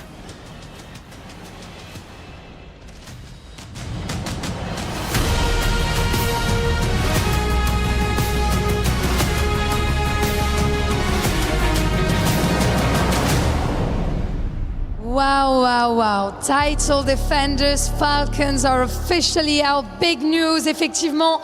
Les défendants du titre, Falcons, sont éliminés de la compétition. A nice revenge for T1 shining on the Korean stage, but that means a lot, man. It really does. We've seen, of course, the Falcons' wings clipped here in Paris and their title defenders' key crushed for the world to see. But with their demise, opens the door wide open for the remaining contenders. And the next two to step out onto the stage, it should be a lot of fun. Yeah, it's going to be a lot of fun, and I'm especially excited about one player. He has the worst position when it comes to gaming, but he has a bright smile. He's funny. I'm rooting for him. It's KSG. I'm really looking forward to seeing Sugar Free step out here and lead his team onto the stage. Before we bring them out, I want to give a shout out to our fans, our passionate Overwatch fans here in Paris. Make some noise for yourselves. Thanks for coming out. Faites du bruit. Should we bring out the next teams? Let's go for it. The first team comes from America, and it is Space Station Gaming. Dude, Kerry has already been nerfed into the ground. Please, we cannot handle another nerf. Kerry's already kinda unplayable. Consistency on stage, but maybe even more now in loser bracket, when you're not allowed to fail one more time. Their test now on the international stage, and with bright smiles and confidence, can they take it here in Paris? Please welcome their opponents. It's Varel! For years, Japan has searched for a team capable of standing with the world's best. Varel have become that team. A critical win over AGAL yesterday kept their heart beating in Paris, and now they need to find the strength to go again, because a place in the mid-season championship playoffs hangs in the balance. Back against the wall, it's time for them to step up their game. Varel versus SSG starts now. No Miziki. And so we have NA's established contender versus Japan's perennial champion with a playoff spot on the line. Now, I imagine, Matt, the Space Station are hoping to convince us that yesterday was an exception, right? That crushing loss, something they want to put in the rearview mirror quickly. Varel, though, would like to prove that yesterday was just the beginning. A big win over JDG, They look like they've been solid, but this might be another level for them. And so he teased out a bit of history. The course for Varel in this mid-season championship has been pretty reminiscent of last year. Yes, we get a little bit of a highlight reel of all of Donghak's kills on Chio. I'm sure Donghak will be watching that a little bit later. But the story there is deep. Yes. Varel, I think, is under, I think it would be fair to say, immense pressure, right? This is a team that obviously has a massive fan base representing Japan, as Samoa will be the first map in the series. And they are desperate for this team to make it to a playoff, to a deeper tournament here in OWCS. And this might be their best opportunity they've had to do it. Certainly got questions about SSG. It was obviously AGAL that Varel got past yesterday, excuse me. It was JDG that SSG started their mid-season championship campaign against and looked pretty solid there. These are established names, both from North America and Europe. I mean, do you expect anything else? Has been a gun for hire for quite some time and brings a lot of intangibles to his teams. A bit of levity, but when he gets in the server, sometimes he just decides to become server admin. Yes, I mean, Lethal, just like an unbelievable hit scan, the ability to kind of take over the game, and then Sugar Free, right? I mean, how good he has been over the last few years in North America. Somewhat like, not really forgotten, right? But like, he's somewhat come all the way around to be like a slightly underrated at this point, I feel like. I think he's just a victim of the region at large being a little weaker on the I mean, what? Stage. The first year we were here at EWC, he was in the final. Absolutely. Toronto Ultra. Yeah.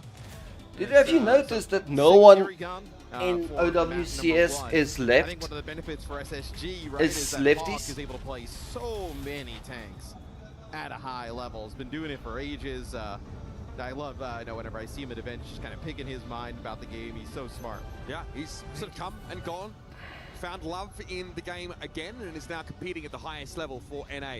Ultraviolet, someone who will always look to end the game on his own terms. The first time we ever saw him in an Overwatch competitive game, like a professional game, he got like a 5K off a biotic grenade. So yeah, this guy truly exploded onto the scene and has become a true veteran alongside the rest of Space Station Gaming. Off we go, folks. Only one spot in the playoffs available between these two. The loser has their key and dreams crushed. For Varel, it would be the dreams of a whole region. Yeah. Go Sugar Free! I mean, also, and Lethal, man, I love Lethal. Right? Dallas Fuel in that lower He's bracket. like SSG as well. Lethal and Chronic. Those two are the only guys, according to me, that can give quartz a go. Hope for these two. Straight out of line of sight, and Ultraviolet straight up lost that duel, so a little bit harder for Hawk to be able to call upon his healing. Admiral also not getting any of it. Slayer's able to finish him off. Where's the healing, guys? Where is it? Yeah, and I mean SSG in a Blame the healers. at the moment, right? So much It's always the healers' fault. On to Lethal on this side of the map. Top Dragon was here with Slay, so he was never really able to kind of free fire over the point. They never were able to get the Bastion in the right spot either, and they quickly move away from Cat Bastion. It'll be still staying with the Cat. Jetpack Cat's been proven to be pretty strong even without that Bastion play, but Sojourn Tracer now the swaps here for Space Station. Yeah, switch off the Cassie for Lethal. I don't think the Ultraviolet's going to be looking to take a 1v1 against Cloud anytime soon again. He is going to be needed to keep Hawk biting fit. And yeah, he's dropped down now, but now able to be pressured by Top Dragon, who's been... Yeah, let's see if Lethal can shut down Nika. They're trying to make a play for this Ramatra here, right? A few times we've been... Pretty sure Lethal will... Oh my goodness! Except if Tracer just deletes Lethal. Oh my god. By the time they actually start to move forward, That's the problem about that Space Station Gaming has, right? If Lethal gets deleted or Sugar Free, they can't really do anything. Hawk is very good. It's one of the best tanks in the world. Hoping for a little bit more self-sufficiency here because Top Dragon has been tying the attention span of his backline up entirely. What's the plan here for Slay? He knows he's very close to a catnap, but doesn't want to overextend into this. Yeah, just wanted to put a little bit of threat here up on the high ground. Yeah, Sugar Free is good. Top Dragon and Slay have been just dominating this right-hand side of the map. UV hit with a bio. One of the grenade, best back races on up. Okay, this has been to have ever walked this planet. He would definitely be in my dream. And Lenny didn't know what hit him. I think that's a furrowed brow there on Hawk. Hawk has been around Let's call the it. corner by the point, waiting for his teammates the entire round. What's that? League people play football league in. And the hopes of Japan onto the world stage. Where you make your perfect team. It's dominant. I don't even know if I've seen any eliminations here for Space Station Gaming. That was, well, that could have been an email that round. Man. But yeah, I'll definitely have Sugar Free as my tracer. Quartz, most probably. Main DPS. Tank. It's difficult. DVNT. And I would love to see his stats. I can't even Hawk imagine is definitely. just kind of waiting in the choke the entire game. They'll have to fight for that position, but I think DVNT is just better. That is... that person will have a barrel sign by the end of this game. Just put that one down. Just pick another one back up. Hawk is 0-0-0. I told you. I was like, he's just kind of sitting there waiting for something to happen. That is... Have we ever seen... That's the number for the ambulance. I don't think we've ever seen that. As far as I'm concerned, just a full round where the tank doesn't get in the limb, doesn't die. It's based because he knows there's no point fighting when his backline are in tatters every time they come off spawn. Well, he's like, all right, guys, we're coming. They're like, yeah, we're setting up over here, and then they would just die. So he just kind of waited. That's not good enough for the international stage, SSG. I hope he goes for the 0-0-0 for the entire match. That would be something we've never seen. It's literally our emergency services number.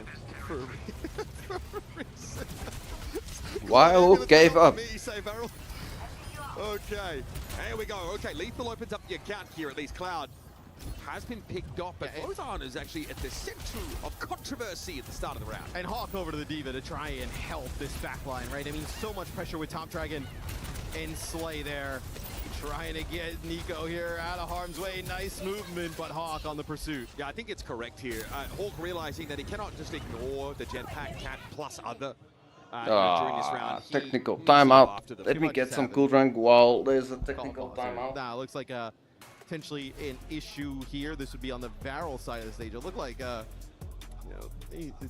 KSG sits very close. I'm wondering if he just knocked the cable out.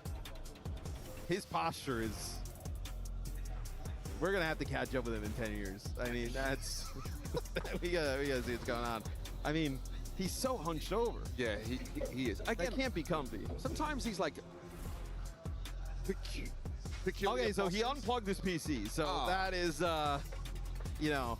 look, he sits that close. He's getting aggressive. He's in the mode, and sometimes you just rip the PC out of the wall. That's fine, bro's locked in. It's not the strangest posture that I've ever seen. I think Hanbin still takes the cake for that. That is, his teammates there are like, yeah, he's done this a few times. I love these tanks that just so animated. That put their screens, now that they talk about posture, they put the screens like this, like it's, and they play that the mouse and keyboard's literally underneath the screen, and they play like this. Have you seen those tanks? You probably kind of get this to a degree because you want to simulate your setup at LAN as close as you can to home, right? It's a bit like smaller desks or like less space on their table. It's also why this phenomenon of like the keyboards being turned sideways originated from, because everyone had like 10 keys on their keypads on their keyboards, so they had to sort of move them to make room on tables. It's not just a fashion choice; it's certainly not an ergonomic one. So SSG gets off to a good start here in round number 2, but Barrel just absolutely dominant there in round number 1. I'd imagine we're getting a little bit closer here. Getting back into things. Yeah, I mean, again, we're powered by SSDs in this era, so normally we can boot up and get into action pretty quickly. But it is a unconventional tech pause reason. But frankly, I'm more satisfied than this than people running off to the bathroom without warning. Yeah, that was an interesting one. As Christopher's like, he's just starting to play well, man. I love the attire. I really do think though that the SSG outfit can be turned into overalls, so it looks like a mechanic. You know, they do under the hood of an esports. They have a sick kit, and also the team skin, right? With obviously the Roadhog with the SSG belly. I mean, that one's gonna do numbers. It's great real estate for thumbs up. Yeah, like imagine that. Ripping out your PC, getting back into the action. so you're back in the game, but you lost all your perks, everything. To catch you up with what happened in the first round, it was Top Dragon and Slay highlighting here for Varel, the jetpack cat play from Slay, who is your Japan Stage 1 MVP. Was too much to handle. This time though, Okay. Space Station have We are back. Can answer this, but means Hawk gets even busier now. Okay, come on guys, a little bit more of a fight. We need a little bit more of a fight, come on. Not absolutely nothing there. We can't go so easy on these guys. KSG, when he gets back in the lobby, will switch over to the Diva. So I'm not the SSG fan, I'm just like... Gets Top Dragon all the way across the map there. I kinda want America to do okay-ish. I don't want them to you know, I'm not like supporting them to win. I don't want to see like a roll. I don't like that. He drops him on the other side and gets a little bit too close. Takes some damage from Sugar Free and then I want all the regions to be competitive. So in a slow round here in round number 2. But yeah, North America is just not on the same level as Asia and EMEA. EMEA. On a paintball with Cloud. Spanner hit some pretty crucial biotic grenades from some safely ensconced spots here. Yeah, because they have great map. I mean, I can clearly see it in our games as well. Like if we queue up with Cozy and we get a North American server, oh my word, the games are so much easier than the games on the Saudi servers or on the European servers. Hawk wants to maintain this space here, but it's very split. Space Station Gaming, and Hawk has a remake opportunity at the very least. And oh, no! KST dragged out into the open, but here with the nano boost that actually mitigates enough of the self-destruct damage to keep him inside his mech. That is so nice from Cloud. Yeah, really nice attempt though from Admiral, right? Trying to drag that Diva into the self-destruct, something we don't see that often. Top Dragon starting to heat up in this round as well. Bio grenade goes Look at the small... Oh, you can't see, it's behind my camera. For SSG. Yeah, Ultraviolet, they're going for a more up-tempo play, but that certainly exposes you to punishment. And he did suffer in the But end. yeah, these guys, you can see them constantly talking. Hawk has had to go for a long walk off a short cliff. Nano available here for SSG. You think Hawk or Sugar Free the targets. Varel, dude, Top Dragon with the pulse bomb, right, was massive, getting rid of UV early in the previous fight, even just kind of got it right past the defense matrix. Fantasy League, that's what you call it, Fantasy League. What's your fantasy team? Yes, significantly better. We could say they're playing the game now. So quick nano, give it over to Lethal here as he runs Cloud into the ground. He'll take the fight against Nico quite happily. Over the top goes Slaves, trying to quickly leave the scene. Top Dragon again successful in his assassination attempt into the backline. Yes, Slay with a catnap. I don't know who he's caught here, if there's anything to it. Who would be in your fantasy team, Sultan? Favor the Bastion in this kind of matchup, although you must respect the cat who's encroaching. Oh my goodness, up behind him, Slay able to find that. So although SSG gets the 2-player advantage early on, KSG has a self-destruct, which he's able to get back in mech. Top Dragon with a pulse bomb, he's able to get one, and then Slay still alive as well. Staggers are rough. Oh, this is going to be brutal. And also the artillery, they're going to be able to kind of like hold this outside the spawn. Let's see where they... I think I'll take Lethal and Quartz as DPSs. No. Lethal and Chronic as DPSs, but put them on support, that they can support DPS, and then Sugar Free and Quartz on actual DPS, and then TVNT on tank. Yeah, who do you think would be the best, your best people, if they would be together, would make the best team? Yeah, round 1, very dominant from Varel. Round number 2, SSG battled back. They get an advantage there late, right? It's the TVNT, yeah, for tank. And then they are able to battle back, self-destruct. They had a pulse bomb there and a catnap. take a look at some of the highlights, it feels like Top Dragon really kind of turned it on in the second half of round 2. Yeah, Nana give it over there to Lethal. Lethal actually gets snatched back. I see the catnap was for the Bastion. Good work for Admiral to almost, avert disaster. But Slay still chases the Bastion down and basically solos it. Jetpack Cat's scary with that slash perk being picked off. It's Barrel now, 1 game away, right? Getting into our playoff here at the Esports I can World see Cup, that. our midseason championship for OWCS. So SSG now back against the wall here. So you agree with me, put the DPS guys on healers? Any North American teams in the playoffs? So they have the accuracy. Oh, okay, you're still picking support. Very early on in this series, have been backed into a corner. I think our friend... You don't think it's a good idea just to put DPS people on support? It's tough to choose. 2 crowd favorites. Hawk looked extremely unhappy after that. Coach Christopher here, obviously... You go in with 4 DPS that can do some supporting as well. Compelling Overwatch franchises. His run with the ultimates, though, I think, had left a little bit to be desired in 2025, and getting another crack at it here. With There's a lot of great support players. Situation for everybody. The problem with support is it's not that noticeable. You know, support players always get lost. Hey, they saw success before. They didn't obviously have it together, and then post. Obviously, everybody's kind of moved on. I know it had some better times, but Christopher's always very worth. If you find content with him, he's just make it easy on yourself. Just say you'll put 2 DPSs. Very frank about the struggles that his teams go through. And he did feel if I had to pick supports, definitely continue to develop it has to be Funny Astro and shortage of challenges to face at the start of the year. Yeah, I mean, look, obviously backs against the wall here for SSG against Barrel.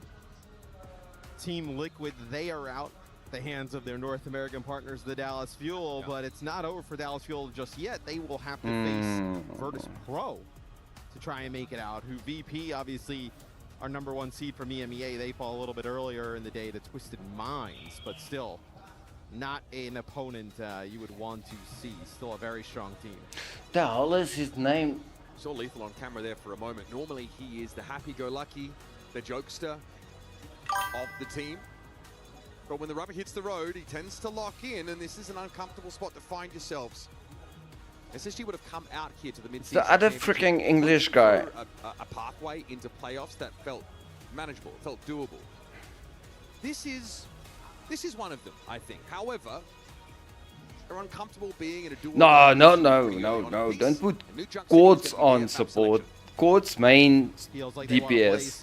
rush, but right? Maybe like Ramatra, they want to get into the mix. Like if you have the accuracy of, let's say, Lethal on Kiri, gone as well. So that's insane. So let's say Lethal and Chronic on Zenyatta and Kiri. You have nice damage there. The Ramatra there can also play the Diva. You can just kind of match those heroes. Top Dragon continuing to play the Tracer. You feel fine. Oh yeah, you're just not gonna, ban that one. I think Sugar Free wants to be in that position as well. Landon. Skins revealed. Yeah. My support would be Funny Astro and Landon. Great. Some of them look they all look. Ooh, look at this keyboard.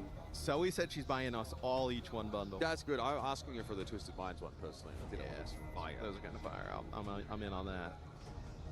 Just double up that order real quick. Yeah. Ultraviolet, I think, got a bit of a shock on that first round of Samoa. He just started fighting Cloud randomly, Ana v Ana across the map, and lost hard. And could never get back into the game. Without the jetpack hack on, though, right? Oh, really nice Violet, yeah. Were like Slay and Top Dragon. Yeah, he's also a very good option. It's really making Lethal's life difficult. Top Dragon can obviously play Sim. Sim Wooyoung would be an interesting if Rougeon still played, oh my god, that guy is good. He's even better than Yubi as a captain, in my opinion. They're going to come out and play the Orisa. I feel like we haven't seen many teams play the Orisa. If you're going to have this map, it's like, you know, we see obviously a lot of Maga when he's in, but you know, even Sick we see pretty prevalent on this map. I wonder what SSG sees in this Orisa pick. It's tough. For Hawk, it feels like it's pretty hard to intervene if, you know, Top Dragon is going to run into their backline. The Lenny Xion, though, might be a nice piece of this puzzle. He's forced Lady Xion Sama. Get on his bike, get on out of there. She just gets caught, yeah. Hawk almost feigned that he was going to go past the Ramantra and ignore him, and then doubled back. Yeah, and it's a nice spear that goes right into Oh, that's been nice. Being sponsored by Sony. Sugar Free's there to put some damage down in as well. Oh, ooh. Nice there from Sugar Free. Better looks here for Space Station Gaming, but the second round of Samoa also looked like this, and they lost their grip as time went on. Okay, so KSG will actually match the Orisa here. A lot of poke damage with this Wuyong in play for Varel. Yeah, Orisa doesn't normally love poke, so yeah. Yeah, dude, Shu is such a good honor. On some flash points. Top Dragon as well, working his way towards a pulse spawn. We saw how that impactful was on Samoa. KSG will move up here. Yeah. In their time moving through the choke. That's going to be the slide out here from Lethal already. Yeah, it doesn't get anything, but it's going to be Slay coming in though with some extra It's damage. difficult, but that's what makes it nice. That's why it's fantasy. Yeah. Pretty magical if you could It will never exist, and the people are playing well because they are gelling. So you can't pick really guys out of teams, put them in a team and think they're just gonna perform the best in the world because they are individually the best in the world. They won't gel with their team as well as they did with their original team. As KSG was already about half HP at that moment in time, Hawk moves on up. They feel like there's a target here. They can maybe try and stagger out, deny them from touching the point on the opposite side. So it looks like it's going to be .1 here on New Junk City going to SSG. It'll be Nico now going Space Station is a bit boring, yeah. Freya throughout this event can constantly put some pressure down. The Lucio carry. Right, obviously a buff here in our mid-season patch to Freya for the primary fire. So can just kind of get a little bit more consistent damage output. Oh, really? There was a Freya mid-season patch? Why did I miss that? Nico hoping to kite away from Sugar Free pretty consistently, especially if there's a spree at the ready. Top Dragon wending his way into the back line, but it's going to be a sound barrier now. Means I can play a bit of Freya again. After the drives, that is. I'm not gonna play while the drives are on. A pulse stick there would have been massive, and now Top Dragon's still going to have to go after Lethal the old-fashioned way, but there's plenty of bullets in the pulse. Just attracts too many freaking noobs. Either here by SSG, so they get off to a good start getting rid of KSG on the other side, but now it's going to be Varel battling back into this fight. Both teams going to be very close to full. Oh yeah, dude. Imagine as Funny Astro and Vigilante together. It also looked like Hawk took a ton of poke damage trying to walk up there. At that point, SSG did feel like going for it again. Lucio Kiri backline can't always ameliorate those. Wow, that's a huge tag. I mean, out of nowhere, Hawk's able to find the Javelin connection on Top Dragon, and now means that Space Station's backline are kind of chilling. This really gives them a lot of flexibility, means like Ultraviolet Admiral can actually go for some more aggressive. Because you get the flexibility with Funny Astro. That's about it. He can play the Cat or the Lucio. Touch here for Top Dragon. So they'll keep this one rolling for just a brief period. And then Vigilante can do whatever he wants. Here from Varel. It seems like obviously SSG has piloted this comp a decent amount. There'll be more changes for Varel as But I'm more like I said of Sugar Free. Feels like KSG, this may not be I forgot his name again. I remembered and I the forgot it again. That Hawk trying to put himself in position to win his tank matchup is going to be a key to victory for Space Station Gaming. So I don't care how much I think those two will get on very well. Nico wrapping around with a bowl shot. I think they will make for a very good team. Funny Astro and Landon. And a Kitsune Rush is going to be deployed. It's going to reduce that Suzu cooldown as well, but also the haste buff for the rest of the team is pretty important. Final blast. Where are we going with this one? Nico runs Hawk down.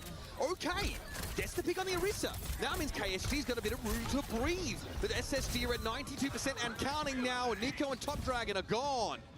Yeah, KSG though still on the point. You have Slay coming in here as well. Cloud alive too. KSG with two, both supports, rounds the corner. Lenny had to win that 1v1 big time. Yeah, he's got that execute. Nice. It is huge. 2-0 here in favor of SSG. Zvarel had just not had the answer. Who does Fielder play with Paul? KSG versus Sugar Free for the flashpoint. The former didn't have any of his healers alive though. You see how big the Jetpack Cat ban is Oh, for Varel. in the previous game. Not having Slay, being able to kind of work those flanks with Top Dragon allows UV and Admiral to breathe. It's a bit of a sigh of relief there, not under so much pressure. It's leveled the playing field. There's been a couple of windows in which the title blast All these guys are top 500. None that have really outright won team fights like Jetpack. All of them are amazing. Beat for Admiral. No, like, yeah, again, no ultimate to really match beat on the side of Farrell. Kitsune Rush is okay, but again, you need to be able to get that healing output. It's Laser's found here on his own, but it's going to be a spree from Top Dragon. More where that came from. Admiral got a little bit too close to the blender. Oh, Hawk's off the map. I think he realized the fight was probably over there, so SSG are only going to get a third on that last flashpoint. Top 20 and even. Lethal on a flank there. They actually see Slay. They kind of catch Slay out, right? I mean, they put a few shots into him. And then they push up. They just don't probably expect Top Dragon to be sitting on top of them there, getting ready to spree. Can't even really fault SSG for that, as they're still in a great spot. Varel end up taking the lead, but SSG 5 ultimates here to work with, and Varel is down a support there as Slay, without that Jetpack Cat mobility on the Wuyong, much easier to pick out. I mean, Lethal on the Cassidy as well really does feel like PB and J for Space Station Gaming, man. He is devastating on this pick, and Hawk there handles Nico comfortably. Terra Surge for some extra durability. KSC gonna respond, and he'll have a fully charged one, but Hawk has the beat from Admiral. Very well apportioned for a situation like this, and no analog to that on Varel's side. And Space Station back in control. Yeah, and Slay on the way back, trying to make a play towards the end of that fight, maybe seeing if he can get back there, kind of contribute to his team. Ends up just getting staggered out, so be up off the respawn now. Tracer and Sojourn back Let's here. go, SSG. No changes in the support line, no changes in terms of KSG in a while. Do not allow Feels the like they reverse sweep to happen to here, match, please. You know, the Orisa at least, and then Slay obviously playing a different brand of Overwatch here on the Wuyong. That's cool, eh? First time I've ever seen it. Edge now on Space Station Gaming, who are sitting on this Kitsune Rush and ready to roll with it. First the Deadeye though. Pleasantries exchange, but no time. Really? She's that good with the buff? In a moment, Kitsune Rush now for Ultraviolet. Lethal, free to run here on this low ground. Concerned about a flank potential, but there's Slay falling. Hawk finds another javelin set up for an elimination. KSG on the point. I haven't played with Freya yet. Levels Varel. Huge. Stuff here for Space Station Gaming. More than Nice. just a recovery. It's a statement in map 2. Yeah, they get no use of that. 1-1. It's all equalized. Just goes for nothing. SSG just dominates Varel there in map number 2. Shame, dude. This guy looks without like the he's Jetpack Cat in the mix, right? he's wearing Slay all trying to his keep years up, on his trying to head. find some damage. Much easier He's to gonna deal be with when he can't just kinda bald by the use time he always, reaches always 30. in the skybox movement of Jetpack Cat to get away. Much easier to check down on the Wuyong. The Orisa mirror for KSG definitely didn't look comfortable. But this is SSG trying to gain the system to favor them. With the Jetpack Cat ban and selection of New Junk City. The rub with losing control, though, means the decided map, the way the bans go, will fall to Varel to take priority on. Yeah, and I mean, look, you won't have to deal with the cat being gone. That'll be back I in think- play. So Yeah, no, you're correct. about that He whatsoever. is. If he's not playing, he needs to be the Definitely feels coach like, at least. Now, are you targeting? You know, Top Dragon's been good on the Tracer, so most likely not going to be targeting. Do you want to target the Xion, right? Do you want to target Sugar Free? Orisa? You want to target the Orisa, right? don't know if you want to see that at your KSG. I think depending on the map, right? It allows Hawk to be a little bit more proactive and actually taking things in his own hands. He doesn't just make space. He doesn't just stand there and provide a zone for his DPS to operate. He sets up eliminations with these javelins. Sometimes sees a window to push into a backline himself and get the job done. Pressure is on though. You want a map, that's fine. I mean, again, it's about how you recover from a rough start in the series. Yeah. It's just this format doesn't really lend itself to... In Counter-Strike, it's allowed for a captain not to play, but to be on comms. They should allow that in Overwatch. Also Japan, right? It's been kind of surging as, a really an awesome spot for Overwatch, just the game and esports. Obviously, Varel, one of the fan favorites from that region, wants to get into a playoff in the worst way. And it's so interesting for them because where SSG come from a region that has been forging them and reciprocally then the rest of the region into contenders, Varel doesn't really have that level of opposition at home. No. They dominated the Japan Stage 2, they dominated the final, it was a sweep. They've had to look further afield to find scrim opponents. The nice thing about Arabic is you can say so many things with very short words, simply by playing within their own region. They don't have that so luxury. you can get a message across very quickly. Is the map selection really good? Cat Bastion map, right? We've seen also just Cat being pretty effective here as well. Okay, it'll be Cassidy the ban here. You are banning Ana. Ana there. Okay. So this denies you one of the options for dealing with Jetpack Cat, just because Ana is pretty uncomfortable to run into her sightlines as Cat. Like you take it like 70 or we so saw damage UV play a ton of the Ana though early on. I mean, is he feeling bested by Cloud enough to want to ban it? I don't know. I mean, I think it's probably, maybe you feel like the Cat is not Ana as Cassidy effective ban. if there is the Kiri in the mix, right? Hmm. Cassidy is a great response to Bastion, right? Maybe there's like a, like obviously we've seen UV play like Baptiste in the past, right? Maybe you feel like Yeah, weird, right? Maybe they want to, with the Honor ban, they maybe want to convince them not to take the Cat. Stage, but make no mistake, Varel's road so far has been wrapped in emotion. But the Cassidy ban, that makes sense because they just got owned by Cassidy. Further into the tournament would be something else. But the Honor, just the vindication, the gratification of finding success here against a team in Space Station who are a proven contender. It all comes down to Shambali Monastery, folks. But Jetpack Cat available and Ana banned out. don't get SSG. That was a stupid ban in my opinion. Be Varel on offense here to kick things off. Actually on defense, so we'll get that one sorted at the top of the screen, but Yeah, exactly. will be Kiri with They the could Cat. have banned Bastion Nico. in the mix. Top Dragon not going to play Tracer, going to play the Xion here on D. Yes, still going for the Cat. Station are either gonna have to They didn't miss or join force this. them not to pick the Cat by banning Honor. There's no two ways about it. Nico just kind of hiding around the corner, gonna. So I would have banned What he is playing, same with Top Dragon. Bastion, rather. So, ASG, Cloud, 5 years as competitors in obscurity for the most part. Yeah. Their opportunities to play on the world stage, few. Who banned first though? Cassidy was banned first, so you can't ban another DPS. Now, So you have to ban a tank or obviously a was really good support. against the Ramastra.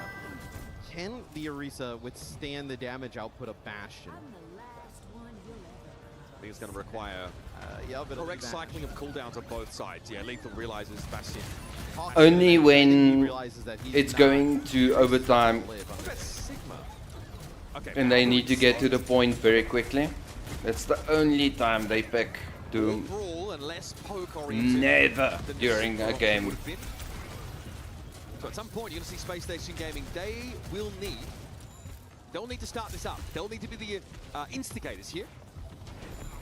KSG just waiting Doom out just for needs the too big much there's the stop from commitment from the support to work. He's actually blown to smithereens before the fight can truly begin, and that's devastating. Knocked to the low ground now. Nemesis form protecting KSG to some degree. They do get some high ground here for SSG. You're gonna have Sugar Free coming off a spawn here as well. I can Quite confirm awkward for KSG. that Just got nowhere to be. you know, every time we have a Doom, Deep in enemy territory, but yeah, somehow he's still standing. I'm like kind of freaking tired after the game. Is elementary. Yeah, they grab, they take high ground, and they do end up Because you losing Sugar Free, constantly but need to swap to Tracer freaking gets right back into the get mix. yourself out of position just And to you just get put KSG in such a weird spot. your keep your Doesn't Doom have up. that survivability once Nemesis form and no shield is available. He'll start. Now, switching over to the Maga here. KSG's often wanted to mirror Hawk.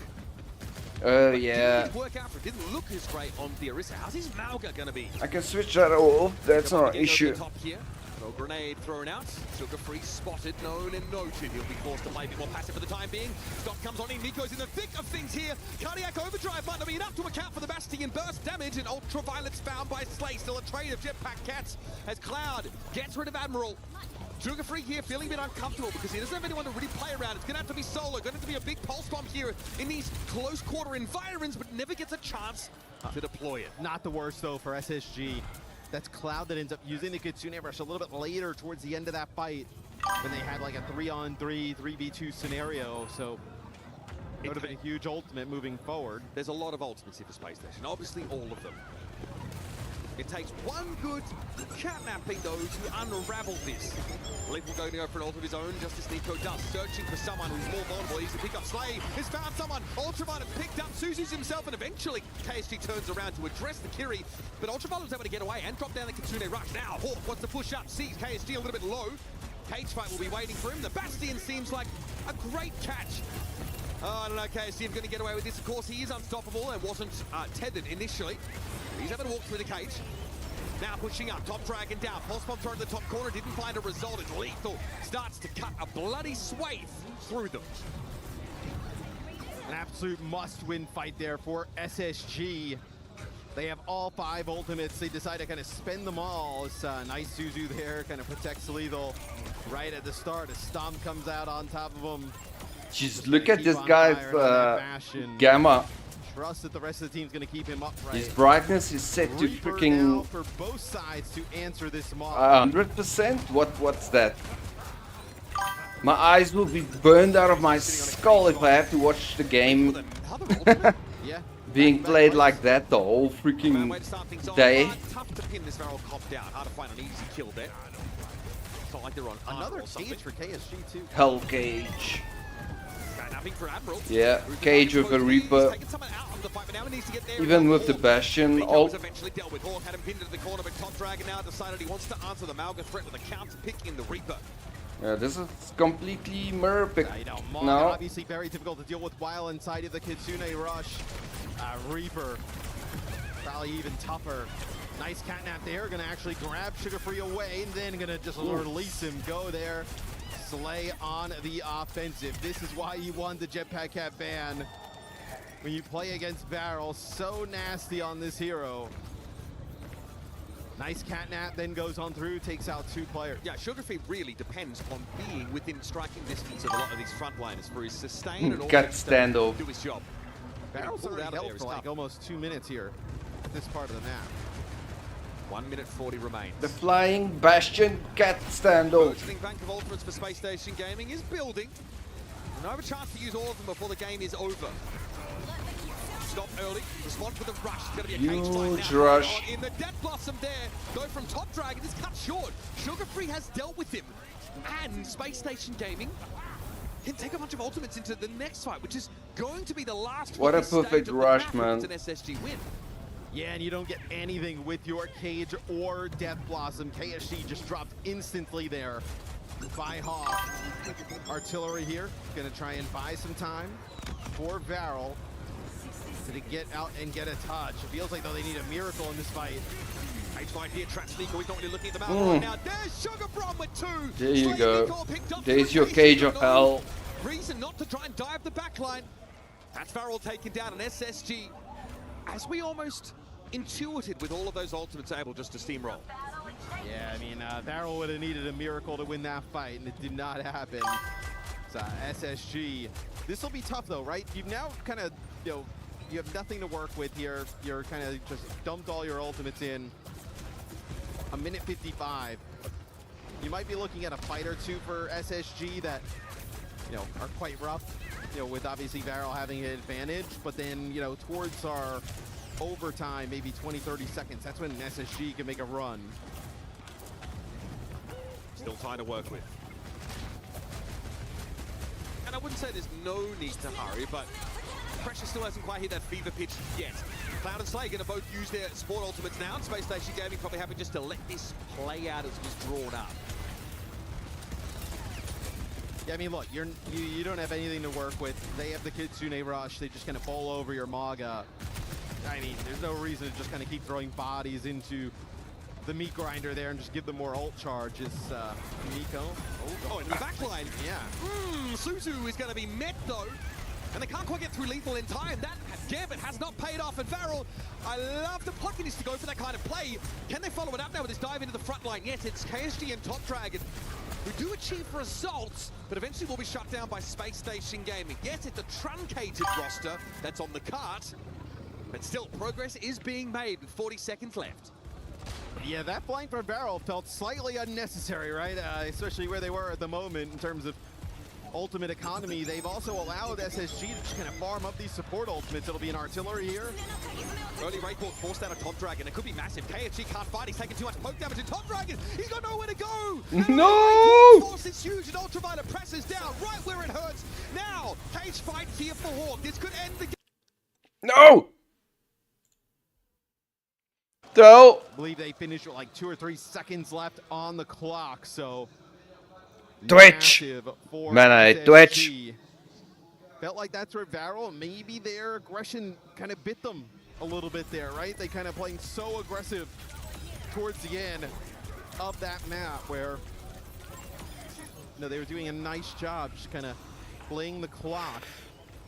Nico and Slay going on one of those kind of flanks that Varel loves to do, and I mean, they just get picked off one by one. I mean, it's gameplay that oozes personality, right?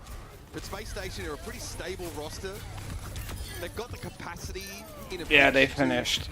To adapt to that kind of thing, to respond, make the right choice. They end up winning that previous fight with 2 players. They get a bunch of extra progress, and then they cycled back into their bank of ultimates and were able to close things out. Still, yeah, it feels like they flipped the switch. 8 deaths for Nico, though. That's like kind of what jumps out at me right off the rip. That Some is, sort of switch was flipped. really That's for high sure. from your hit scan. These guys Getting woke up. a decent amount of support, right? Slay kind of escorting him around the map on the Bastion as well. I mean, look at like lethal, right? Almost 12k damage, like 11,200. I think Nico off the top of my head was around like 8k plus 8 deaths. It's not a great first half for Nico and Varel, but still obviously in this game. Let's see how this Reaper plays into the Diva comp. Sugarfree might have been expecting a Malga or something similar, but Varel just want the flexibility. Okay, we are switching back to the Malga. This will please Sugarbron, I'm sure. A lot of other factors, though, yet to consider, and already some defensive flanks are underway. The Bastion is peaking up. Lethal thrown in, wheels mode. Cancel pretty quickly, though, as Varel are going to disengage up onto the stairwell and use that Suzu to pad their retreat. It's a good spot. Yeah, it was nice, right? You kind of force SSG off of this high ground to It's play very on the nice. offensive side. This is how SSG broke it open on their offense, this first point. It's a bit of a sharp sightline for the Bastion up on that high ground there. I don't know how long Nico's going to be. Yeah, he can't stay there forever. This time he gets the jetpack cat to carry him forward. But they're looking at targets that are more satisfying to shoot than the Malga. There aren't many. Space Station disengaged quite nicely. Now it's their turn to wager something. I don't expect a lot of viewers on Fridays because of, the most of the major streamers are on now. So most people will go to their favorite streamers. To get locked in a stalemate here as the defender is A-OK. Pod Dragon also is brought to heal, but KSG is able to reciprocate Hawk's efforts and deal with lethal. Mutual charges here. KSG trying to really take his claim to this position, and now we have a Malga caught by Slay. And Hawk is held aloft so Cloud can pick him up. Kitsune Rashi is in action in Space Station Gaming, but without the front line intact, this could be a tough ask. Admiral getting out there, just kind of contesting for a brief second as I think Varel set up pretty well here. Thanks, Sultan. I appreciate that. I don't think it's the Albion, to be honest. Maybe that was the Albion. Artillery used here. It's a cool game. Knockdown there on the Sugar Free, and then the artillery follows it up. I just don't like how Frog plays it. It's super irritating, play it like that. When the Varel can hit both DPS ults, there isn't like a solid support ult to answer the spree here, so Top Dragon might be poised just to push this through. Especially if you can kind of catch SSG just kind of coming out on the high ground here. Another good stomp, another good cage, and here comes Top Dragon to make it even worse. Boy, that was over almost before it began. Nico's been found though, and Hawk is stalling on the cart. He's also sitting on a cage fight. He's just taking too much damage, and there's nobody to top him back up. It's just Sugar Free here that he'll get cleaned up. They got this first point very quickly. Damn. For them on offense, they do end up investing pretty heavy and getting aggressive. I'd expect SSG to bounce back here in a big way, Mirror Midge, right? Cage plus Blossom, Sugar Free and Hawk have been great at combining. And that tank and DPS roll constantly. They see the poke damage from Slay coming on through. Varel. SSG feels very setup-y. So they start from a certain setup. If it works, then they roll. And if it doesn't work, they have no idea what to do. That's the main difference between everyone and Twisted Minds. I feel Twisted Minds play instinctively. He's going to be in a lot of trouble. Slay actually uses the catnap during this as well. Potentially even gets caught inside the cage, so that goes for nothing. So I really like this for SSG. Similar to how we see teams on like Circle Royal push up.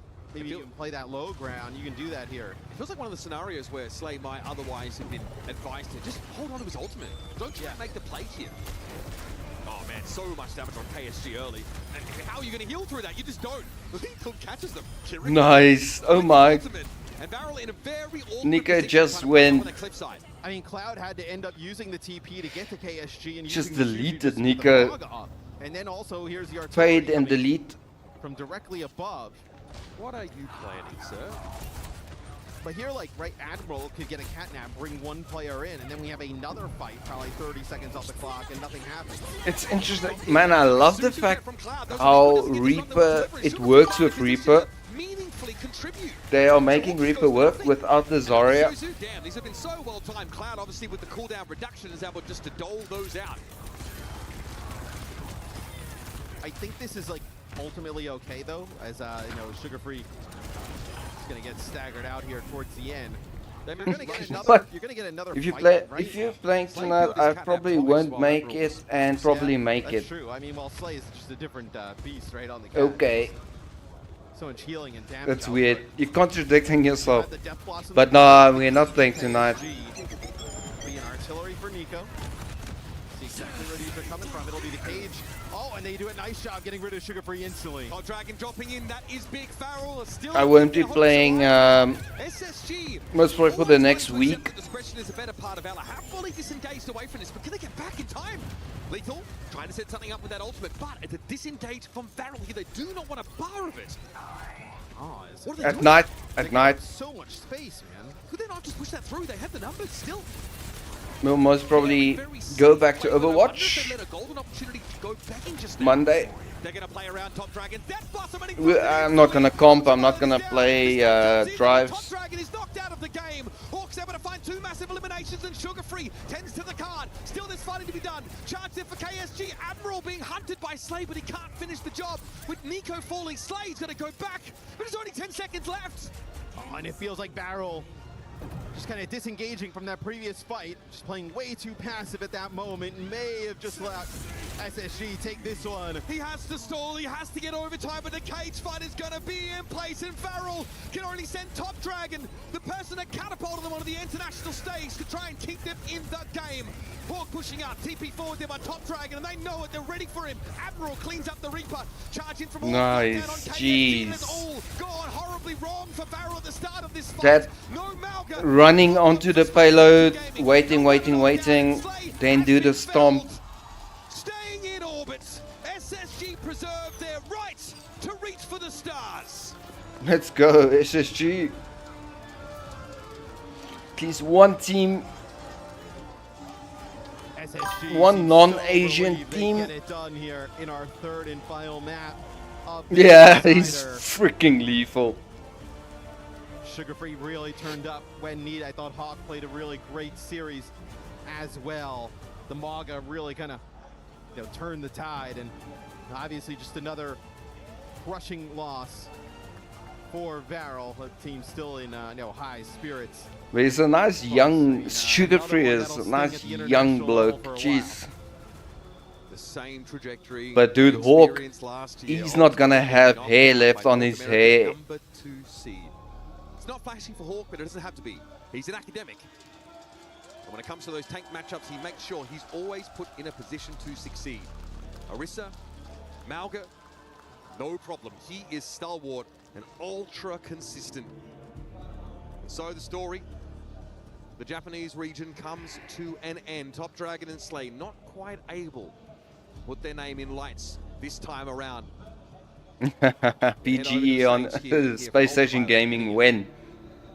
SSG are in the quarterfinals here. Anti on with Ultraviolet. Just off camera there. On Twisted Minds when? Stressful. I mean, look, we talk a lot about elimination matches, backs against the wall. After map 1, your back really was against the wall. How was the mentality in your team at that point? I think they definitely caught us off guard with the carry ban. Dude, leave the mic. Leave the mic. Leave it. Leave it.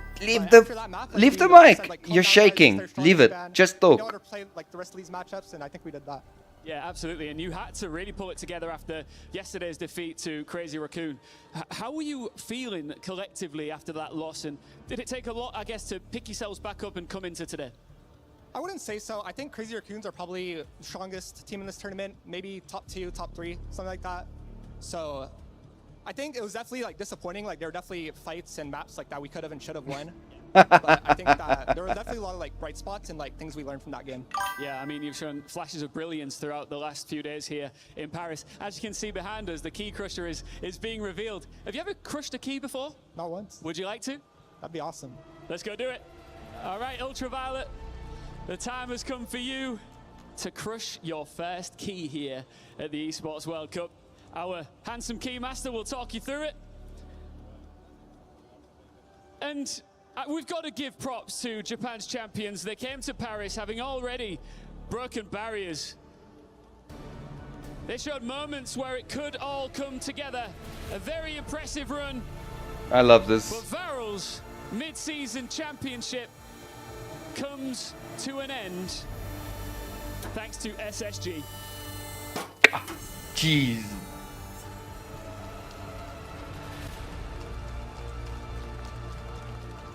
Huge props to Varel, what a run they've put together, but it's SSG that live on here.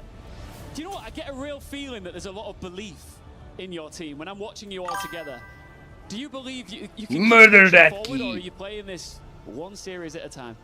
Definitely one series at a time. I think we were very disappointed from Champions past performance. Nah. So every series we win, every map we win, we just gain so much. He's shaking because it's nerve-wracking talking in front of a million people. Here who've traveled across the world and also Okay, not a million, but how many people are on Twitch alone? Thank you very much. Best of luck in the rest of the tournament. Another key is crushed. We keep moving. Of course, Twitch is gonna do this to me. Of course it is. More keys will get smashed as the day goes on. 133,000 people watching on Twitch. then the whole stadium. That's why he's shaking. Congratulations to that, man. Jake, I don't know if the word is sadist or masochist, but I feel like you got to be both to be a support in this meta. Ultraviolet doing work here, and it was all smiles as he gets to smash the key. Yeah, it's a big moment for SSG. You know, that series got scary after they dropped map 1. It's certainly not a situation SSG want to find themselves in after a relatively lackluster performance, of course, in the Champions Clash. But they get this win done. And in the fashion that they did, I think that will instill some confidence that, hey, we can dig ourselves out of this hole. Yeah, I think what really turned things around on that second map was Hawk. Hawk stepped it up tremendously. Also, I think Sugarfree really turned it up on that second map. So it's great to see them not getting rattled after. I mean, let's be real. That first round on Control, that was abysmal. That was rough. Like, that was the weirdest. I don't think I'm gonna play Overwatch today. On an international stage. On the other side for Vero, we have to say goodbye to Top Dragon. And of course, my favorite jetpack cat, Slay, was dominant. Looking so good. Charging up the ults. Admiral didn't even have to use his, and they still win that game 3. Jake, talk to me. I'm so chill. What do you see from SSG? Just vibing on the I think Hawk for me, OWCS. Player, right? Like his stomps, finding critical kills. Like, you know, at one point, looks like Vero, maybe they're going to cap second and have a chance there on the final map. And Hawk is able to get that key pick off on KSG, punishing the tank. And without the Maga, you're in real trouble. I feel like Hawk really did gap up here in the tank matchup. Yeah, couldn't agree more. I think overall, SSG was obviously the heavy favorite, but still, I want to give kudos to Vero. I think they stayed in the competition for longer than they usually did, facing up against the international competition. While history did repeat itself, I still think they have a lot Winning to be proud that game of. 1 was a huge start for them. It really was. Yeah. It really was. At the end of the day, it's SSG moving forward, and what does that mean? This guy's Well, in the brightness. Club Whoa. Championship, they are guaranteed more points than Liquid has earned through the first 5 weeks. And Jake, this is only Especially with his light blue and yellow team colors. 25 titles at EWC, Overwatch, and Rocket League. They could score in both. I mean, they'll need to score pretty well in both if they want to, you know, put up some real numbers in the club championship. I think for Overwatch, I'd still call them a bit of a long shot team, but to make it into the top 8, you hear it from Ultraviolet, right? Just like with every series they win, with each map they play, they can build up towards something. And Man, I don't know what kind of draw you're gonna find. freaking love that they do the whole hydraulic press. I've never seen this done before, so I think it's cool. As the number 1 seed. Honestly, Okay, Sultan, thank you so much for the support on the stream. because we do see a lot of differences when it comes to Had some nice chats. We saw some very cool games. SSG has been pretty, I don't want to call it vanilla, but it has been pretty just like straightforward current meta. So they have yet to surprise another team. Dude, this Zoe is secretly freaking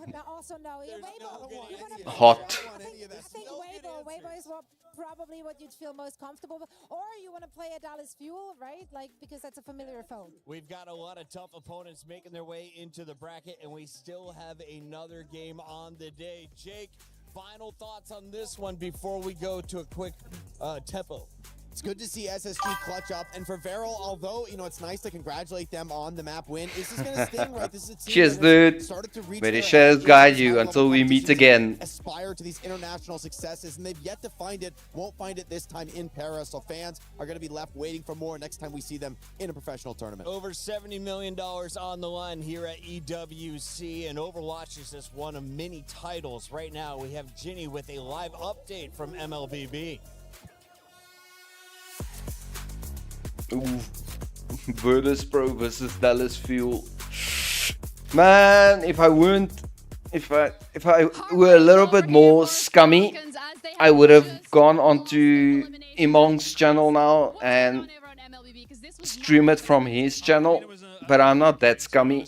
Falcons went 2-0 down, brought it back to that map number 5. It was such a strange start, to be honest with you. Map number 1 was one they maybe thought they could have done better in. Map number 2, they were looking pretty good, to be honest with you. Kind of fumbled that one. That's the one that probably look back on and say, well, could we have won this 3-1? Yeah. Because then they go back to back, force the map number 5. But then, of course, losing out to their opposition in Yangon Galacticos. An incredible performance from them, really representing their region as well. Let's see how it's going to go for them. But yeah, Falcons crashing out in a top 4 placement. Yes, okay, they'll play that their 4th placement game tomorrow. But top 4 for them, I don't think it's a terrible result when it comes down to MLBB for them. They probably weren't expected to go on to win this, but they were expected to do well. Top 4's not bad. Yeah, it's heartbreak for them, but it's just incredible to see that the games are so close. I personally almost believed in that reverse sweep. Didn't happen though, but that's all from us for now. We'll keep you in the loop. Shush. No one believes in a reverse sweep. No one believed in it. I didn't even say it. I literally said, please, not the reverse sweep. Just gonna restart. Just make sure that we are on the latest version of the stream. Oh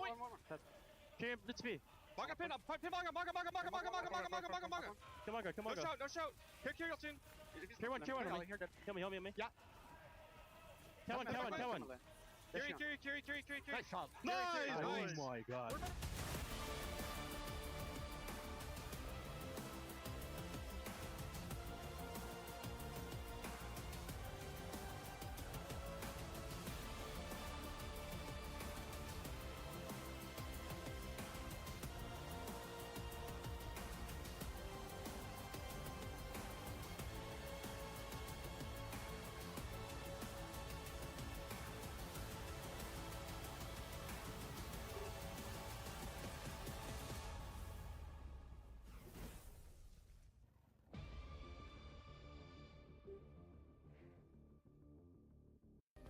Play is in our DNA. Whenever we let it out, it becomes our superpower. Now imagine an entire city being built to supercharge it. Kadir City, powered by Play. Hello everybody, I am back here. Yes, it's time for another Pick'ems. We're doing the Pick'ems for the final 2 games of the day, starting off with the Virtus Pro versus Dallas Fuel. Guys, who do you think's gonna win? 2-1, 2-0? What are your thoughts? I think it's Virtus Pro 2-0. Virtus Pro 2-0? Yeah. Big Virtus Pro fan. Yeah. It's EMEA, so I support EMEA, yeah. Okay. Virtus Pro winning 2-0. How about you? Yeah, I think Virtus Pro 2 because EMEA first. EMEA first. You know what? I'm pretty sure in the beginning of the day I said VP's gonna win, but since they're going VP, I'm gonna go the other route. I believe in NA. Dallas Fuel, you got this. I'm gonna go for Dallas Fuel 2-0. All right, second one. Last final match of the day. GK Esports versus JD Gaming. What are your thoughts? Come on, GK has to win. Match, but I think GK Gaming can do it. We can win 2-1. Yeah. I want to think different, so I will say GDJ. Okay. All right. JD Gaming winning what? 2-0, 2-1? 2-1. 2-1. Lock that in your phone. Lock that in your phone. Okay, we got 1 GK, 1 JD Gaming. I think I said GK as well. I don't remember, guys. It's been a long day. I think I'm gonna change it. I think I'm gonna go for JD Gaming. 2-1 against GK. All right. Thank you guys so much. Enjoy the games. And also, guys, you guys can have more fun on the EWC app. Join in the fun.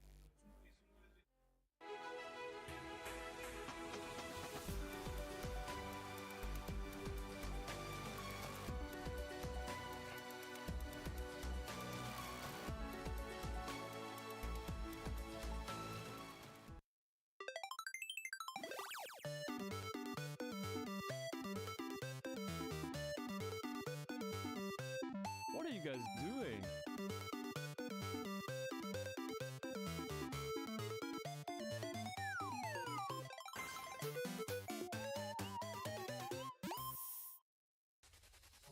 Yeah, they're back.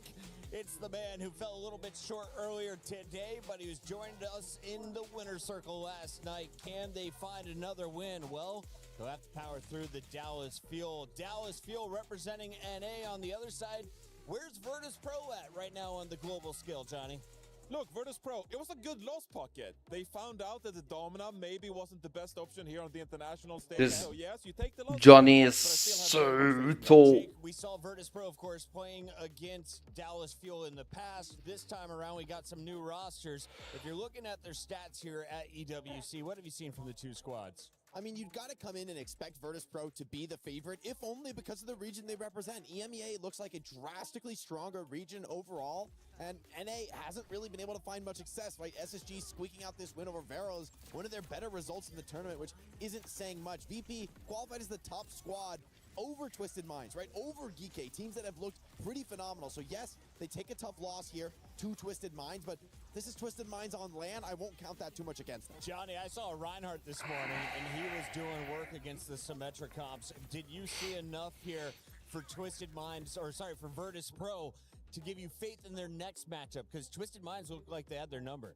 This is an entirely different matchup. Like Dude, Landon, and I just feel that Landon with Funny Astro would be so good. They want to lean into the individual skill. We're going to see a lot of That's my dream support team. Callan is going to play fast-paced dive heroes in this one. So not at all the same matchup. And Virtus Pro, I think they're quite happy to echo that, to mirror that, and just play like whack-a-mole when it comes to the compositions. This could be the most unpredictable matchup when it comes to compositions today. You mentioned Dallas Fuel has a man named Kellen who is ready to up the tempo. Well, we caught up with him before the match. Here's what he had to say. Everybody, I'm joined here by name, please. Kellan. From what team? Dallas Fuel. All right, Kellan, you guys are going up against VP. I just want to know, did you actually want VP to be your opponent today, or did you actually want it Twisted Minds? 자, 일단 인터뷰 해주셔서 너무 감사드리면서 아무래도 오늘 경기 VP와의 경기가 있는데 켈란 선수는 어떻게 VP를 원하셨나요, 아니면 트마를 원하셨나요? 저희는 VP를 더 원했습니다. 왜요? 스크림에서 VP 상대로 성적이 좋았어가지고 VP를 더 원했습니다. We actually really wanted to face VP just because in scrims we had better results when we were facing off against VP, so it actually really worked out. All right, you guys are up. You guys are it's almost time for you guys to go up to the stage and facing VP. How confident are you feeling right now? 자, 곧 있으면 이제 경기가 시작을 합니다. 켈란 선수 어떻게 좀 지금 상태나 지금 어떻게 좀 소감 말씀 부탁드릴게요. 오늘 웜업 스크림이 괜찮게 마무리가 돼가지고 좋은 상태고 좋은 성적 낼 수 있을 것 같습니다. Yeah.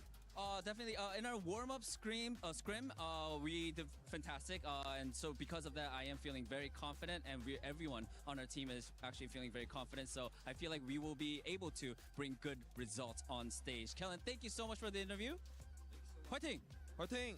Fighting! Slipping up early in the tournament, Dallas Fuel able to walk away with a victory. Let's take a look at some of their highlights, and if you're going to look for some big players, we heard from Kellan. Jake, who else is on this roster that you got eyes on? I think the supports are going to be crucial. I'm trying to think, what does Sam usually say in his videos? Okay. Okay. It's such a Korean thing to say. Okay. I think one of the best backlines in the game at just rebuking that kind of aggression. I also have to give a shout out to OKEY. Okay. He lost and he diffed yesterday against Liquid. Sunjun here is an amazing player, and if Dallas Fuel are to win today, he needs to come up with some huge performances on the Tracer. Yeah, I was going to say, is the double hit scan going to be the best look for the Fuel right now? Do you want to see the Tracer?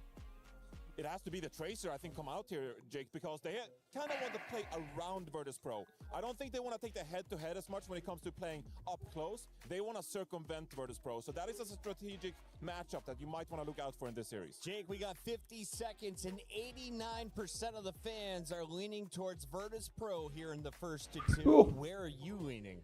I've also got to lean VP. I think their mastery of the I'm biased. I want Dallas Fuel to win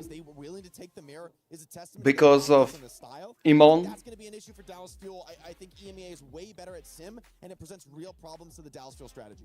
That's literally the only reason. You got to ride with Virtus Pro on this one, but North America are so hungry for a win against EMEA. Dallas Fuel got to be fired up. So if Dallas Fuel is going to pull off the upset, give me the one player to watch. Who is Tasmo going to be given a raise at the end of this match? Sunjun is going to have a breakout tournament if they win here today. Sunjun is going to be our DPS player to watch. Ooh, let's hope Sunjun does well. Another qualifying match.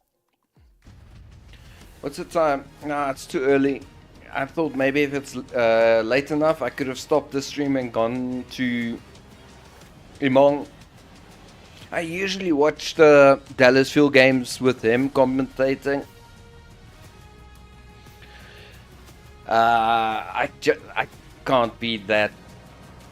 Top contenders from regions all over the world are dropping like flies here at the Overwatch Champion Series. Scummy Season championship at the showing someone else's stream. I mean, I can easily just put my camera over his camera. You will never know.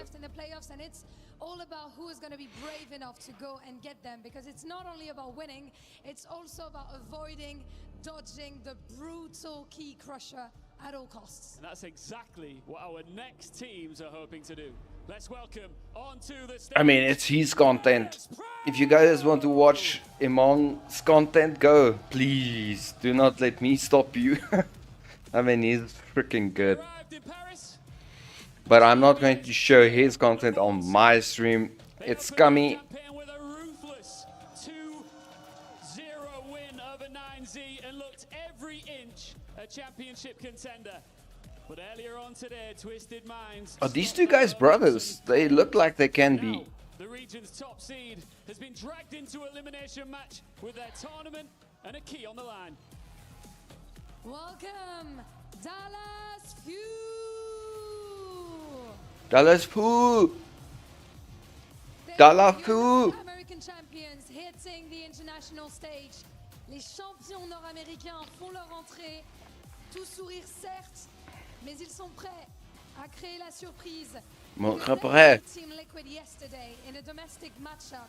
But what's it gonna look like against EMEA? Let's find out, Ian. Let's go, Dallas. Let's show we have something left in the tank. We have some fuel left in the tank.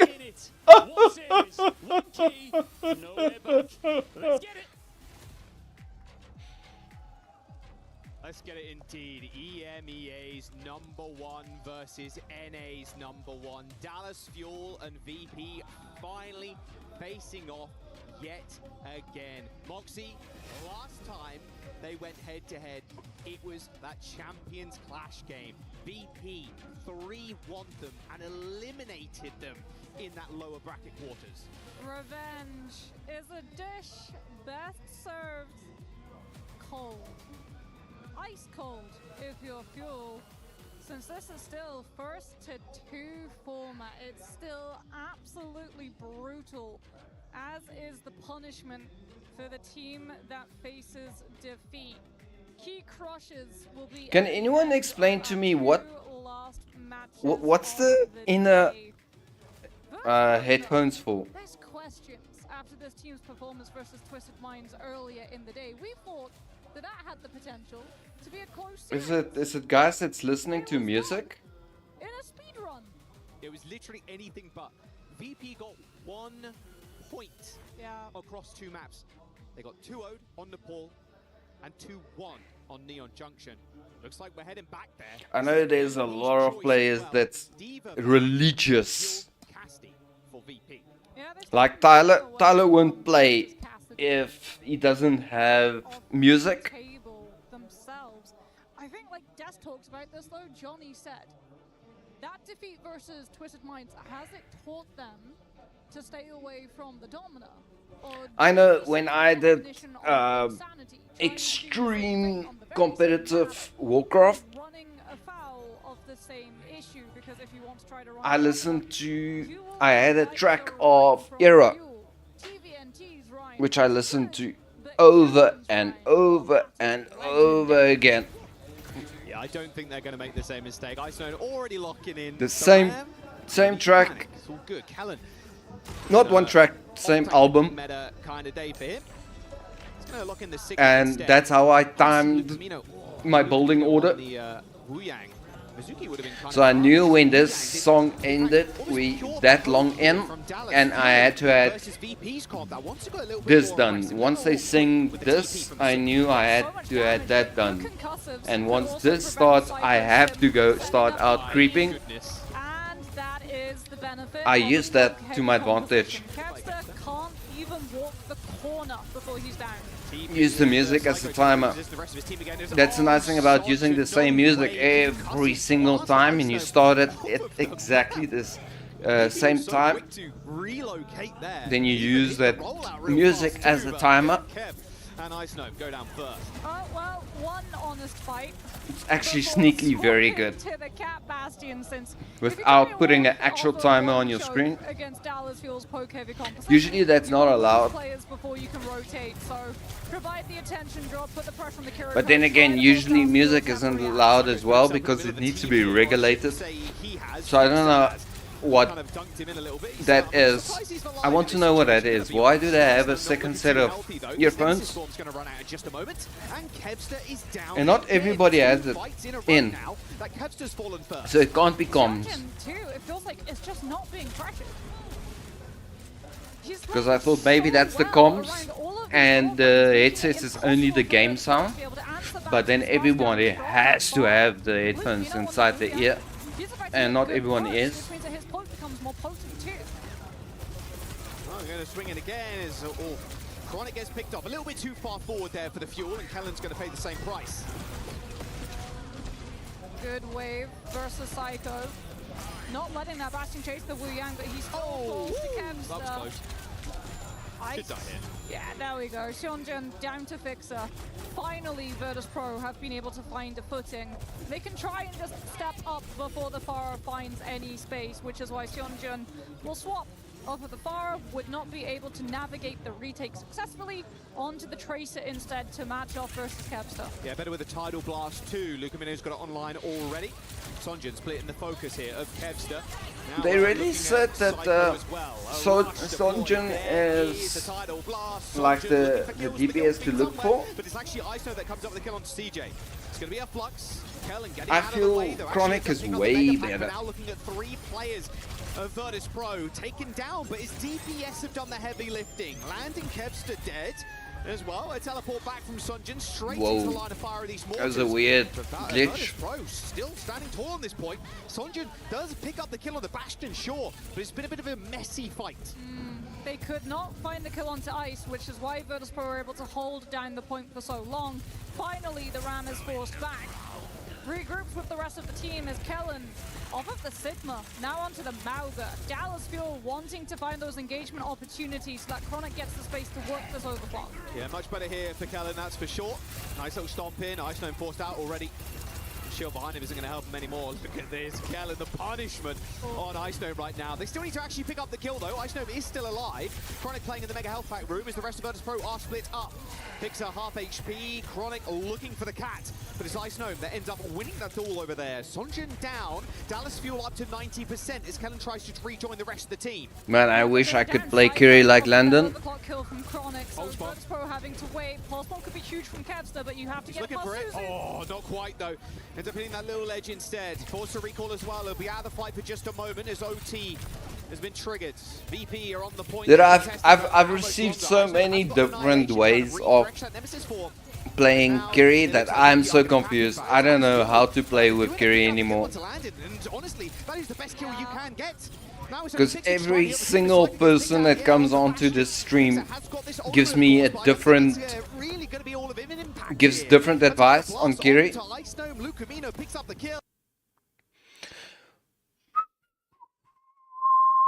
What is going on with Twitch? There's only Fixer left. He's going to get another touch. He's got the catnap. He ain't got time though. Oh, that's brutal for Virtus Pro. 1% of Kitsune Rush for Landon. What a kill from the Dallas Fuel. Finding that Kiriko, the one thing that Virtus Pro they wanted to be able to seem leverage odd. to hold on to that point. Moments like this as well, like Seonjun just being able to stay behind, play those doorways. Great concussive there. Finding that connection onto Ice. That one pick, that secured them that fight. It kind of feels shitty rooting against Lukamino. Find the touch so that Virtus Pro can push back with that rush, but they're denied the opportunity of the OT, and we head to second round. Ice now off. Oh no, Lukamino is Dallas Fuel. I'm not rooting against him. I'm rooting for him. I was rooting for Landon before this series because it's Landon. Nervously said, yeah, I do actually. But we want Dallas Fuel to win. They don't want to repeat the Champions Clash. But like he said with the little interview with Danny as well, scrims have been going well for us. We've been beating VP, and that will continue on stage. Virtus Pro with a decent position on the point so far, but once again, they've lost Landon to Sunjin. It's found the most important early pick, and now VP are forced to try and take the fight fast. And the Dallas Fuel, they're not giving them any meterage. There is a little bit of disruption in the backline, sure. Chronic is dead, doesn't matter though. Dallas Fuel, they got numbers and they got the point. Not just that, but look at how far ahead CJ is in terms of that first rush charge for Landon. Virtus Pro have to respect the fact that Fuel will have that first rush to be able to hold the ground down. 202 with the first pulse of the match. Landon looking like such a good target, but he goes for Kevster. Okay, all good though. There is a Suzu. Save the day, at least for now. Psycho now looking for his one. Does he find it? Not sure though, 15 HP hits the recall. Now's the time to go, really. Only got one blink though, so maybe they're going to hold on. VP end up flipping the point right underneath the nose of the Dallas Fuel as Lucamino does end up going down, even though the rush from the Fuel has been used. A teleport away there from Sunjin, a recall to get out of that mega health pack room. Now Kellen and Icedome just trading stomps. Double cage on the point. There's the spree as well from Kevster. Pulse bomb deletes the cage from Kellen, but Kevster, he's the one doing the damage. CJ Kellen dead. Virtus Pro continue to hold. Great stomp from Ice, slamming onto Kellen, forcing the cage mirror, allows Landon that opportunity to be able to hit Rush when his tank is still alive. And Virtus Pro force Fuel back. Sunjin now actually, off of the Tracer, onto the Reaper. Wants to be able to find that in past the tanks, onto the back line, so that Virtus Pro have to turn and peel the Kiriko. Way more front to back now. No hope really of picking off Landon with the Reaper, unless you go on a crazy flank. Chronic dashes away really early. There's the catnap coming through from Fixer. He's trying to steal somebody, but in fact, Icedome was just on the wrong side of the fight there. End up flipping positions with Kellen, and Chronic just lasers Fixer's head off. Virtus Pro with a decent lead though. Still gonna have 60+% by the time they all go down. Yeah, how do Fuel try to hold this point? They at least, again, since they were able to get that first kill onto Landon on the first fight, CJ's massively ahead. For all of these different rushes, they'll have the first rush for this next fight yet again. But if you're running the Reaper and the Sojourn, what you don't have is a way of keeping Psycho and Kevster in check. Like this positioning here as well, Lucamino still got this catnap. Way bigger advantage versus Fixer, and yeah, this aggressive drop down on the stairs results in the kill onto Kevster, who has really drawn the ire of the Fuel. You want to shut down the carry, and that carry is definitely Kev.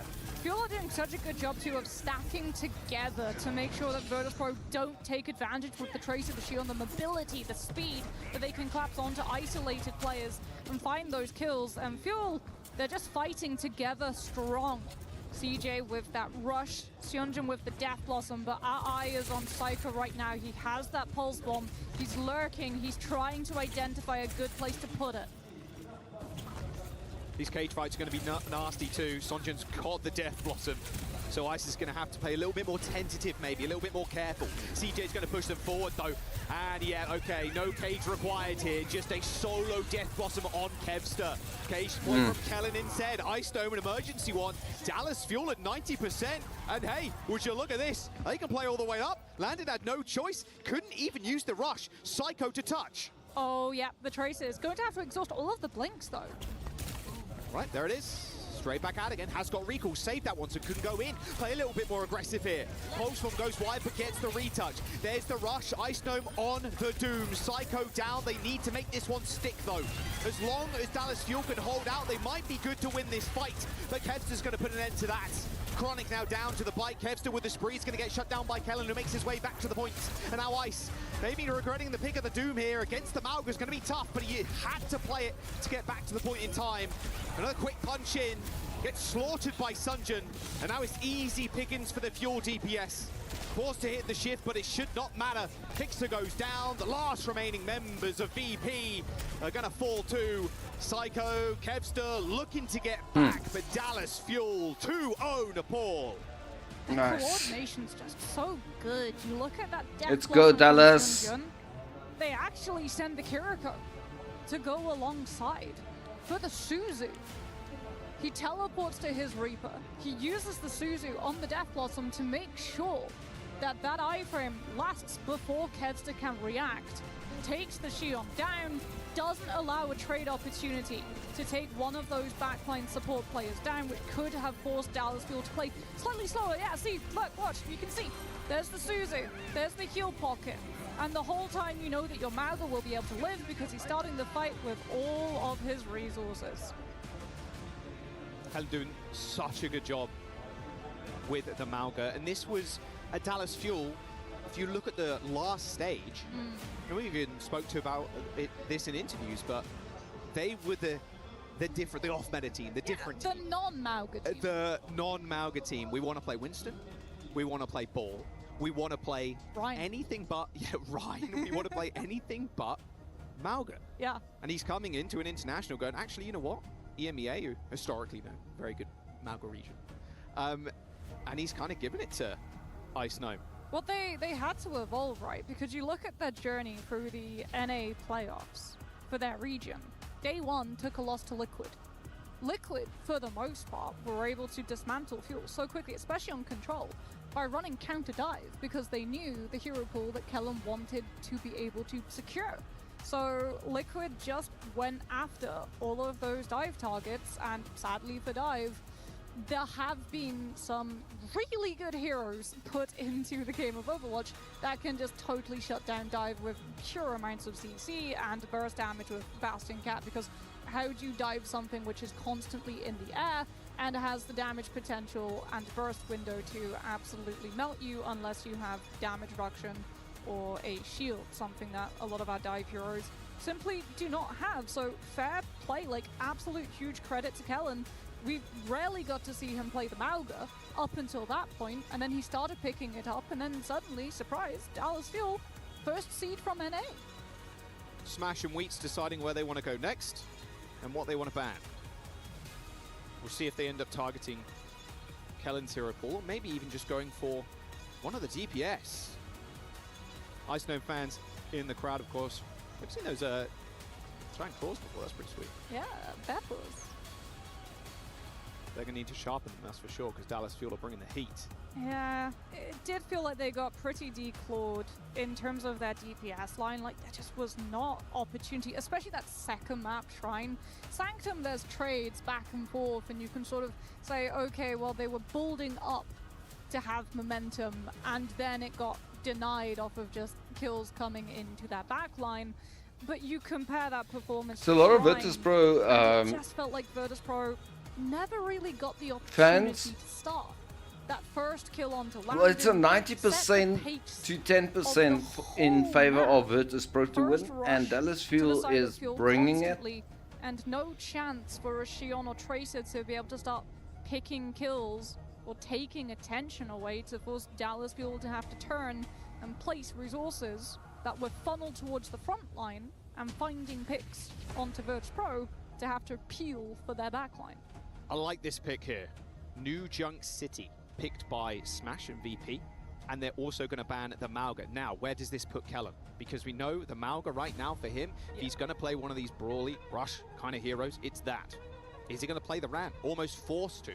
You can play Ball here if you've got giant cojones, but realistically, Moxie, not really going to happen. It would be a little bit out of left field.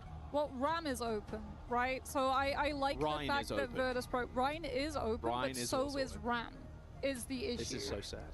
So, I do like that you're taking that Mauga away, because it does also mean that you can't ban the Ram. Wait, that goes kind of hard. Wait a second. I may have just found the best sign of the building. Jack's found a favorite. I'm still searching for mine. I think mine's probably one of the illustrated ones. The talent that our audience have. You know what we say on Overwatch? The talent is there. We'll see if that talent can carry VP. First to two still. Match point for the Fuel. Can they continue? Can they get revenge for Champions Clash? Jumping in to New Junk City. These first opening comps too, they're such a risk. If you misread what your opponent plays, you just torpedo your chances for first fight. So it feels like the safest thing to do, honestly, is just both go Ram. Sigma gets run over by Ram, Domina gets run over by Ram, Ryan gets absolutely steamrolled by Ram without that sim TP to be able to set him up. Quick tech pause. I think CJ's in-ears were on backwards. So his left was on right and right was on left. Hey, so. hey guys, I'm hearing footsteps on my left. Should be good. Oh, wait. Should be no, good. that There it tracer is. hit me from the right. We're back. CJ got it fixed. No problem. That would have been absolutely awful if he hadn't realized. Oh, that would have been so confusing to have to use. It was either that or it was the...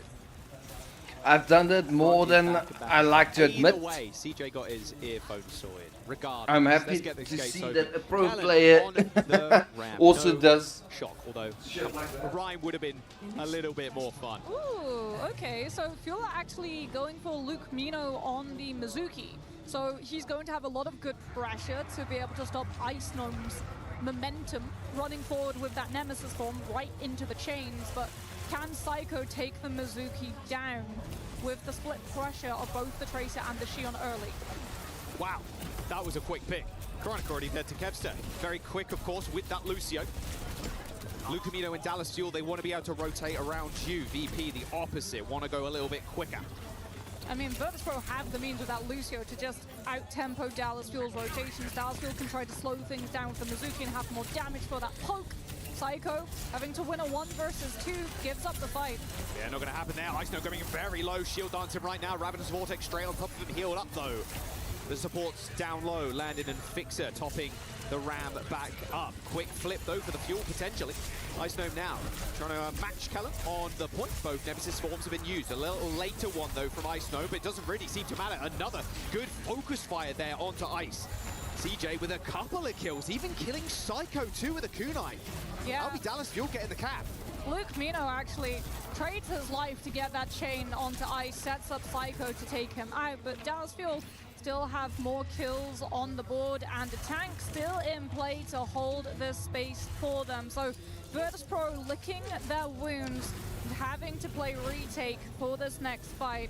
Rush available for both Kirikos at the same time. We're looking to DPS to find early picks. Kevster quite partial to a little bit of damage there, just face tanking Kellen for the time being, who's got Annihilation a couple of moments. Support backline already doing a lot of work here for Dallas Fuel as the rush gets popped before CJ ends up going down. A final hurrah maybe as Kevster hits the execution, but it is all Sonjan there. A triple kill, bite execution, straight into some primary fire, kills Kevster, and that might just be the first point.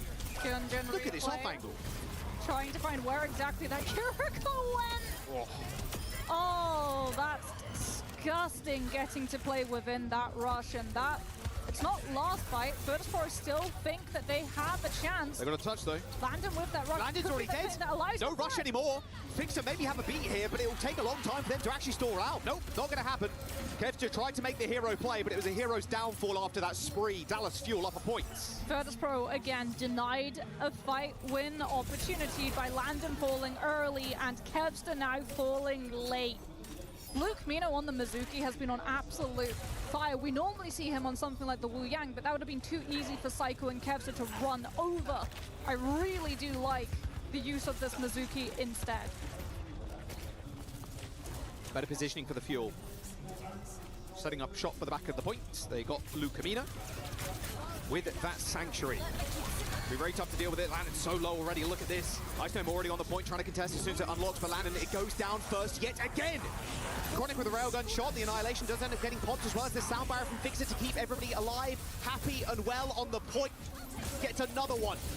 Ice ends up going down. Point still yet to be capped here, but it is CJ picking up the pieces of the team fight as VP are going to lose control. Yeah, Virtus.pro had Soundbar to sustain their Annihilation, but they didn't have the damage to be able to burst through Kellen's, which means that Dallas Fuel, despite losing players early to trades, still again win out the fight, and Sonjan wins the 1 versus Psycho, which means that Virtus.pro lose that opportunity to hit Dallas Fuel's back line. This is them just having to wait for the regroup and now having to walk into Chronic with an overclock when they don't have a beat to live in. This might be the end, guys. This might just be it. Then we got Rush, then we can win the fight.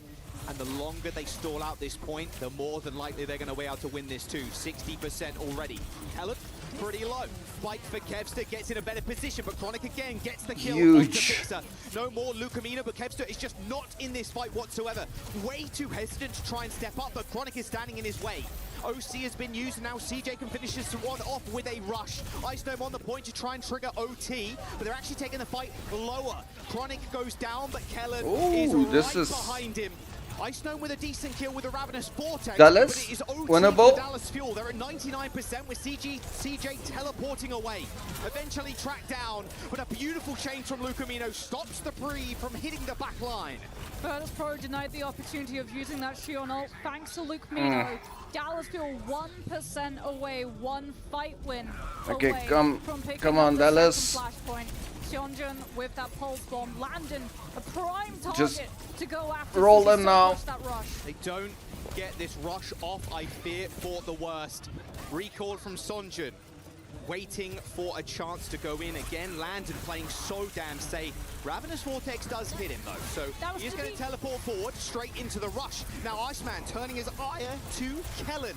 Pretty low is Kellen, however. Still got that Nemesis form popping, but eventually it fades away. The DPS from the Virtus Pro side are going to clean up, and now VP on the verge of taking this point. They're starting to hit their stride. They're going for the backline pressure when the fight's halfway through, as opposed to at the start of it. So Dallas Fuel don't have the players spare to be able to scout out where the Tracer and Shion are. Do we see a touch? Yes, we do, just in time from Sion. Oh, look at Kevster. Activate. Hopped on his bike straight away, trying to find Sonjun. Kellen's going to be able to get on the point. Has got a refresh of the Nemesis form with this Annihilation, plus Sonjun still has that pulse. Winnable for the Dallas Fuel, but Virtus Pro can put a little bit of a damper on their spirits here with the sound barrier, but Kevster ends up going down anyway.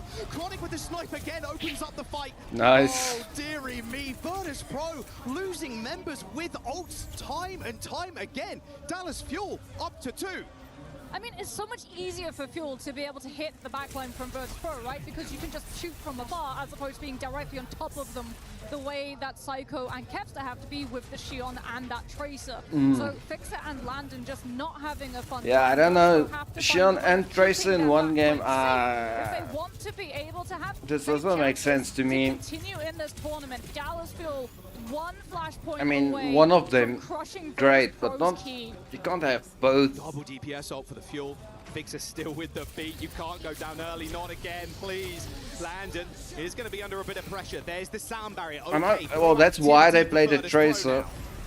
Stops the overclock as well, but Chronic still gets 2. And both You go and look for that Landon. Well, not Landon.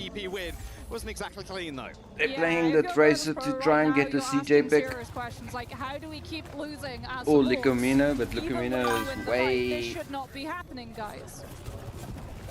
Oh no! Licomino's got the steal, the kidnap, 10% away. Double support ult for the Fuel. That's not good. On this Sultan. Kevster has that spree. You can at least try to use it to win the rush versus rush. Oh, no, the Suzu goes a little wide, but doesn't matter. CJ still ends up killing My Kevster. watch Okay, like hang on told a me second twice here. now Lucamino already does to trade, go and but take a Kevster's nap. the main source of damage here for Virtus Pro. Yeah. Now you're looking at Psycho, but what can Psycho do within this rush? It's all I'll about never ice. be able to sleep during the day. Just, I mean, during the day that's easy just by my sleep, but when I had like a full nights of rest, there's no way that I'll just be able to sleep. Back with a spree, shut down by Kellen. And now Ice just begging, hoping he can do a tick of damage. There it is. I do it normally at night, Sultan. Stand up here, and this Annihilation is just going to rip through him. Or did you just give up on sleeping? And now only Lucamino to try and heal up the rest of the team. Like I did. Good kills onto Dallas Fuel, not allowing them to play for second stage fight when Kellen has uncontested Annihilation to run Fuel back onto that point when Virtus Pro don't have the sound barrier to stand up to it. Virtus Pro remain in the tournament and pull the first flashpoint, but we still have to see them pull out more if they want to be able to find this map win. Dallas will have so many ultimates to set them up for this next fight. Kellen's annihilation has to be top of concern. Nah, well, yeah, kinda. Like normal people just decide, yeah, it's about time to go sleep, and they go lie in the bed and they sleep. I literally have to wait until I pass out. From Kellen, he's pretty damn low, but he has the support. CJ just tailing after him, making sure he's topped up. Ice not happy about losing that round 1v1. Hang on a second, Landon and Kevster have managed to find 3 kills. Psycho now looking around for anybody else. Kellen, of course, on the point, trying to cap. Is going to get back up in just a moment. Lucamino's back in the action. Psycho has the pulse bomb. Kellen's about to run out of block. He's going to have to get back. Yeah, you can't really stay around here whatsoever. Lucamino dashing forward briefly. He's going to have to give up control of the point. Good vortex from Ice as well, just to make sure that Dallasfield can't close up the distance and stop Virtus Pro's cap. What's Sunjin up to, though? Anxiety in gaming. Needs to hit a pulse. Or that. Or Chronic, just opening the fire up again. Sean. Oh, what a stick! Soundbite from Fixer's going to save in those. They try and barrel on forward without Psycho now. It's a 4v5 in the front line as Chronic and Fixer end up trading.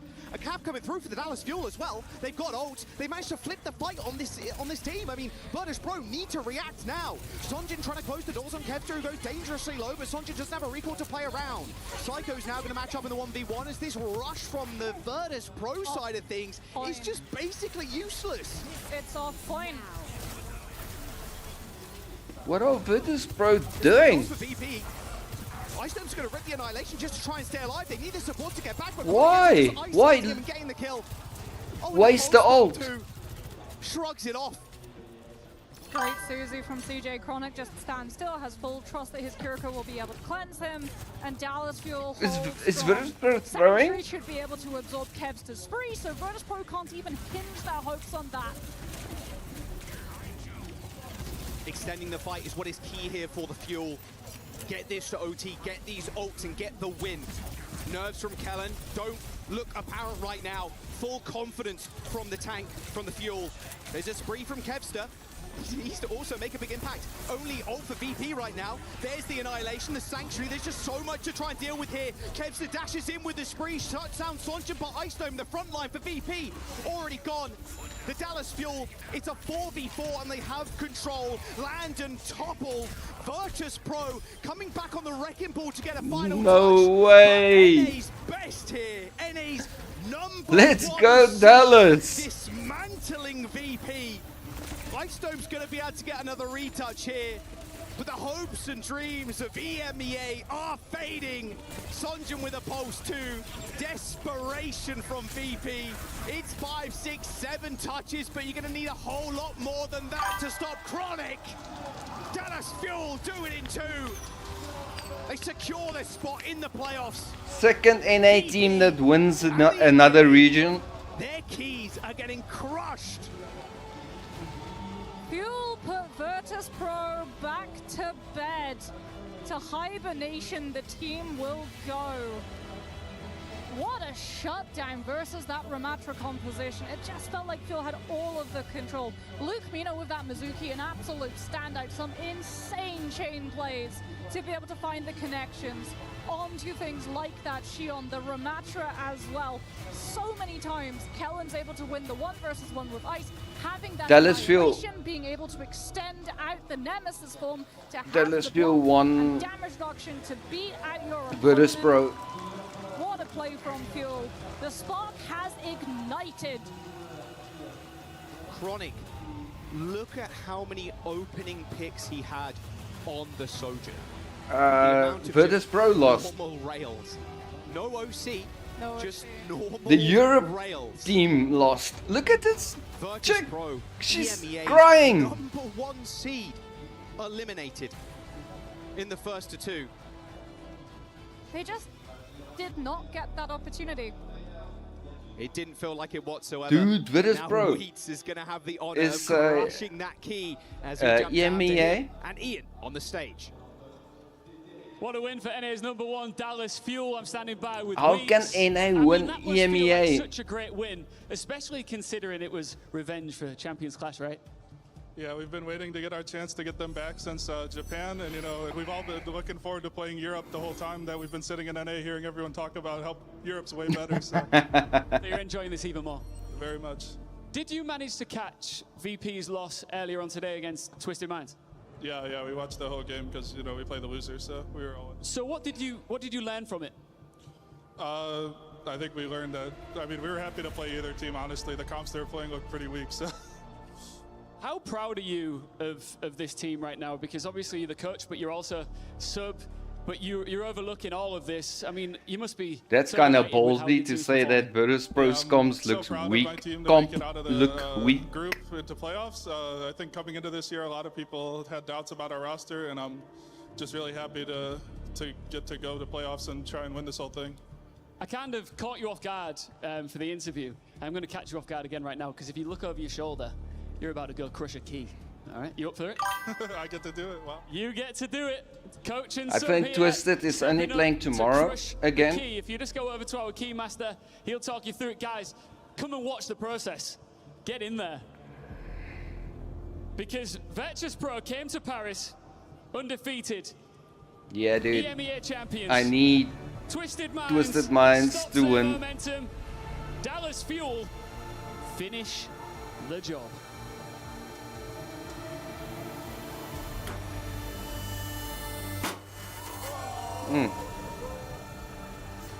I can't believe that VP is out, man.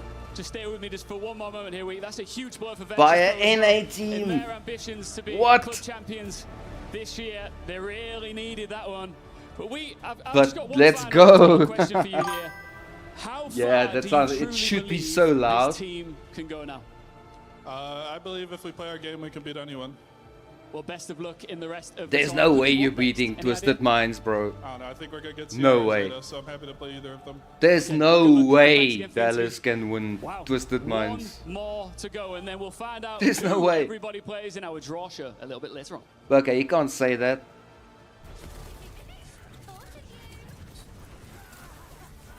Coach Jake, we see Dallas Fuel coming out with the surprise 2-0.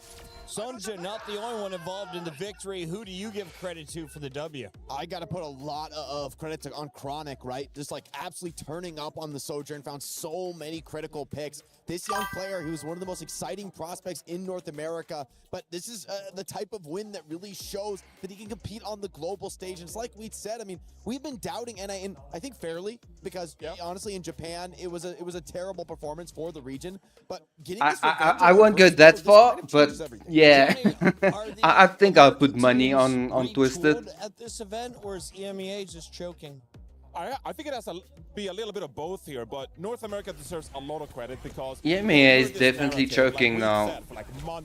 I don't know why the hell they are choking, but they definitely choking. They're not as smart at the video game. And then you see Dallas Fuel here bring a pretty unique style, Pocket and Chronic, and he does work with all this space to support. But dude, they have Imong analyzing every video, giving them so many tips. So Virtus.pro, this is a really disappointing loss for Virtus.pro, who were He breaks down each and every video for them. Because of how this region has leveled up. I feel for Virtus.pro and for EMEA fans that have been tuning in, but I'm excited for Dallas Fuel. What is the ceiling for this squad, and have you seen it yet at EWC, Jake? I mean, honestly, I think they're using Imong more and more. Are great to have, but I think they've already maybe surpassed my expectations to make it into the top 8. If they could do as well as the top 4, that would be fantastic. It would be a huge result for this team. But honestly, well, to defeat the EMEA #1 for a seed, region, already kind of changes, it will be massive for a region if NA can get into the top 4. Johnny, are there any new metas being shown, or is this same old from recent ranked games? I mean, honestly, we How used much to are we have the talking? metas in Overwatch where it's like, you play this one comp for like 4 months, and who's the best at it? These days, you can just play about any hero, And it's about being very comfortable playing your style. And It's that's a what I like 1,000 about rand. Fuel. They play their own game, and they're really comfortable doing so. And then they surpass a team like Virtus Pro, who maybe get a little over all the flexibility and all the positions they're trying to play. Now this was first No, and two. no, When we get to the next 1,000 level, rand. it'll be Like, first to three. Does this give Dallas an edge, or will this be what, a 50 handicap euro? as they take on some #1 seeds? Well, I mean, as I'll John was bet talking 50 about, like, euro. Dallas being this unique team that plays their own style. You look at a lot of the best teams in the tournament, and you can kind of say the same thing. It's like about them. 50 I mean, euro, look at man. Lazy Raccoon, It's not look at that much. Zeta. They're both teams that have brought their own innovative style. So maybe for Dallas, it shouldn't be such a big shock that they make it on to the next tier of the tournament to compete with the likes of those squads. I gotta say, like, this team has been doubted time and time again. I don't think I've ever predicted Dallas Fuel this year, and so I don't think there's reason for me to start, like, voting for them now. General Manager Tasmo, I don't think he wants my help at this point, so we'll see how they do. Big shout out to Tasmo and Hastro, of course, bringing Overwatch back to Dallas. The Dallas Fuel are surviving into our bracket play as they will reach our top 8. We take a look at how Group A has played out. It started with Twisted Minds, the shocker, with a 2-0 over Virtus Pro. We thought Virtus Pro should be able to bounce back against NA's best. Nice. What? Those nice games. Those nice games, guys. Okay, I'm gonna call it there, guys. Let's get these guys all quiet. Thank you so much, guys, for the support and watching these games. It was very fun. Tomorrow is going to be the semis, and then Sunday the finals. That's going to be super fun. I don't think I'm going to stream those. I'm just going to watch them. Yeah, I think that's it. No Overwatch gameplay is criminal. Yeah, nah, I'm done, dude. I took a day off today. Watch some pro play. I think I'm good. I think I'm good. Even tonight, I'm not gonna play Overwatch. But anyway, guys, have a fantastic weekend. And until I meet you guys again, may the shadows guide you. Have an excellent one. Cheers, guys.